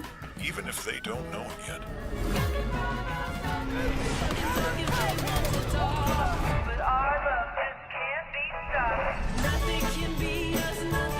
Build a cult, and I will shield you from the apocalypse.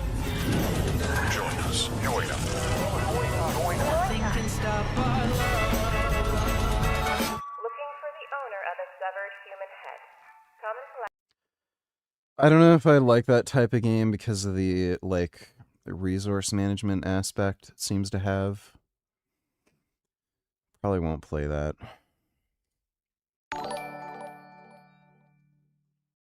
Yep, way better than any shit Nintendo. Yeah, Nintendo's just dog shit. Hopefully there's just a emulator that comes out for the new Switch. Thanks for the donation, Dodo. The colatura, the fish sauce. I'm not sure if I listed the soy sauce yet. I gotta check. Because I've been using that organic soy sauce a lot for the umami flavor in my food. The biggest thing most recently was on Frankie's Naturals. We launched all the household cleaning products, and you get a package of 5 of these for $40. You get the, I think that's hand soap or dish soap down there, dishwasher gel, all-purpose cleaner. Where are my guys putting stuff? It's all over the place here. Hand soaps up there, that's 1. All-purpose cleaner there, that's 2.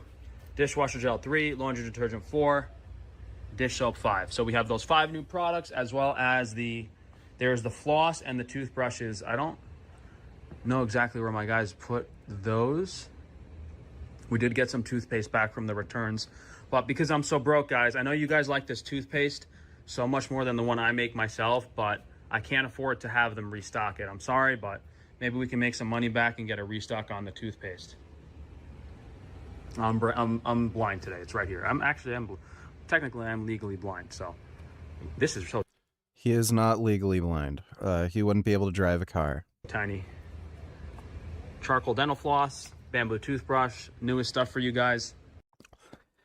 Yeah, supposedly the next gen Xbox is basically just going to run a modified version of Windows, and you can play any Steam game on it.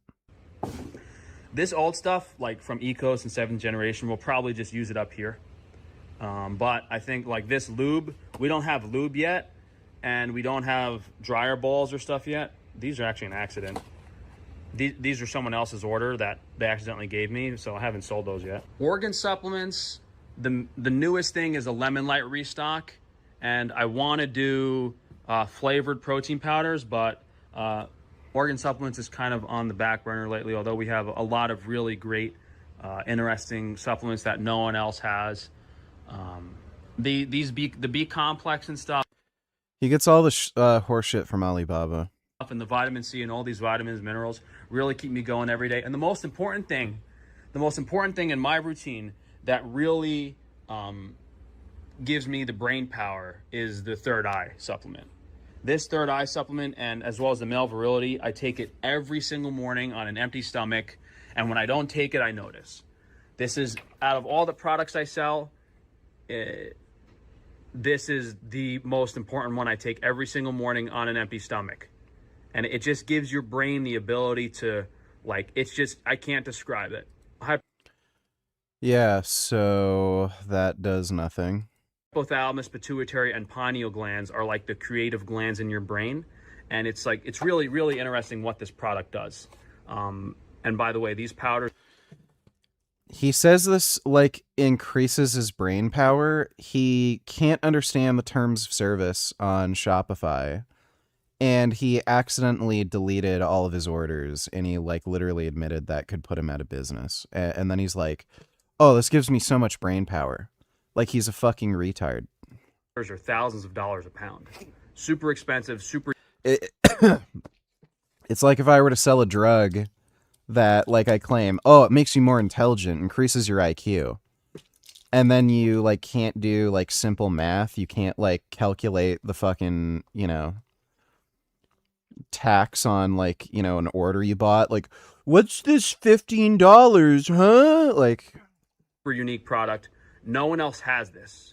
No one else has this. And even though maybe capsules would be more convenient, the powder has a very high bioavailability. We made a short about this, the natural blue pool powder for the hotter weather now, guys. Yeah, I do want to do a flavored whey protein. Oh no, and a flavored collagen protein for you guys. I forgot which one I was going to do actually. I don't remember if I was going to do if I really wanted to. No, I think it was collagen. I wanted to do. Divorce can ruin the lives of men, and throw them into a spiral. Sometimes that spiral ends up being productive and they improve themselves, and other times unfortunately it just doesn't end that way, which is how it's been going with vegan gains. Yeah, that's retarded. Thanks for the donation, dude. A vanilla chocolate flavored collagen protein with the fructose in it, not the fructose, the flextrose, the glucose in it. So I've really wanted to do that for a while, but I've been procrastinating. But it's delicious because I know some of you guys would want that instead of having an unflavored protein powder. So I think I'm going to try to do that soon because we have all the ingredients here. I just have to get a label made and figure out the recipe exactly. So I think we're going to do, and it's going to be combined chocolate and vanilla. It's not going to be chocolate or vanilla. It's going to be a combined chocolatey vanilla flavor that's going to taste superior to either one on their own. Because actually, maybe now, you know, now that we're out of vanilla and that vanilla powder is so expensive, maybe that has to take the back burner too. I'm just kind of upset with how things have gone. Other big news is our Best bars. We're transitioning from whey protein to collagen protein. The Best bars are going from whey protein to collagen protein. So instead of being whey protein, beef tallow, and honey, it's going to be collagen protein, beef tallow, and honey. We have all these other unique bars that haven't really been selling that much. So I've been thinking of launching a completely new bar. And we have a chocolate chip granola bar. What I'm going to come out with is a chocolate chip protein bar. So that granola bar has oats in it. It doesn't have a high protein content. It's more for caloric energy. We're going to come out with a chewy chocolate chip protein bar that I think is delicious and should crush everything else on the market from a flavor and taste and nutrition perspective. It's just, all my stuff tastes good. I wanted this to taste incredible. I can guarantee you it doesn't. You can just look at reviews on his website. A lot of people complain about things being rotten or having no flavor or having like a weird texture, being really hard to chew. I'm pretty sure twists already exist, though, Frank. Okay. Thanks for the donation, Dodo. And even he admits that some batches of the stuff he makes is like hard to eat or doesn't taste great, and then he like puts it on a discount. And I had a bar from Nellie's. It's like it's Nellie's Nougat Crunch Bar, which I really like. And I was trying to get like similar flavors of that in my bar. That bar that they make is not as good anymore. I think they changed the recipe, but that bar had like peanuts in it and ingredients you wouldn't want. So for me, it was kind of hard to figure out, hey, can we make this with actual good ingredients? The fridge real quick. I was hoping to show you guys, we were trying to make some lemon candy, but it didn't turn out that good yet, but that might be another new thing too. You know, we're making the collagen gummy bears, but I also wanted to make like a sweeter lemon candy that was actually candy. So all of our fresh dairy and stuff just came in today, Saturday morning, which I'm excited about. All the fresh dairy, all the fresh meat from the farm. That's all of our organic produce.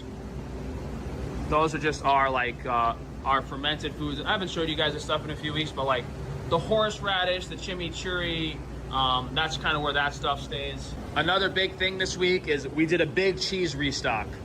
I drove over to New York and we restocked almost all the cheeses.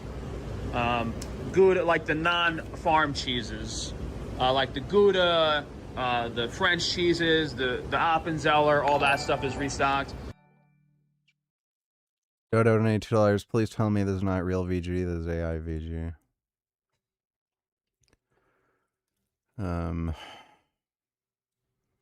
I don't know, but I don't want to watch that. Thanks for the donation. My employees have been as I said earlier, they were working really hard to keep all of the pure sourdough products in stock.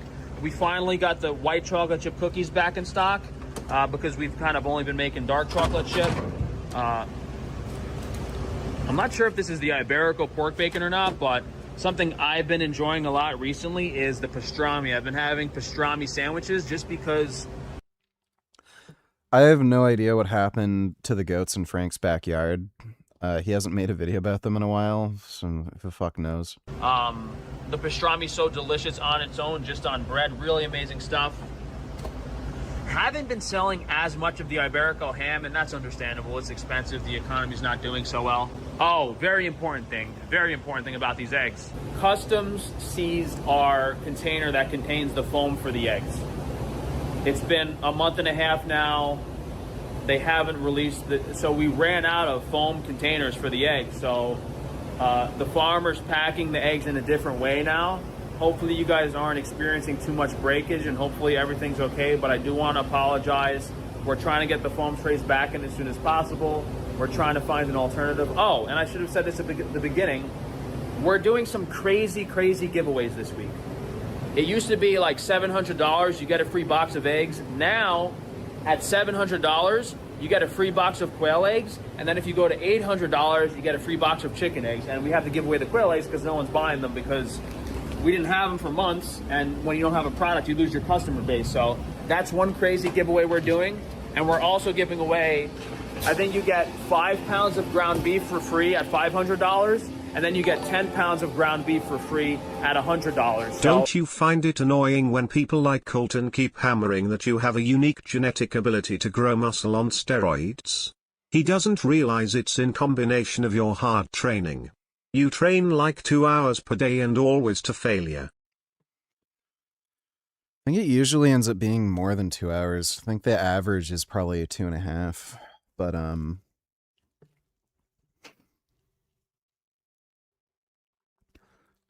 like, I mean,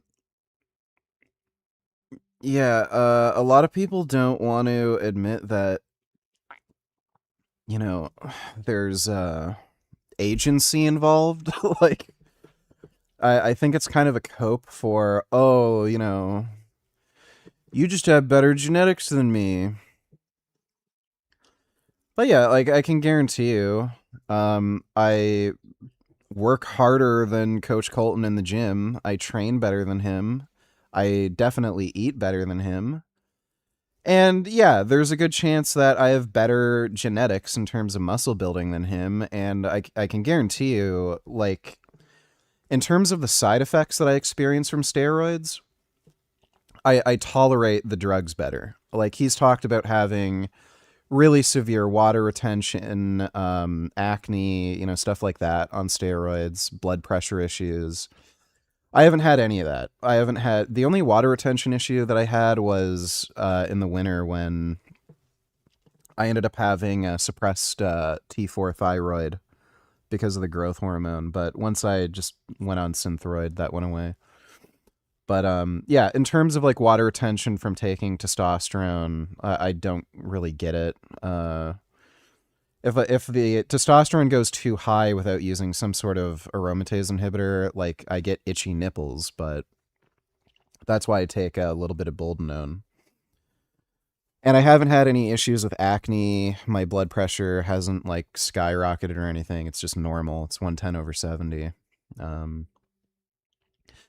So yeah, like I tolerate the drugs well. Haven't really experienced side effects. I'm probably a better responder than he is. But on top of that, yeah, I do, like, I would say I probably train a lot harder than he does. And I'm kind of like retarded with training. Like, even when I'm pretty fucking injured and hurt, like, I'll just train through it. And I just don't make excuses. I can guarantee you there's a lot of people who wouldn't train through the injuries I've been through. Like, even when I was natural, that 410 bench I did, I had 2 pec strains on both my right and left pec when I did that. Like, it was fairly risky doing that, but I just did it anyway because I just wanted it so bad. So that all makes a difference. But yeah, people kind of avoid the agency aspect, I think, as a cope. Thanks for the donation, though, 21st. Mangusa donated $2. Are there any sanctuaries close to Pat? I'm not sure. Wow. Those are really nice Pokemon. My goodness. Wallabies are so cute. I saw a pack of kangaroos when I was in Australia. Oh. Oh. I love lemurs. Lemurs are really cool. I like lemurs. Look at him munching. Yum yum yum. Is a good boy munching on his apple?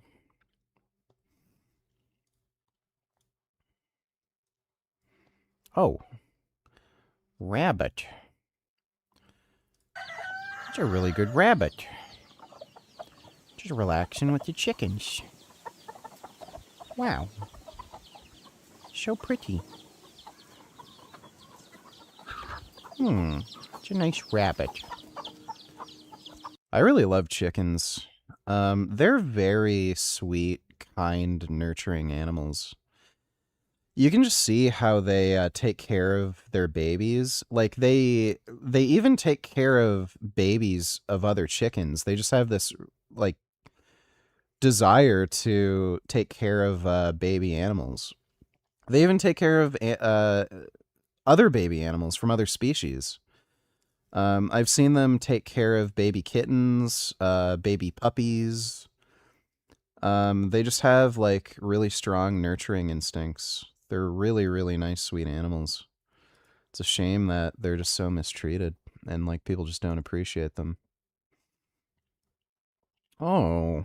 Baby groundhog's born. Oh, it's a mini chumbush. And this boy came in my yard, so we got to get him back to his new home, which is unfortunately underneath my porch. But I was told that when they're this age, once they grow up a little bit more, you know, they'll move on and move somewhere else. So we're just gonna let him go back to his spot for now. Go on, dude. Go on. Goodbye. Come on. Come on. Aww. What a nice little guy. Thanks for the donation, Mangusis. $21 it just seems like a cop-out to me because he doesn't want to admit your diet and training are also good, so people like Kolton will just phrase it as though it's just you taking steroids and you blew up and you have lucky genes, that's it. Yeah, well... I sense that, one of the reasons he's made these videos about me is jealousy. I debated him before he made any video content about me.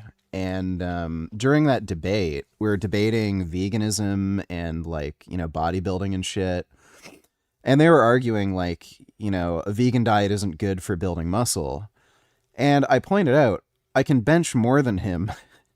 And as a natural vegan, then, and he's a guy who takes steroids and eats meat. So, like, if a vegan diet is really that bad for building muscle, does it make sense that you being on steroids and eating meat, you still can't bench as much as me as a natural vegan?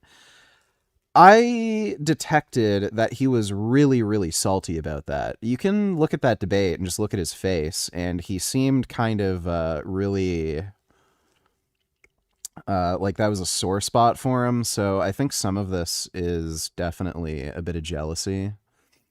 And I get that sense from a lot of the people he makes videos about. Like, he knows, like, he has a whole coaching business where he coaches people on how to take steroids. But, like, when he makes videos, he talks about how, oh, steroids are dangerous, this person's ruining their health, this person's ruining their life, steroids are to blame for this, steroids are to blame for that. Like, it seems like he's trying to gatekeep and put people down because he's jealous of the kind of success that he wishes he could have. And he wanted to end up being an IFBB pro and stuff, and he went on steroids, and it just didn't work out for him. He looked pretty good as a natural, but when he hopped on steroids, he didn't grow that much, and he had a lot of side effects, and he just couldn't keep doing it. So he just went on like a TRT dose and kind of just did the, you know, staying shredded and looking really fit and, you know, good thing, but he could never really get big. So I think a lot of this is just jealousy, and he's kind of a jealous, catty, like, high school girl. Thanks for the donation, the 21st. Dodo donate $2. Oh, there are wildlife sanctuaries in Australia, VG, where you can hold koalas. Is that a sanctuary? Oh. Oh, what a beautiful chumbish. Koalas are really cute. Oh my god. Oh, that's amazing. Oh my god. That's incredible. Oh, that is so amazing. Oh my god, they're just these big chumbushes and they eat leaves. Look how fluffy. Look at their ears. See how fluffy their ears are? They're so poofy. Oh, look at him eating his leaves. His poofy ears and his fluffy paws. That's nice. Thanks for the donation, Dodo. There's some really amazing giveaways we're doing this week. We're just giving out so much product. It's absurd. It's absurd. Not sure what's in the freezer off the top of my head, but we'll take a quick look around. We did a big price reduction on some of the Amish pork products, like the pulled pork, the liverwurst and head cheese. I cut the price down a lot. So if you guys want the Amish pork, we have it. Best burger blend, both patties and pound. There's our 5-pound beef pet food. Just restocked that. Collagen sausage. I think we're running low on hot dogs. I actually wanted to do a joke and give away hot dogs for Pride Month, but we just don't have enough. We don't have enough of those. All of our ground beef selection. That's our 1-pound pet food with goat milk. I don't know. I wonder if my ground beef inventory is off. Or no, maybe that's all the ground beef. Maybe we do have a lot. Oh, this is also new. My supplier had a lot of extra turkey, so we're selling ground turkey pet food. This is super cheap. I think it's like $5 or $6 a pound. Some of my customers were complaining that the beef was too fatty for their cats, so hopefully you guys enjoy this. High quality, raw turkey, pet food, leaner for cats. So really, really special product at that price point. We got plenty of that for you guys. I would Plenty of not ground feed turkey that pet food. to any animal. Chicken skins. Just cut up some more chicken this week. We're basically out of all the whole chickens.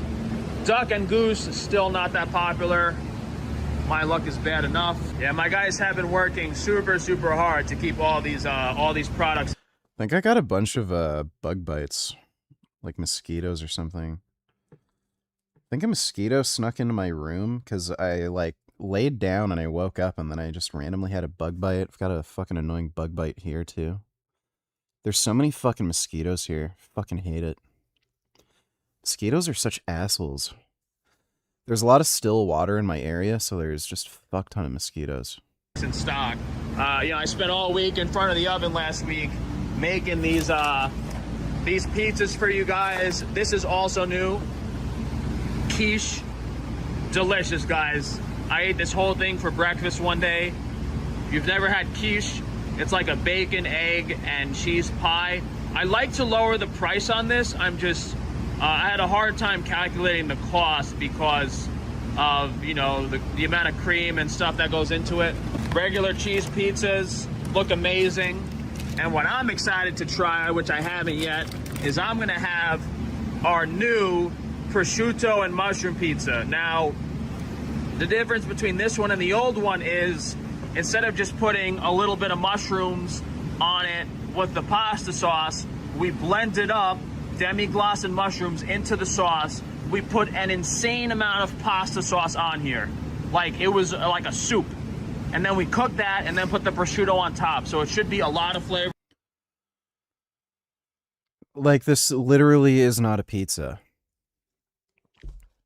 Sourdough bread is not pizza. It's just the worst type of bread. Also, you're right about chickens. Mother hens in particular are awesome. Just look how they raise their babies. Good. Thanks for the donation, Dodo. Yeah, so this literally isn't a pizza. So he makes sourdough bread for the crust, which isn't pizza dough. It's just the most disgusting bread you can make. Then he says he puts pasta sauce on it. Pasta sauce is not the same as pizza sauce. And then, his dog shit fucking meat that he sells that people complain about tasting weird. I hope you guys enjoy this. I haven't really been selling too much of these. Beef, rice, and bean meals. This is really special for traveling. I guess I forgot about these. I could just if I ever have to travel somewhere, just order a box of these to my hotel room and, I have something to eat. We also He literally sells plain rice, plain ground beef, and then plain beans with no seasoning. Freezes it, sells it for $15, and expects people to buy this. I guess they buy it. I don't know who the fuck's doing that, but there's so many meal prep services like Factor that sell you real food with seasoning that's being prepared and tastes good and probably for cheaper too. Have something to eat. We also restocked the plain pie shells if you guys just want the pie crust. So I'm gonna take this home with me. And I also want to take home our demi-glace. And we strained this time. So last time we didn't strain it. Now we strained it, so it's a little more expensive, but it's really, really special. This is one of the most special products that we sell. And when we sold out, people were begging me for it back. So I made it. I'm a glutton for losing money. Dodo donate $2. You've been watching this for a long time. How... I'll take a look at that in a bit. And I don't know if I'll watch that because it's almost an hour, but thanks for the donation, Dodo. These are our just egg patties with cheese. And guys, this is why I don't want to give up on this business. Dude, that just looks disgusting. Like who is selling this stuff? Nobody's selling this because it's fucking stupid. A frozen egg sandwich? Who is selling egg sandwiches made with organic sourdough, glass bottle mineral water, corn and soy-free eggs, and raw Amish cheese? Gee, yeah, so the most disgusting bread you can possibly make with frozen eggs and cheese. It's so appetizing. It's absurd. No one is doing this. No one is selling burgers like this. It's insane. No one is selling such high Yeah, because it's stupid. quality foods, you know?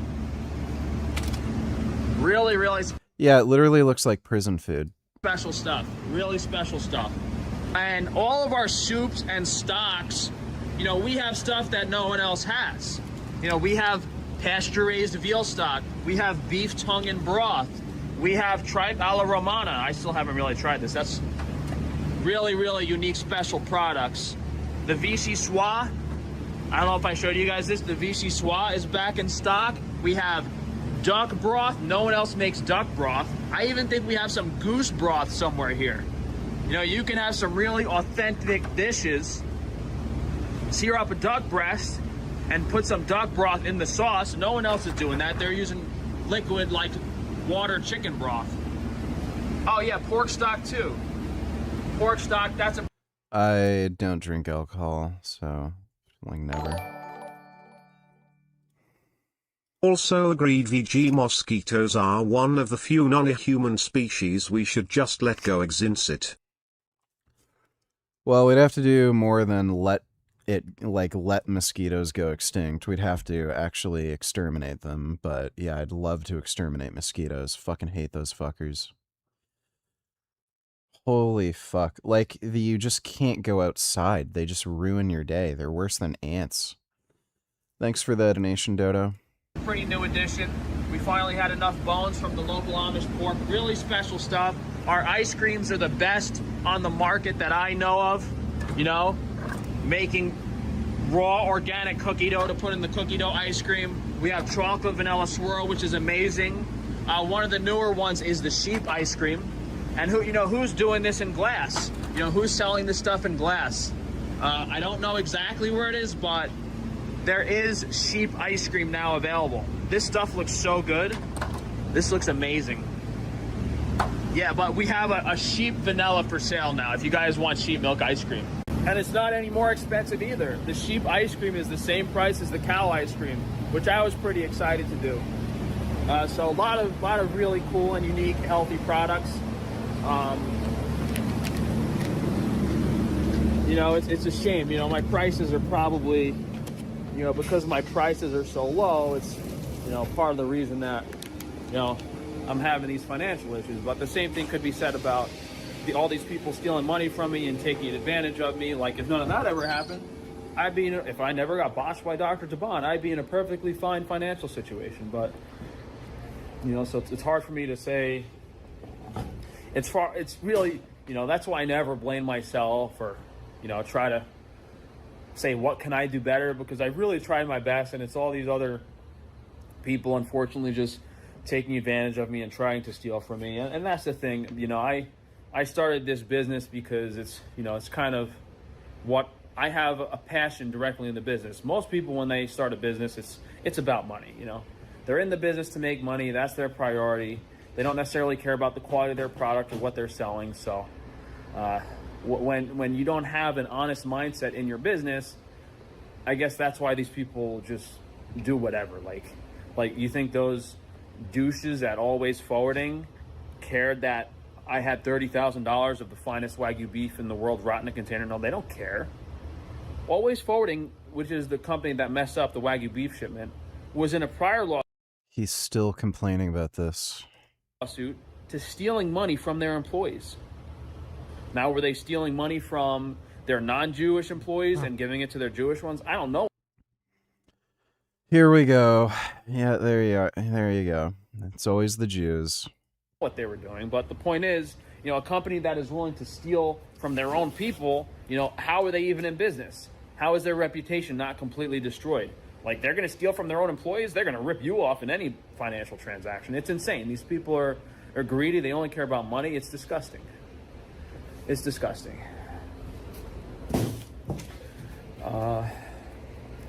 Yeah, so, I mean, we got a lot of new things, a lot of new products on the website. Maybe a month or two ago, the whole website was reorganized to separate, like, the Amish pork from the Iberico pork.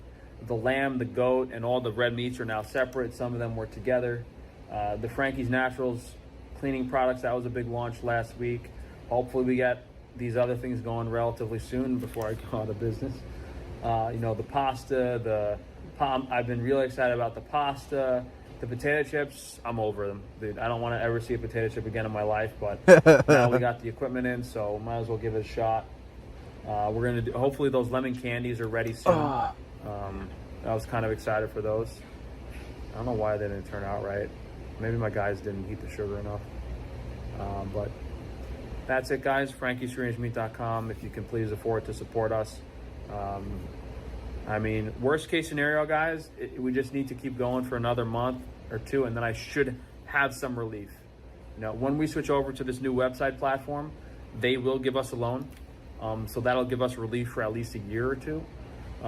So that's definitely going to happen within a month or two. We just kind of need to bridge the gap. I'd be shocked if he's able to get a loan. Isn't he like $400K in credit card debt? Like, at this point, why doesn't he just file for bankruptcy and like cut his losses? Like, he's like, where is this going? Like, he just keeps taking out more and more debt. Like, it's stupid. He's digging himself a bigger and bigger hole. These next few weeks. So Frankie'sStrangeMeat.com for most of the stuff you guys saw today. The foods website, we have a bunch of unique stuff there too. Organ supplements, Lemon Light restock is the main thing, and of course tons of other products, unique products. Frankie's Naturals. Man, Frank is such a wimp. He is afraid of chips. Just wow. Yeah, he bought that chip machine that was like 20 grand or something, and then it didn't work. That was really funny. Thanks for the donation, Dodo. Several times in the video, the household cleaning products, the tooth floss and the toothbrushes, and then Wi-Fi shielding. We haven't been able to afford to restock recently, unfortunately. That's a big restock that we need more than a few $1,000s for. And then on the peptides, should be ready to go. The peptides are technically ready. My inventory isn't as balanced as I'd like it to be, but oh, you know what? I think the problem is I have the peptides available for sale, but I don't have the syringes or the backwater. Of course, you could just get syringes on eBay or Amazon or whatever. That's easy to do, and then you Or at a pharmacy. can also get you could just use mineral water instead of backwater. I think it's kind of silly, backwater, but Holy shit. He's giving people advice that's going to give them horrible infections. You cannot use mineral water for injections. You need bacteriostatic water, or else you're just going to inject bacteria into yourself. Holy fuck, what an idiot. I can't believe he'd recommend that. That's insane. 21st, $22. Wow, I thought you were being hyperbolic when you talk about Frank referring to Jews when he talks about the club or the Illuminati or whatever. Because he never actually says Jews, but he just did, so you were right for once, huh? Well, what do you mean for once? I'm always right. Yeah, whenever he talks about the Illuminati, he means Jews. It's just coded language. He got a few community guideline strikes for blaming the Jews for everything, so then he just started saying the Illuminati and the secret club, but he means Jews. He just let it slip that time. Thanks for the donation, though, 21st. Dude, that's nuts. He's telling people to just inject dirty water into themselves. maybe we'll just launch those as soon as it's ready, and we'll just sell what we have right now before the backwater and the syringes, because I think that's how most peptides function anyway. Most peptide websites, I don't even think they sell that stuff, but we'll announce that when we do it. Hopefully it's ready sooner than later before I go broke. But yeah, hopefully things go a little better over the next few months and continue our things as planned. That'd be funny if he actually injected dirty water into himself, like the stupid mineral water, and then got an infection. Quickly or slowly would you say SpaceX is able to move when it makes a decision to sort of build? This just started like 2-3 months ago. They move really fast. They work 24/7 around here. Concrete's always flowing, steel's always being erected. They don't waste any time. This is Starbase, Texas. It's a company town and the headquarters of Elon Musk's SpaceX, where hundreds of residents work, live, and sleep. A small army of staff and contractors pour into the site every day from neighboring areas, including Brownsville, the biggest city in Texas's Rio Grande Valley and historically one of the poorest places in the US. At Starbase, SpaceX has been developing a factory, test sites, and launch pads for Starship, a massive rocket it hopes one day will take crews to Mars. Ignition. This is also mission control for SpaceX's roughly $1.8 trillion IPO, expected to be the largest in history. Many employees at Starbase stand to make small fortunes, injecting immense wealth into a region already straining to accommodate Elon Musk's grand ambitions. I think we're gonna have instant millionaires because of the IPO. There's 19,000 plus cities in the United States. I say... And yet so many of these YouTube channels. Yet so many of these YouTube channels what? I'm not understanding the context. Thanks for the donation though, Dodo. 99% of those cities in the US wish they had that opportunity that we've had here in the last few years. Locals cannot tell SpaceX what they can and can't do. G donate $2. What antioxidant supplements do you take? Right now I'm only taking vitamin C. Is there any supplement you take that you think has been a game changer for you? I think high dose vitamin C is really good. Fuck. My nose is still stuffed. I've noticed my joints do feel better after taking higher dose vitamin C. Vitamin C is really important for collagen synthesis, so if you're on steroids, you should support a bit more collagen synthesis by taking some more vitamin C and eating higher protein. As far as like game changer, like, I don't know, they're just supplements, right? It's not like they're going to make a huge difference. I would say like testosterone and growth hormone are just the two best things you can possibly take. That combination is fucking OP and God tier. And I've gotten really great results from Masteron. I only took it for 2 weeks, but I started blowing up adding on Masteron. I don't know why some people say you can't build muscle on Mast. Masteron definitely builds muscle. And the good thing with it is, like, it's extremely innocuous. Like, it doesn't raise your blood pressure, it doesn't raise your hematocrit. I haven't seen any people report, like, having issues with acne on it either. And it feels a lot like testosterone with how it just makes you feel. So it, like, mentally. So it just gives you the kind of, like, nice, sharp focus and energy and a bit of aggression that testosterone gives you. But it just doesn't do anything. Like, it doesn't do anything else. It just feels like it's anabolic. So I like Masteron. But testosterone and growth hormone are definitely God tier.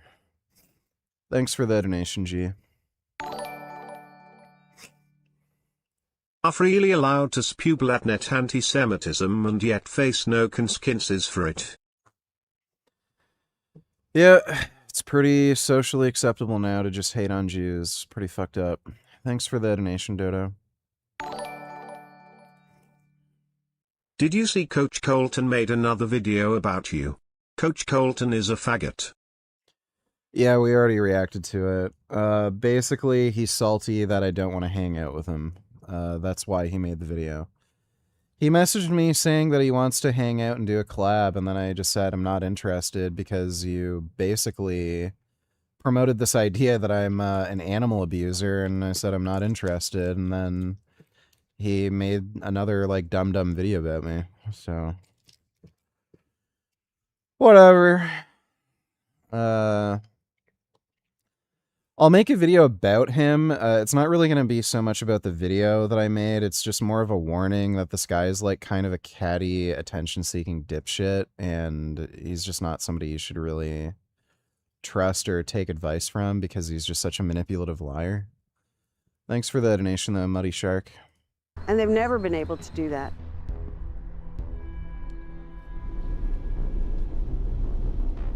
I run an IT business down here, but this is actually taking up most of my time now. This following SpaceX down here has turned into like a triple overtime job. Louis Balderas runs a YouTube channel called Avid Space, which operates cameras that track parts of Starbase 24/7. SpaceX has been a private company for more than 20 years and is famously cautious with how it engages with the public and press. Company trackers like Balderas help fill in the gaps. How would you say this site has like changed in the last like 6-7 years? They started out with just a few tents and a small launch pad. Now it's like it's literally a city over here now with all the new condos, apartment complexes, the additions to the mega bay. What does SpaceX use the high bays for? The high bays and mega bays are being used to build the boosters and the starships. You know, they used to build it out in the wide open. Yeah. And I guess they also keep us from watching. Space. Our species truly is a lost cause VG. Yeah, I just try to stay away from the chimpanzees. You know, thanks for the donation, Dodo. SpaceX has had a presence in Cameron County, home to Starbase in Brownsville, since 2014. Back then, the company planned to use the site to launch Falcon 9 rockets. Collagen boosting supplements don't do anything. The only thing that's going to increase collagen production is like steroids you take. So if you take test and you don't suppress your estrogen on it, that will help boost collagen. Growth hormone helps boost collagen. Boldenone is extremely potent at boosting collagen. But yeah, you're not going to have a increase in collagen synthesis from just taking some stupid supplement. You can like increase the demand for collagen synthesis by, you know, exercising and training, and you can supply that demand with nutrition. So like if you're under eating and you're not eating the right foods, sure, your collagen production will be hampered, but as long as you're eating enough protein and you're getting in vitamin C, there's not really anything that's going to boost collagen outside of steroids or peptides. Yeah, GHKCU can boost collagen synthesis too, but growth hormone and boldenone are probably the most useful for boosting collagen. I don't know how beneficial GHKCU is. Like, it seems to promote more of the elastin in your skin than anything else. Like, if you're an athlete, the collagen that you really care about is the collagen in your tendons. But it later switched to building and flying its Starship vehicles there. In 2024, Musk announced that Starbase would also become SpaceX's new headquarters. Starbase's footprint is limited now, but the city is looking to expand. Municipal leaders want to add more than 7,000 acres nearby. A single state highway is the only road that connects Brownsville with Starbase and Boca Chica Beach, which gets shut down during launches. Last year, SpaceX staff and eligible family members voted to form a new municipality covering the property, giving them the rights and powers of their own local government. Since 2016, Eddie Trevino Jr. has served as Cameron County judge, its top governing official, and worked closely with SpaceX as the company's operations grew.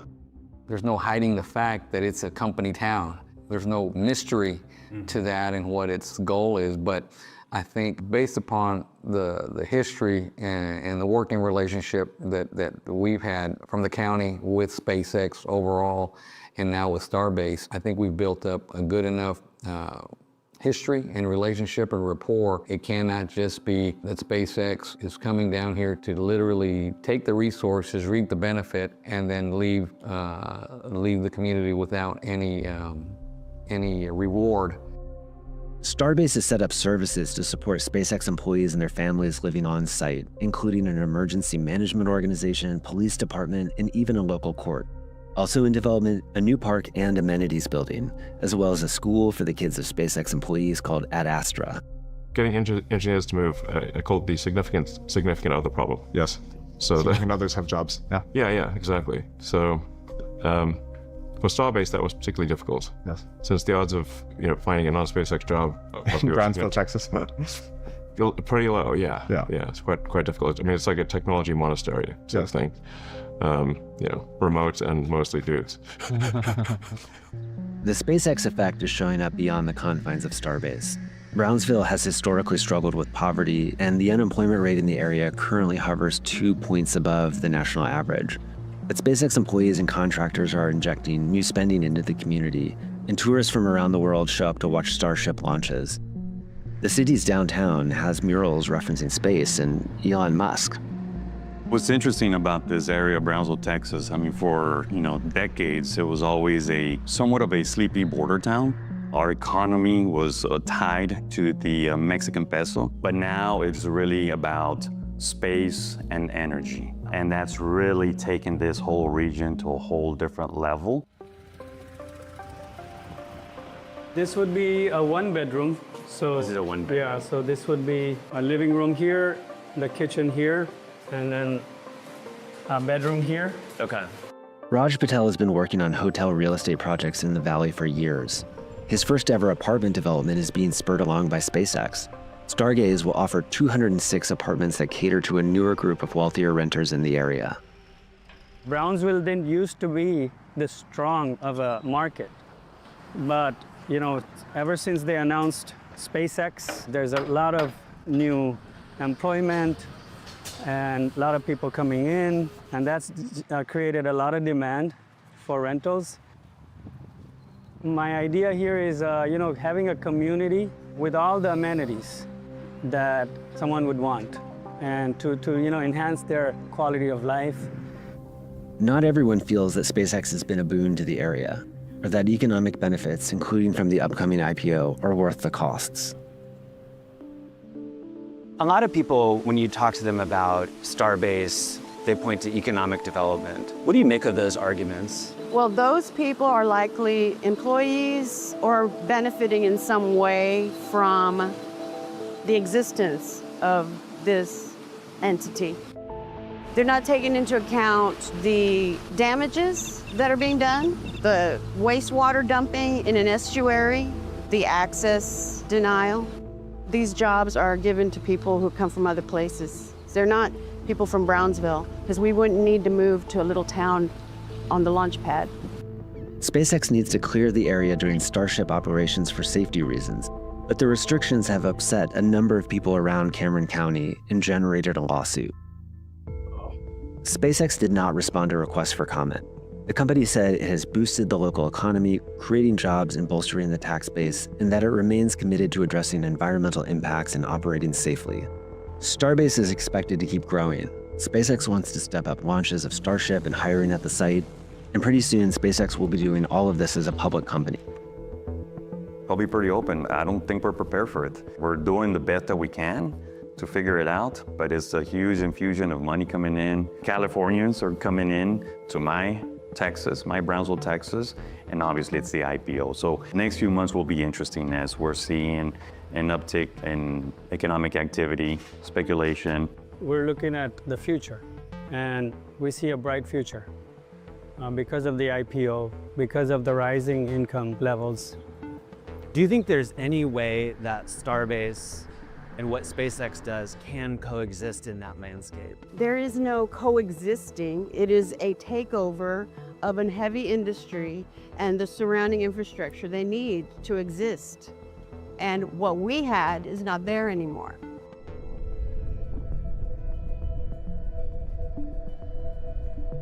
That was boring. Sarah Payne, Undercover in Auschwitz. That one's. The Nazis are combing through Warsaw. Is this about that Czech guy who kind of worked as a spy? Behind the door, maybe he was the man Polish. doesn't move. He knows exactly what's happening.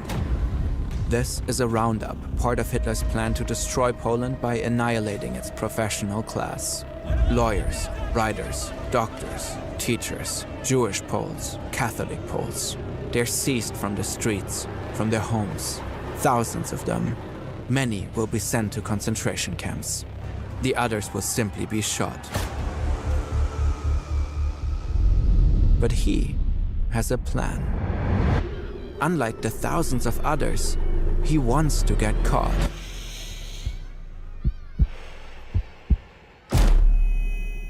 Out! Out!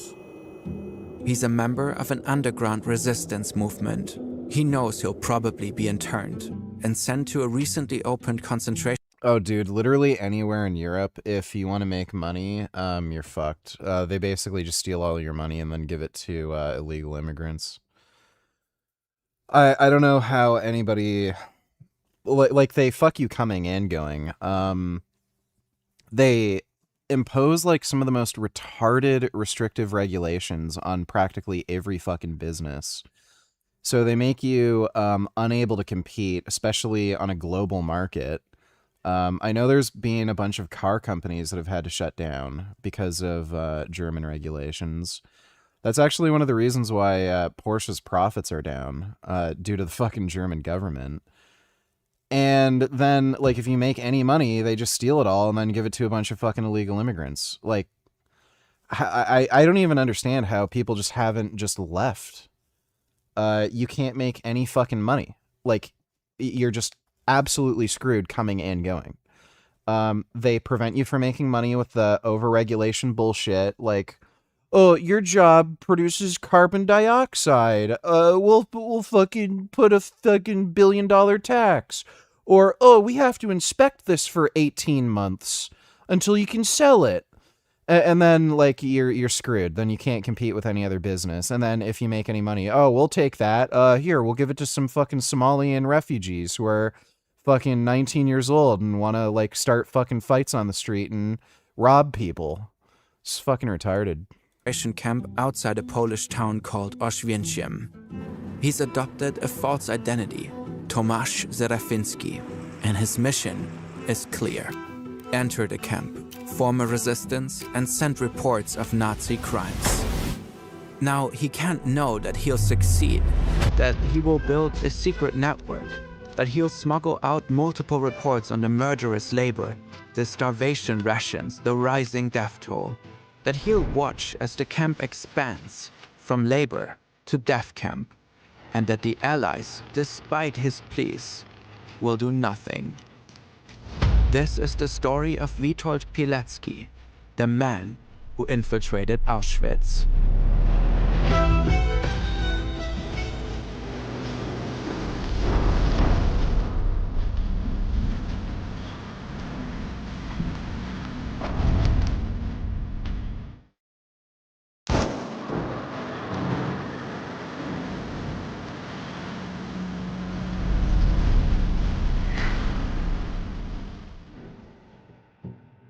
This video is largely based on both Pilecki's report and The Volunteer by Jack Fairweather. You'll find links in the description. We'd also like to thank Bartłomiej Kapica at the Pilecki Institute.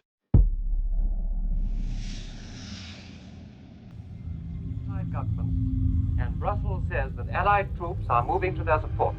The German army invaded Holland and Belgium early this morning by land and by landing from Calais.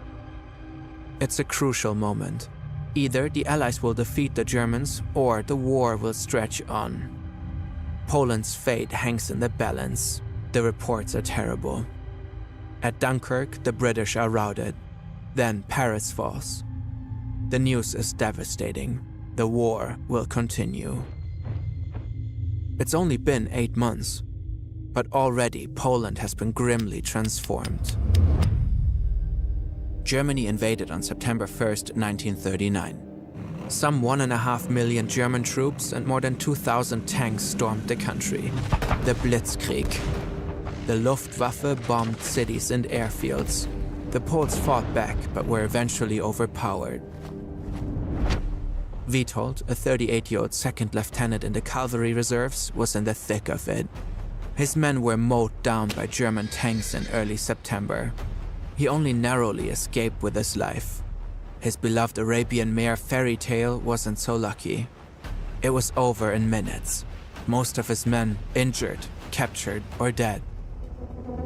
Witold heads for Warsaw.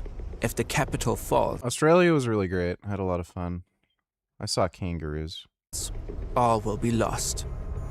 The retreat of the Poles was plagued by German planes, bombs, bullets. They killed indiscriminately, soldiers and civilians alike.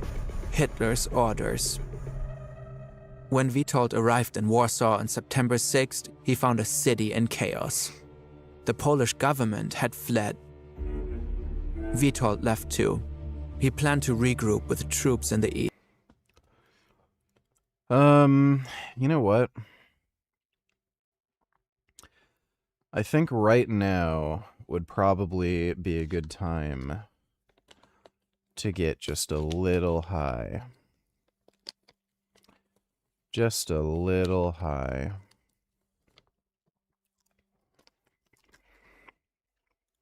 East, but each rallying point was bombed before he arrived.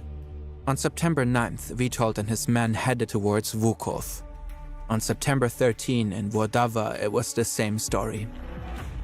But here he met an old military colleague, Major Jan Włodakiewicz. Both men had collected stragglers along the way, a full company's worth. As other members of the military command left the country, Witold and Jan decided to stay and make a stand. But the fight... Yeah, I'll get the new Call of Duty. It looks like they're putting effort into the game. So hopefully it's good. Didn't last long. On September 17, the Soviet Union joined in the fray. Back in August, they had signed a non-aggression pact with Germany, splitting Poland between them. On September 28, Warsaw surrendered. For Poland, the war was over. The country was occupied yet again. The occupation is hell. Germany has imposed a racial hierarchy. Master race, Germans. Below them, former Polish citizens who could prove German ancestry. Then laborers, ethnic Poles treated as slaves, facing everyday terror. And finally, Jews, portrayed by the Nazis as subhuman, parasitic, and evil, determined to destroy the German race, brutally persecuted and destined for total extermination. With the occupation of Poland, some 3 million Jewish people came under Nazi control. Thousands of Jews have been concentrated in ghettos in the cities. They must wear a Star of David. Their property was confiscated. Thousands are already dead. After Poland's surrender, Jan and Witold returned to Warsaw and talked strategy. They would form an underground resistance, Jan as leader, Witold as chief recruiter. Their name is Tajna Armia Polska, the secret Polish army. They share information about German operations, spy on Polish informants, stockpile weapons, and they wait, hoping for an opportunity to rise up and revolt. But those hopes were just dashed. The Nazis won at Dunkirk and occupied Paris. In Poland, conditions were... The Dunkirk situation was so fucking retarded. The UK enacted a National Firearms Act around that time and destroyed a massive amount of firearms. And then when Dunkirk happened, they were massively underarmed. It's like the most yeah, isn't gun control fucking wonderful? Worsen. Nah, I don't Witold think I'd do almost gets DMT. caught in a raid. Afterwards, he adopts his alias, Tomasz Serafinski. Others, like Witold's colleague Władysław Dering, are seized by the SS. Władysław Somacki, the underground's chief of staff, meets the same fate. Jan calls an emergency meeting. They're not sure where Somacki and Dering have been taken, but they have a guess. Reports have emerged that the SS have just opened a new concentration camp outside the small town of Oswiecim, which the Nazis call Auschwitz. The underground knows little about it, but it seems brutal. And as long as the camp remains shrouded in secrecy, the underground leadership believes that the Germans can get away with anything there. A great honor has befallen you, Jan tells Witold.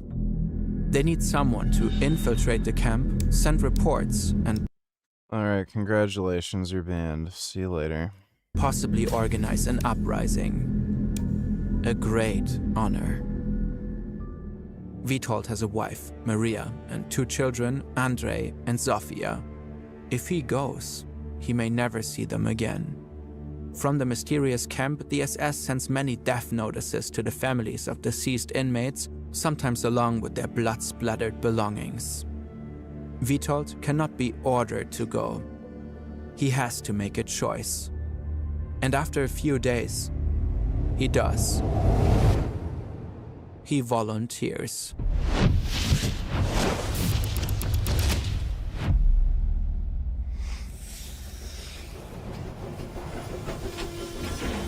The train stops, and the horror begins. Heraus! Raus! Raus! Chaos, confusion. Witold manages to avoid the blows. Zu fünfen! He follows the order, joining a row of 5. Another man follows orders too. He is told to run to the side of the road. It's a lesson. If one man tries to escape, everyone gets punished. Arbeit macht frei. Work sets you free. Soon enough, they'll learn what this truly means. For now, though, there's a moment of pause. Everyone is counted, even the corpses. Then the nightmare continues. At first, Witold thinks this is an insane asylum. But then this. One of the lunatics grabs a man. He demands his profession. A judge, the man responds. Wrong answer. These men aren't lunatics. They are Pole-killing machines, or as Witold will learn to call them, capos. And their first targets are the intelligentsia, judges, priests, lawyers. Only workers and craftsmen are spared. This is Auschwitz concentration camp, my dear sirs.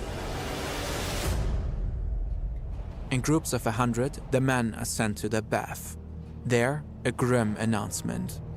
None of you should hope to get out of this place alive. The rations are calculated for you to survive for 6 weeks. If you live longer, it means you steal. And if you steal, you will be put in the penal company, where you won't stay alive for long. Then each is transformed, from person to prisoner. Stripped, shaved. Witold's transformation is almost complete. But first, he hadn't broken a rule. The bathkeeper had arbitrarily decided he wanted prisoners to hold their registration numbers in their mouths. It was a sort of brutal baptism. From now on, Witold will have no name, only a number. 4859. 2 13s, double unlucky. His comrades believe it's an evil omen, a sign that he'll die. But Witold is happy to have them. Above his prisoner number, each man also gets a winkel. There are 5 colors: criminals, people who refuse to work, Jehovah's Witnesses, homosexuals, and people like Witold, political offenders. The winkels may differ, but for everyone, the days are the same. A day in Auschwitz looks like this. 5:20 a.m. Up, quick, fold blanket, mattress to the side of the room, dress, quick, quick. Any delay? They call the block elder Bloody Alois for a reason. He will beat you ruthlessly. Single-handedly, he killed several people per day. Quick, to the latrines. You have 5 seconds. Any delay, more beating. Quick, bathe. There's no way to wash properly, but getting water is a matter of life and death. At night, the soles of your feet must be clean. If they're not, ruthless beating.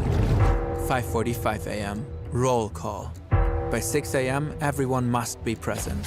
If you are absent, you will be found and publicly killed. Then, the formation of work units. Here, work often equals death. Witold doesn't know this yet, but he got lucky. He was selected as a Stubendienst, a room supervisor, and is allowed to remain on the block. The less fortunate work until 11:20 a.m. 11:30 roll call, 12 to 1 lunch. Then more work until evening roll call. Witold's role is to clean the block when the others leave, and to impose order. If anyone misbehaves, moves slowly, or steps out of line, he should beat them. Witold keeps the block clean and orderly, but Bloody Alois does not like his methods. For his lack of brutality, Witold is punished and gets banished from the block. Today, he'll work. He has no idea which work unit to join and ends up in the gravel pit. The gravel is for the expansion of the crematorium. Witold is strong and moves with caution. Rest means a beating, and falling, death. But the misfortune of others is also your salvation. Waiting while a fallen comrade is beaten is the only rest you'll get. For 3 days, this is Witold's life. A back-breaking balancing act.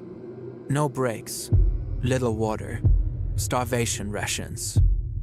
Right when Witold thinks he won't be able to survive another day, Bloody Alois allows him back on the block. Now you know what work at the lager means, he says. There's only one benefit Witold can see to these horrendous conditions. They might unite the prisoners. And unity is exactly what his mission requires.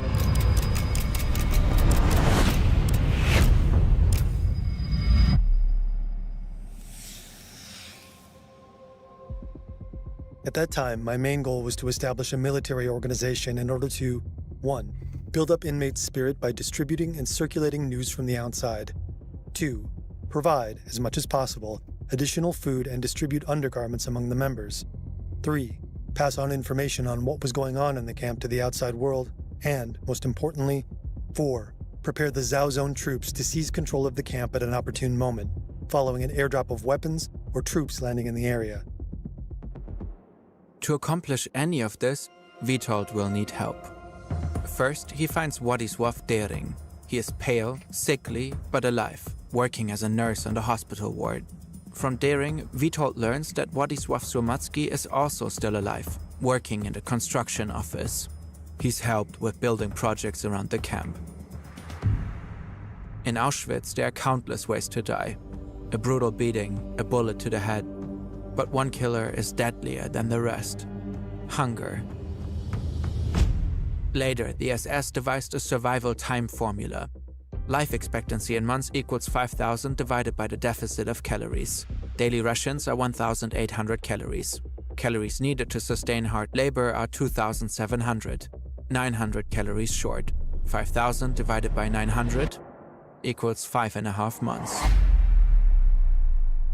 In reality, the prisoner's daily caloric intake was even lower. Each day is a deficit leading toward death. Managing calories will require cooperation. And that means recruitment. Witold trusts Dering and Słomacki. They are first. Then 3 more, forming a command group of 6. After that, it's a delicate and dangerous endeavor. Recruiting strangers. Who to trust? These men are patiently waiting to betray their fellow prisoners. The SS will pay them for their service with a scrap of bread. Not everyone stoops this low, but hunger corrodes the soul. Anyone could break. So Witold watches for acts of altruism. He selects for selflessness. The network grows, and its effects begin to be felt. Room supervisors are instructed to serve the weakest first, and recruits aren't to ask for seconds, ensuring equal rations for all. Meanwhile, Sumatsky's made an important connection. The Stupkas. Hey, baby. Come on, come cuddle. Yeah. Hey, Gum Gum. There's my Gum Gum. Oh my goodness. Wow, you're so handsome. How come you're such a handsome baby? You're so handsome. Oh. Oh, that's good. Yeah. Got my sweet little cuddle kitty here. That's a good baby. Oh, what a beautiful boy. Yeah. I love you, Gum Gum.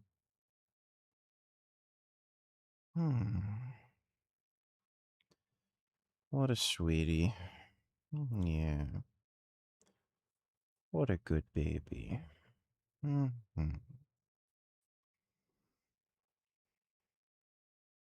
You see this? You see how handsome? How elegant? Yeah, that's a good baby. A family living near the train station close to the camp. They are willing to help. The mother Helena distracts the guards. Sumatsky and his team of surveyors use the family's toilet, where food and medicine has been stashed for them. Helena also shares information. England has not fallen. The news is good. For Witold, doubly so. If information can be smuggled into the camp, perhaps it can also be smuggled out. This is an extraordinary story from one of the darkest periods of human history. We work hard to tell it well. This is Thomas, one of our self-taught art directors and animators. I learned Blender during COVID when there wasn't anything else to do. Watching tutorials and Fern. Link below. Noon roll call. Witold's 37th. By now, the resistant network has grown. They've supported each other as best they can. Here, in the courtyard though, there's nothing they can do. A prisoner is missing. No one is allowed to move until he's found. First, the temperature falls. Then darkness falls. Then, the bodies. The timing could hardly be worse. Witold has finally found someone to smuggle a message out of the camp. Now, the plan is at risk. You can't smuggle anything if you die of pneumonia. And as the prisoners drop, death seems more and more likely. Not that Witold believes his message will change their fate, for his request is not for assistance, it's for annihilation. Alexander Wielopolski has memorized the urgent and well-thought request sent on behalf of comrades by the witness of their torment. Bomb the camp. How many have already died here? At first, the number remained a grim mystery. Then Witold cracked it. The truth lies in the registration numbers. They correspond to the order of arrival, and the newcomers have numbers in the 6,000s. At roll call, though, they are only about 5,000 men. 1,000 men dead in a month. Death seems inevitable. If the Allies bomb the camp, some prisoners might escape in the confusion. Even if they all die, it will not be in vain, as long as Auschwitz is destroyed. Witold and his comrades must get their message to Warsaw. Helena Stupka couldn't help. She had no connections, couldn't travel. But there's another way. In these early days in Auschwitz, it's still possible for a prisoner's family to buy his freedom. And finally, it happened. A 31-year-old was scheduled to be released, Alexander Wielopolski. But smuggling a written report is far too dangerous. Alex had to memorize the message.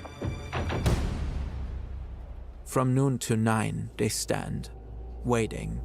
Finally, the missing prisoner is found, dead, beside a pile of logs. By morning, another 86 are dead. More succumb to pneumonia in the coming days. One of Witold's closest allies among them, but the plan remains intact. Alexander survives.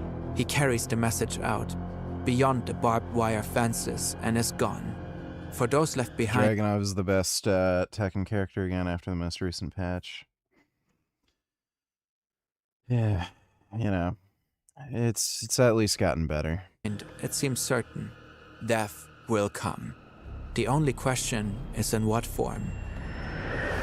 October becomes November. November, December. But no bombs fall. Meanwhile, Witold's message is on the move. From Warsaw to Switzerland, through France to Spain, and from there to London, the underground finds a way.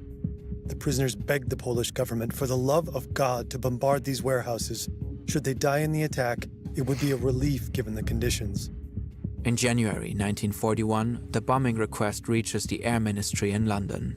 But over the course of its transmission, it's been shortened. The nightmarish camp conditions are only briefly mentioned. In the end, the chief of the air staff is curt and decisive.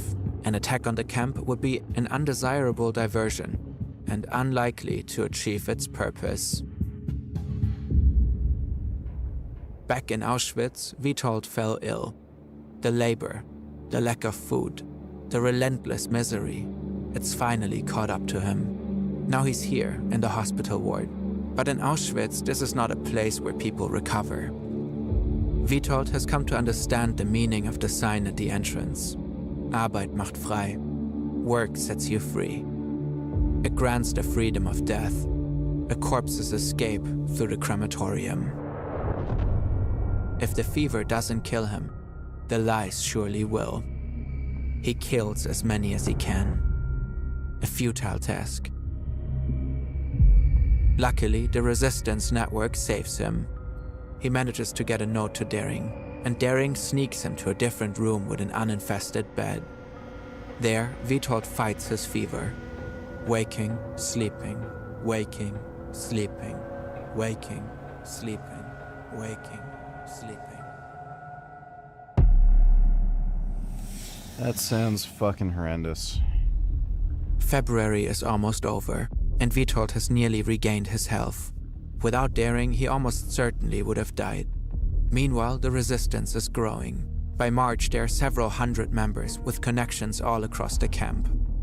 The camp itself is also growing. This is part of a major expansion, from holding 10,000 prisoners to 30,000. This means job openings and opportunities for Witold's men to fill them. One recruit gets a capo job, another manages the stables. The underground is gaining a bit more control. It can offer a little protection, a little extra food, but these are merely means of delaying the inevitable. Since its opening, Auschwitz has admitted over 15,000 prisoners. Not even a full year has passed, and only 8,500 remain. 6,500 men dead. This number seems monstrous. Witold doesn't know it yet, but it's about to get exponentially worse. This is the largest army the world has ever seen. Over 3 million men from the Axis powers, 600,000 tanks and other motorized vehicles, a 1,000-mile front. It's June 22, 1941, and Germany is invading the Soviet Union. The Red Army falls in a flash. The prisoners of war are put in pens like animals. Each week a new batch, hundreds of thousands of them. Soon enough, they begin to arrive in Auschwitz. At first, a few hundred, then a few hundred more. Disposing of them is messy at first, inefficient, but the Germans hone their technique. In November, Witold witnesses it. I counted 800s. The building these prisoners were entering was the crematorium. Maybe he thinks they'll be given underwear, clothing. But why there? One can remain naive till one's last breath. Zyklon B, a cyanide-based delousing agent. Upon contact with the air, the pellets turn into a toxic gas. This is Auschwitz's first gas chamber, with industrial-scale killing capacity. Later on, I found out that there was over 1,000 of them in total.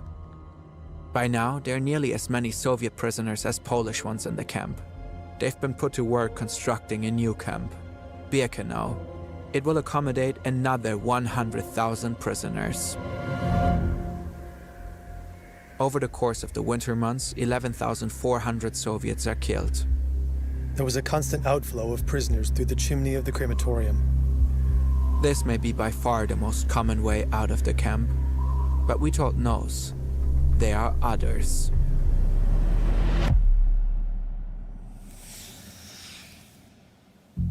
Alexander Wielopolski wasn't the only prisoner to leave the camp his freedom purchased. More than 300 others have left this way.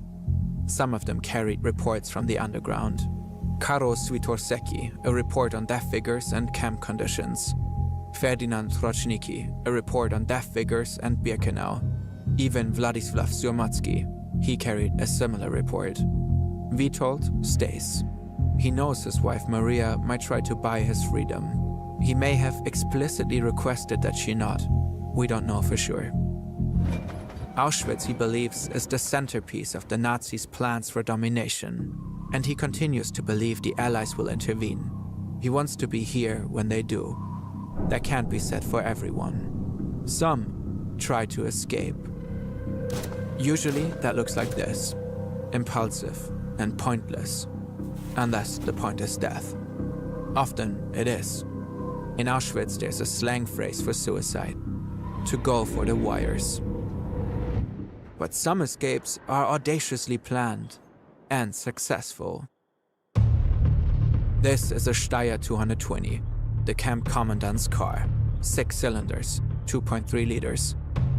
And this is Eugeniusz, a mechanic. He dreams of stealing it. If he could get out the gate, no vehicle would be fast enough to catch him. There's only one problem: the checkpoint. He'd need to look the part. He'd need to sound it too. This is where his friend Kazi comes in. He's fluent in German, and he knows where the spare uniforms are kept. A plan takes shape. Witold thinks that maybe, just maybe, it's crazy enough to work. He has Stanislav Jasta join him with another memorized message. A monk named Josef Lempard rounds out the group. June 20th, a Saturday. They spring into action, slip away from work, break into the storeroom. Are you diabetic? Why are you so tired lately? I thought gear makes you into a monster. No, I'm not diabetic.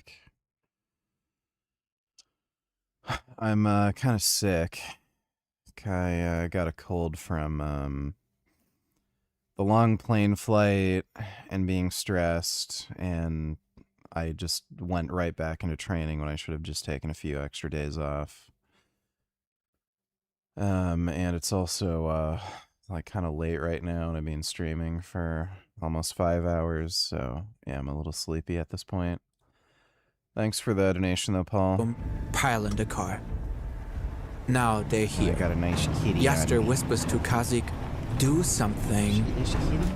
Mach auf! Open up. It works. The guards open the gate. The deputy commandant passes on his horse. The SKPs salute him. He salutes back. Then they drive through the gate.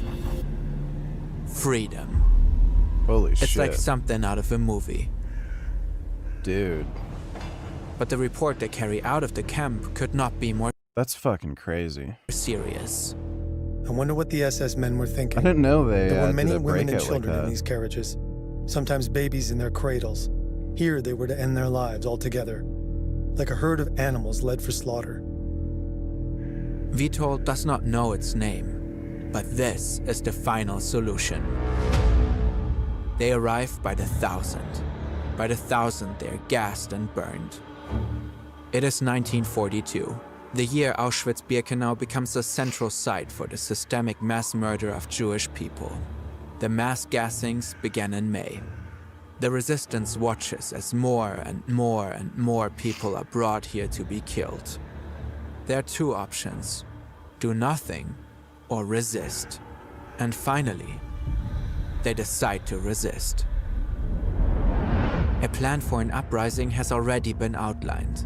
In the evening, before roll call, work units returning, it's a moment of flux. If they strike then, maybe one group can overpower the guards here, and here, while another group seizes weapons here. Armed, they might stand a chance. By now, the underground boasts about 1,000 men with a vast network of connections. But Vitold still fears the worst. Without external support, the prisoners will very likely be slaughtered. But support still has not come, despite his many messages. More and more, it seems the prisoners must rise up alone.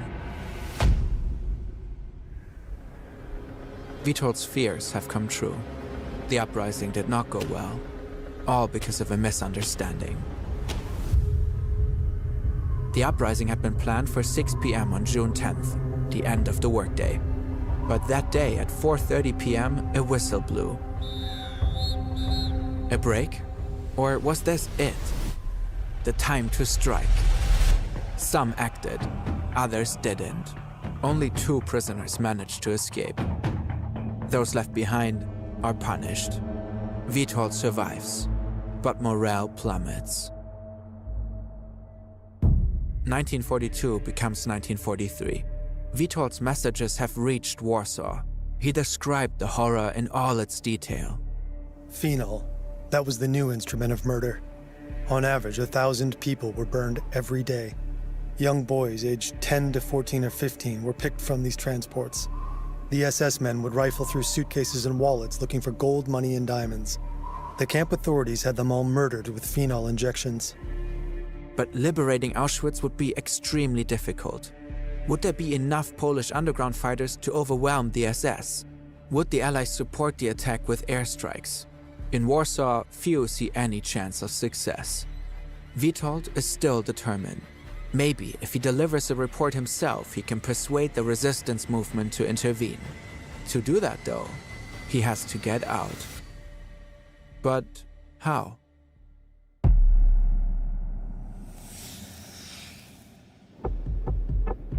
Civilian clothing, money, knife.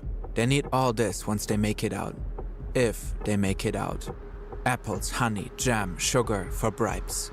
Cured tobacco to throw the dogs off their scent. And if they're caught, cyanide capsules. Vitold collects it all. The plan is to escape from here, the bakery. It only... Pro tip. Cyanide is not a particularly pleasant way to commit suicide. Basically what it does is it cuts your cells off from receiving oxygen. So you essentially suffocate to death, even though you can physically breathe. It's pretty painful and unpleasant, and it can take a long time, too. You're talking about a span of minutes, and, like, I've heard people, like, struggling and suffering for, like, an hour before it actually kills you. So it's not like the movies where you just eat it and then you instantly die. You basically, it has to, like, go through your system and slowly suffocate you, then you die. He has 2 guards, but that doesn't mean it's easy to leave. This is Jan Recce. He works on the baker's squad and cases the premises. The windows are barred. There's a single entrance, it's locked and double bolted. There's also this latch, always fastened by the departing shift. Vitold and Jan might be able to steal a door key. But what about the latch? Then Jan has an idea. The bolt is attached with a nut from inside the door. Maybe they could unscrew it somehow. In the end, their plan's crucial ingredient is bread. Jan uses a piece of dough to make an imprint. He does the same with the key. Vitold has a wrench made to fit the nut. He has a key made too. Jan tests it. It works. The bakery squad walks out of Auschwitz's front. Oh yeah, just go to Canada, ask Maid to do it. Dude, the Maid program here is just fucking insane. There was a disabled veteran who had trouble walking up the stairs, and she was requesting from, like, Canadian Health Services to get one of those chairs installed that, like, you know, you sit on and then it will bring you up and down the stairs, you know, like old people have. They recommended her to kill herself. Not even kidding.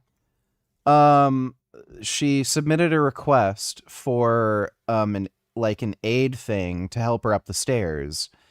And they asked her, have you considered killing yourself? Like, maybe you should consider the MAID program and kill yourself. So they're trying to, like, literally save money and not bother actually assisting anybody in need. And they, like, literally say, hey, rather than, like, that, kill yourself. The MAID program is, like, actually fucking nuts. So is better alternative a gram of Fent? Imagine being a spy and you got to off yourself before the enemy closes in. Wouldn't an average Fent pill from San Fran do the trick?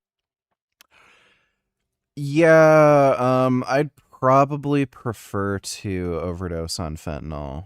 It seems to be more pleasant than cyanide. Not advocating anybody actually do that, but I'm just saying cyanide's like, it seems like an unpleasant way to die. Thanks for the donation, Paul. Under die Arbeit macht frei sein. Witold and Jan are among them. Also Edik, a 19-year-old who'd helped Witold and been invited to escape. Bribes got them here. For the capo, to convince him to let Edik and Witold work on the bakery squad.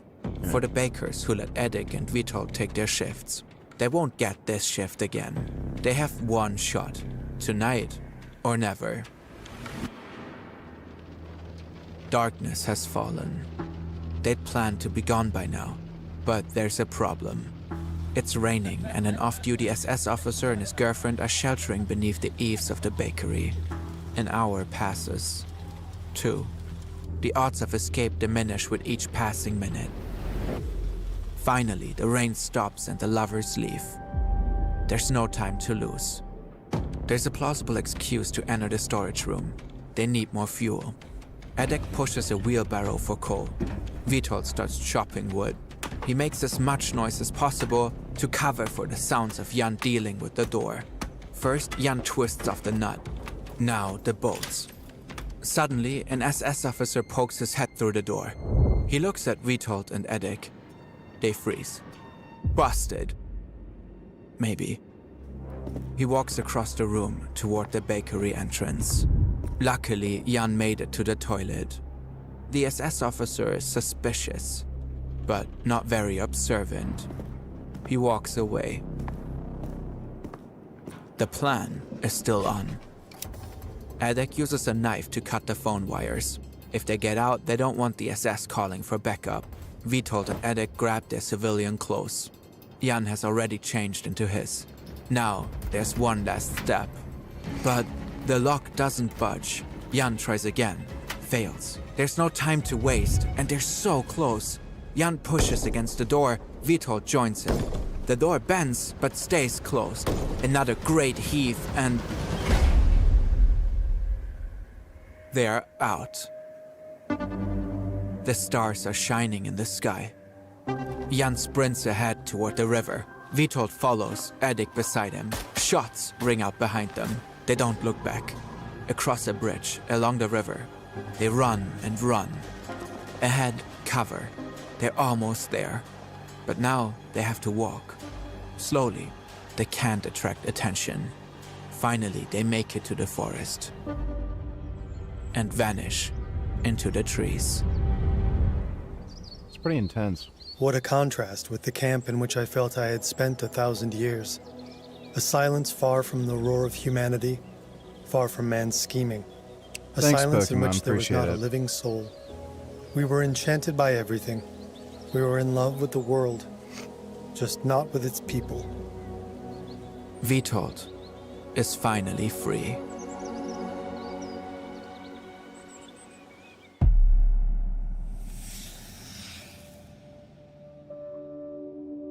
The execution is quick. A bullet to the back of the head. In the 5 years since his escape, Witold has remained loyal to Poland. The country is now under Soviet control. Witold sent information about the occupation to the Polish government in exile. He lived under various aliases. He changed jobs regularly, but at least he was reunited with his family. Eventually, the communists caught him. The list of alleged crimes is long. Forged documents, illegal firearms, espionage for foreign imperialism. Brutal interrogations followed, a show trial, and now this. The Polish communist authorities tried to kill his story too. Jeez. They had executed a man who most Poles would consider a hero, a fact they tried to consign to the ash heap of history. And they almost succeeded. His story was hidden for decades. After his escape, Witold wrote a comprehensive report chronicling the horrors of Auschwitz. It wasn't published until 1991. More than 40 years after his execution, he was rehabilitated. Later, he was awarded the Order of the White Eagle, Poland's highest military honor. His grave has never been found. Well, that's fucked. Yeah, well, chimpanzees, I tell you.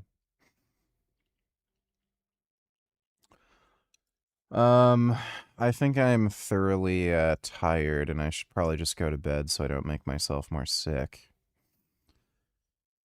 But, yeah, I think another good night's rest. I should be a fair bit better tomorrow. I'm substantially better than I felt the day before and the day before that, so I'm just gonna go to bed now and not push it so that I can recover. But I'll be on tomorrow if I'm feeling good enough. I might do a workout stream.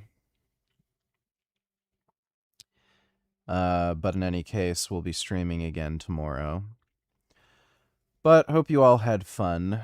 Big thanks to everybody who donated on Streamlabs. Really appreciate it. I'm gonna go to bed with this big kitty. See him? He's really nice.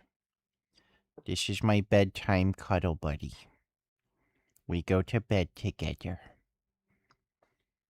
Because we love each other. Love this cat. He's so big. He's my big, handsome chumbush. Yeah, you're my big, handsome chumbush. Love you, Gum Gum. But nighty-night, everybody. I'll see you tomorrow.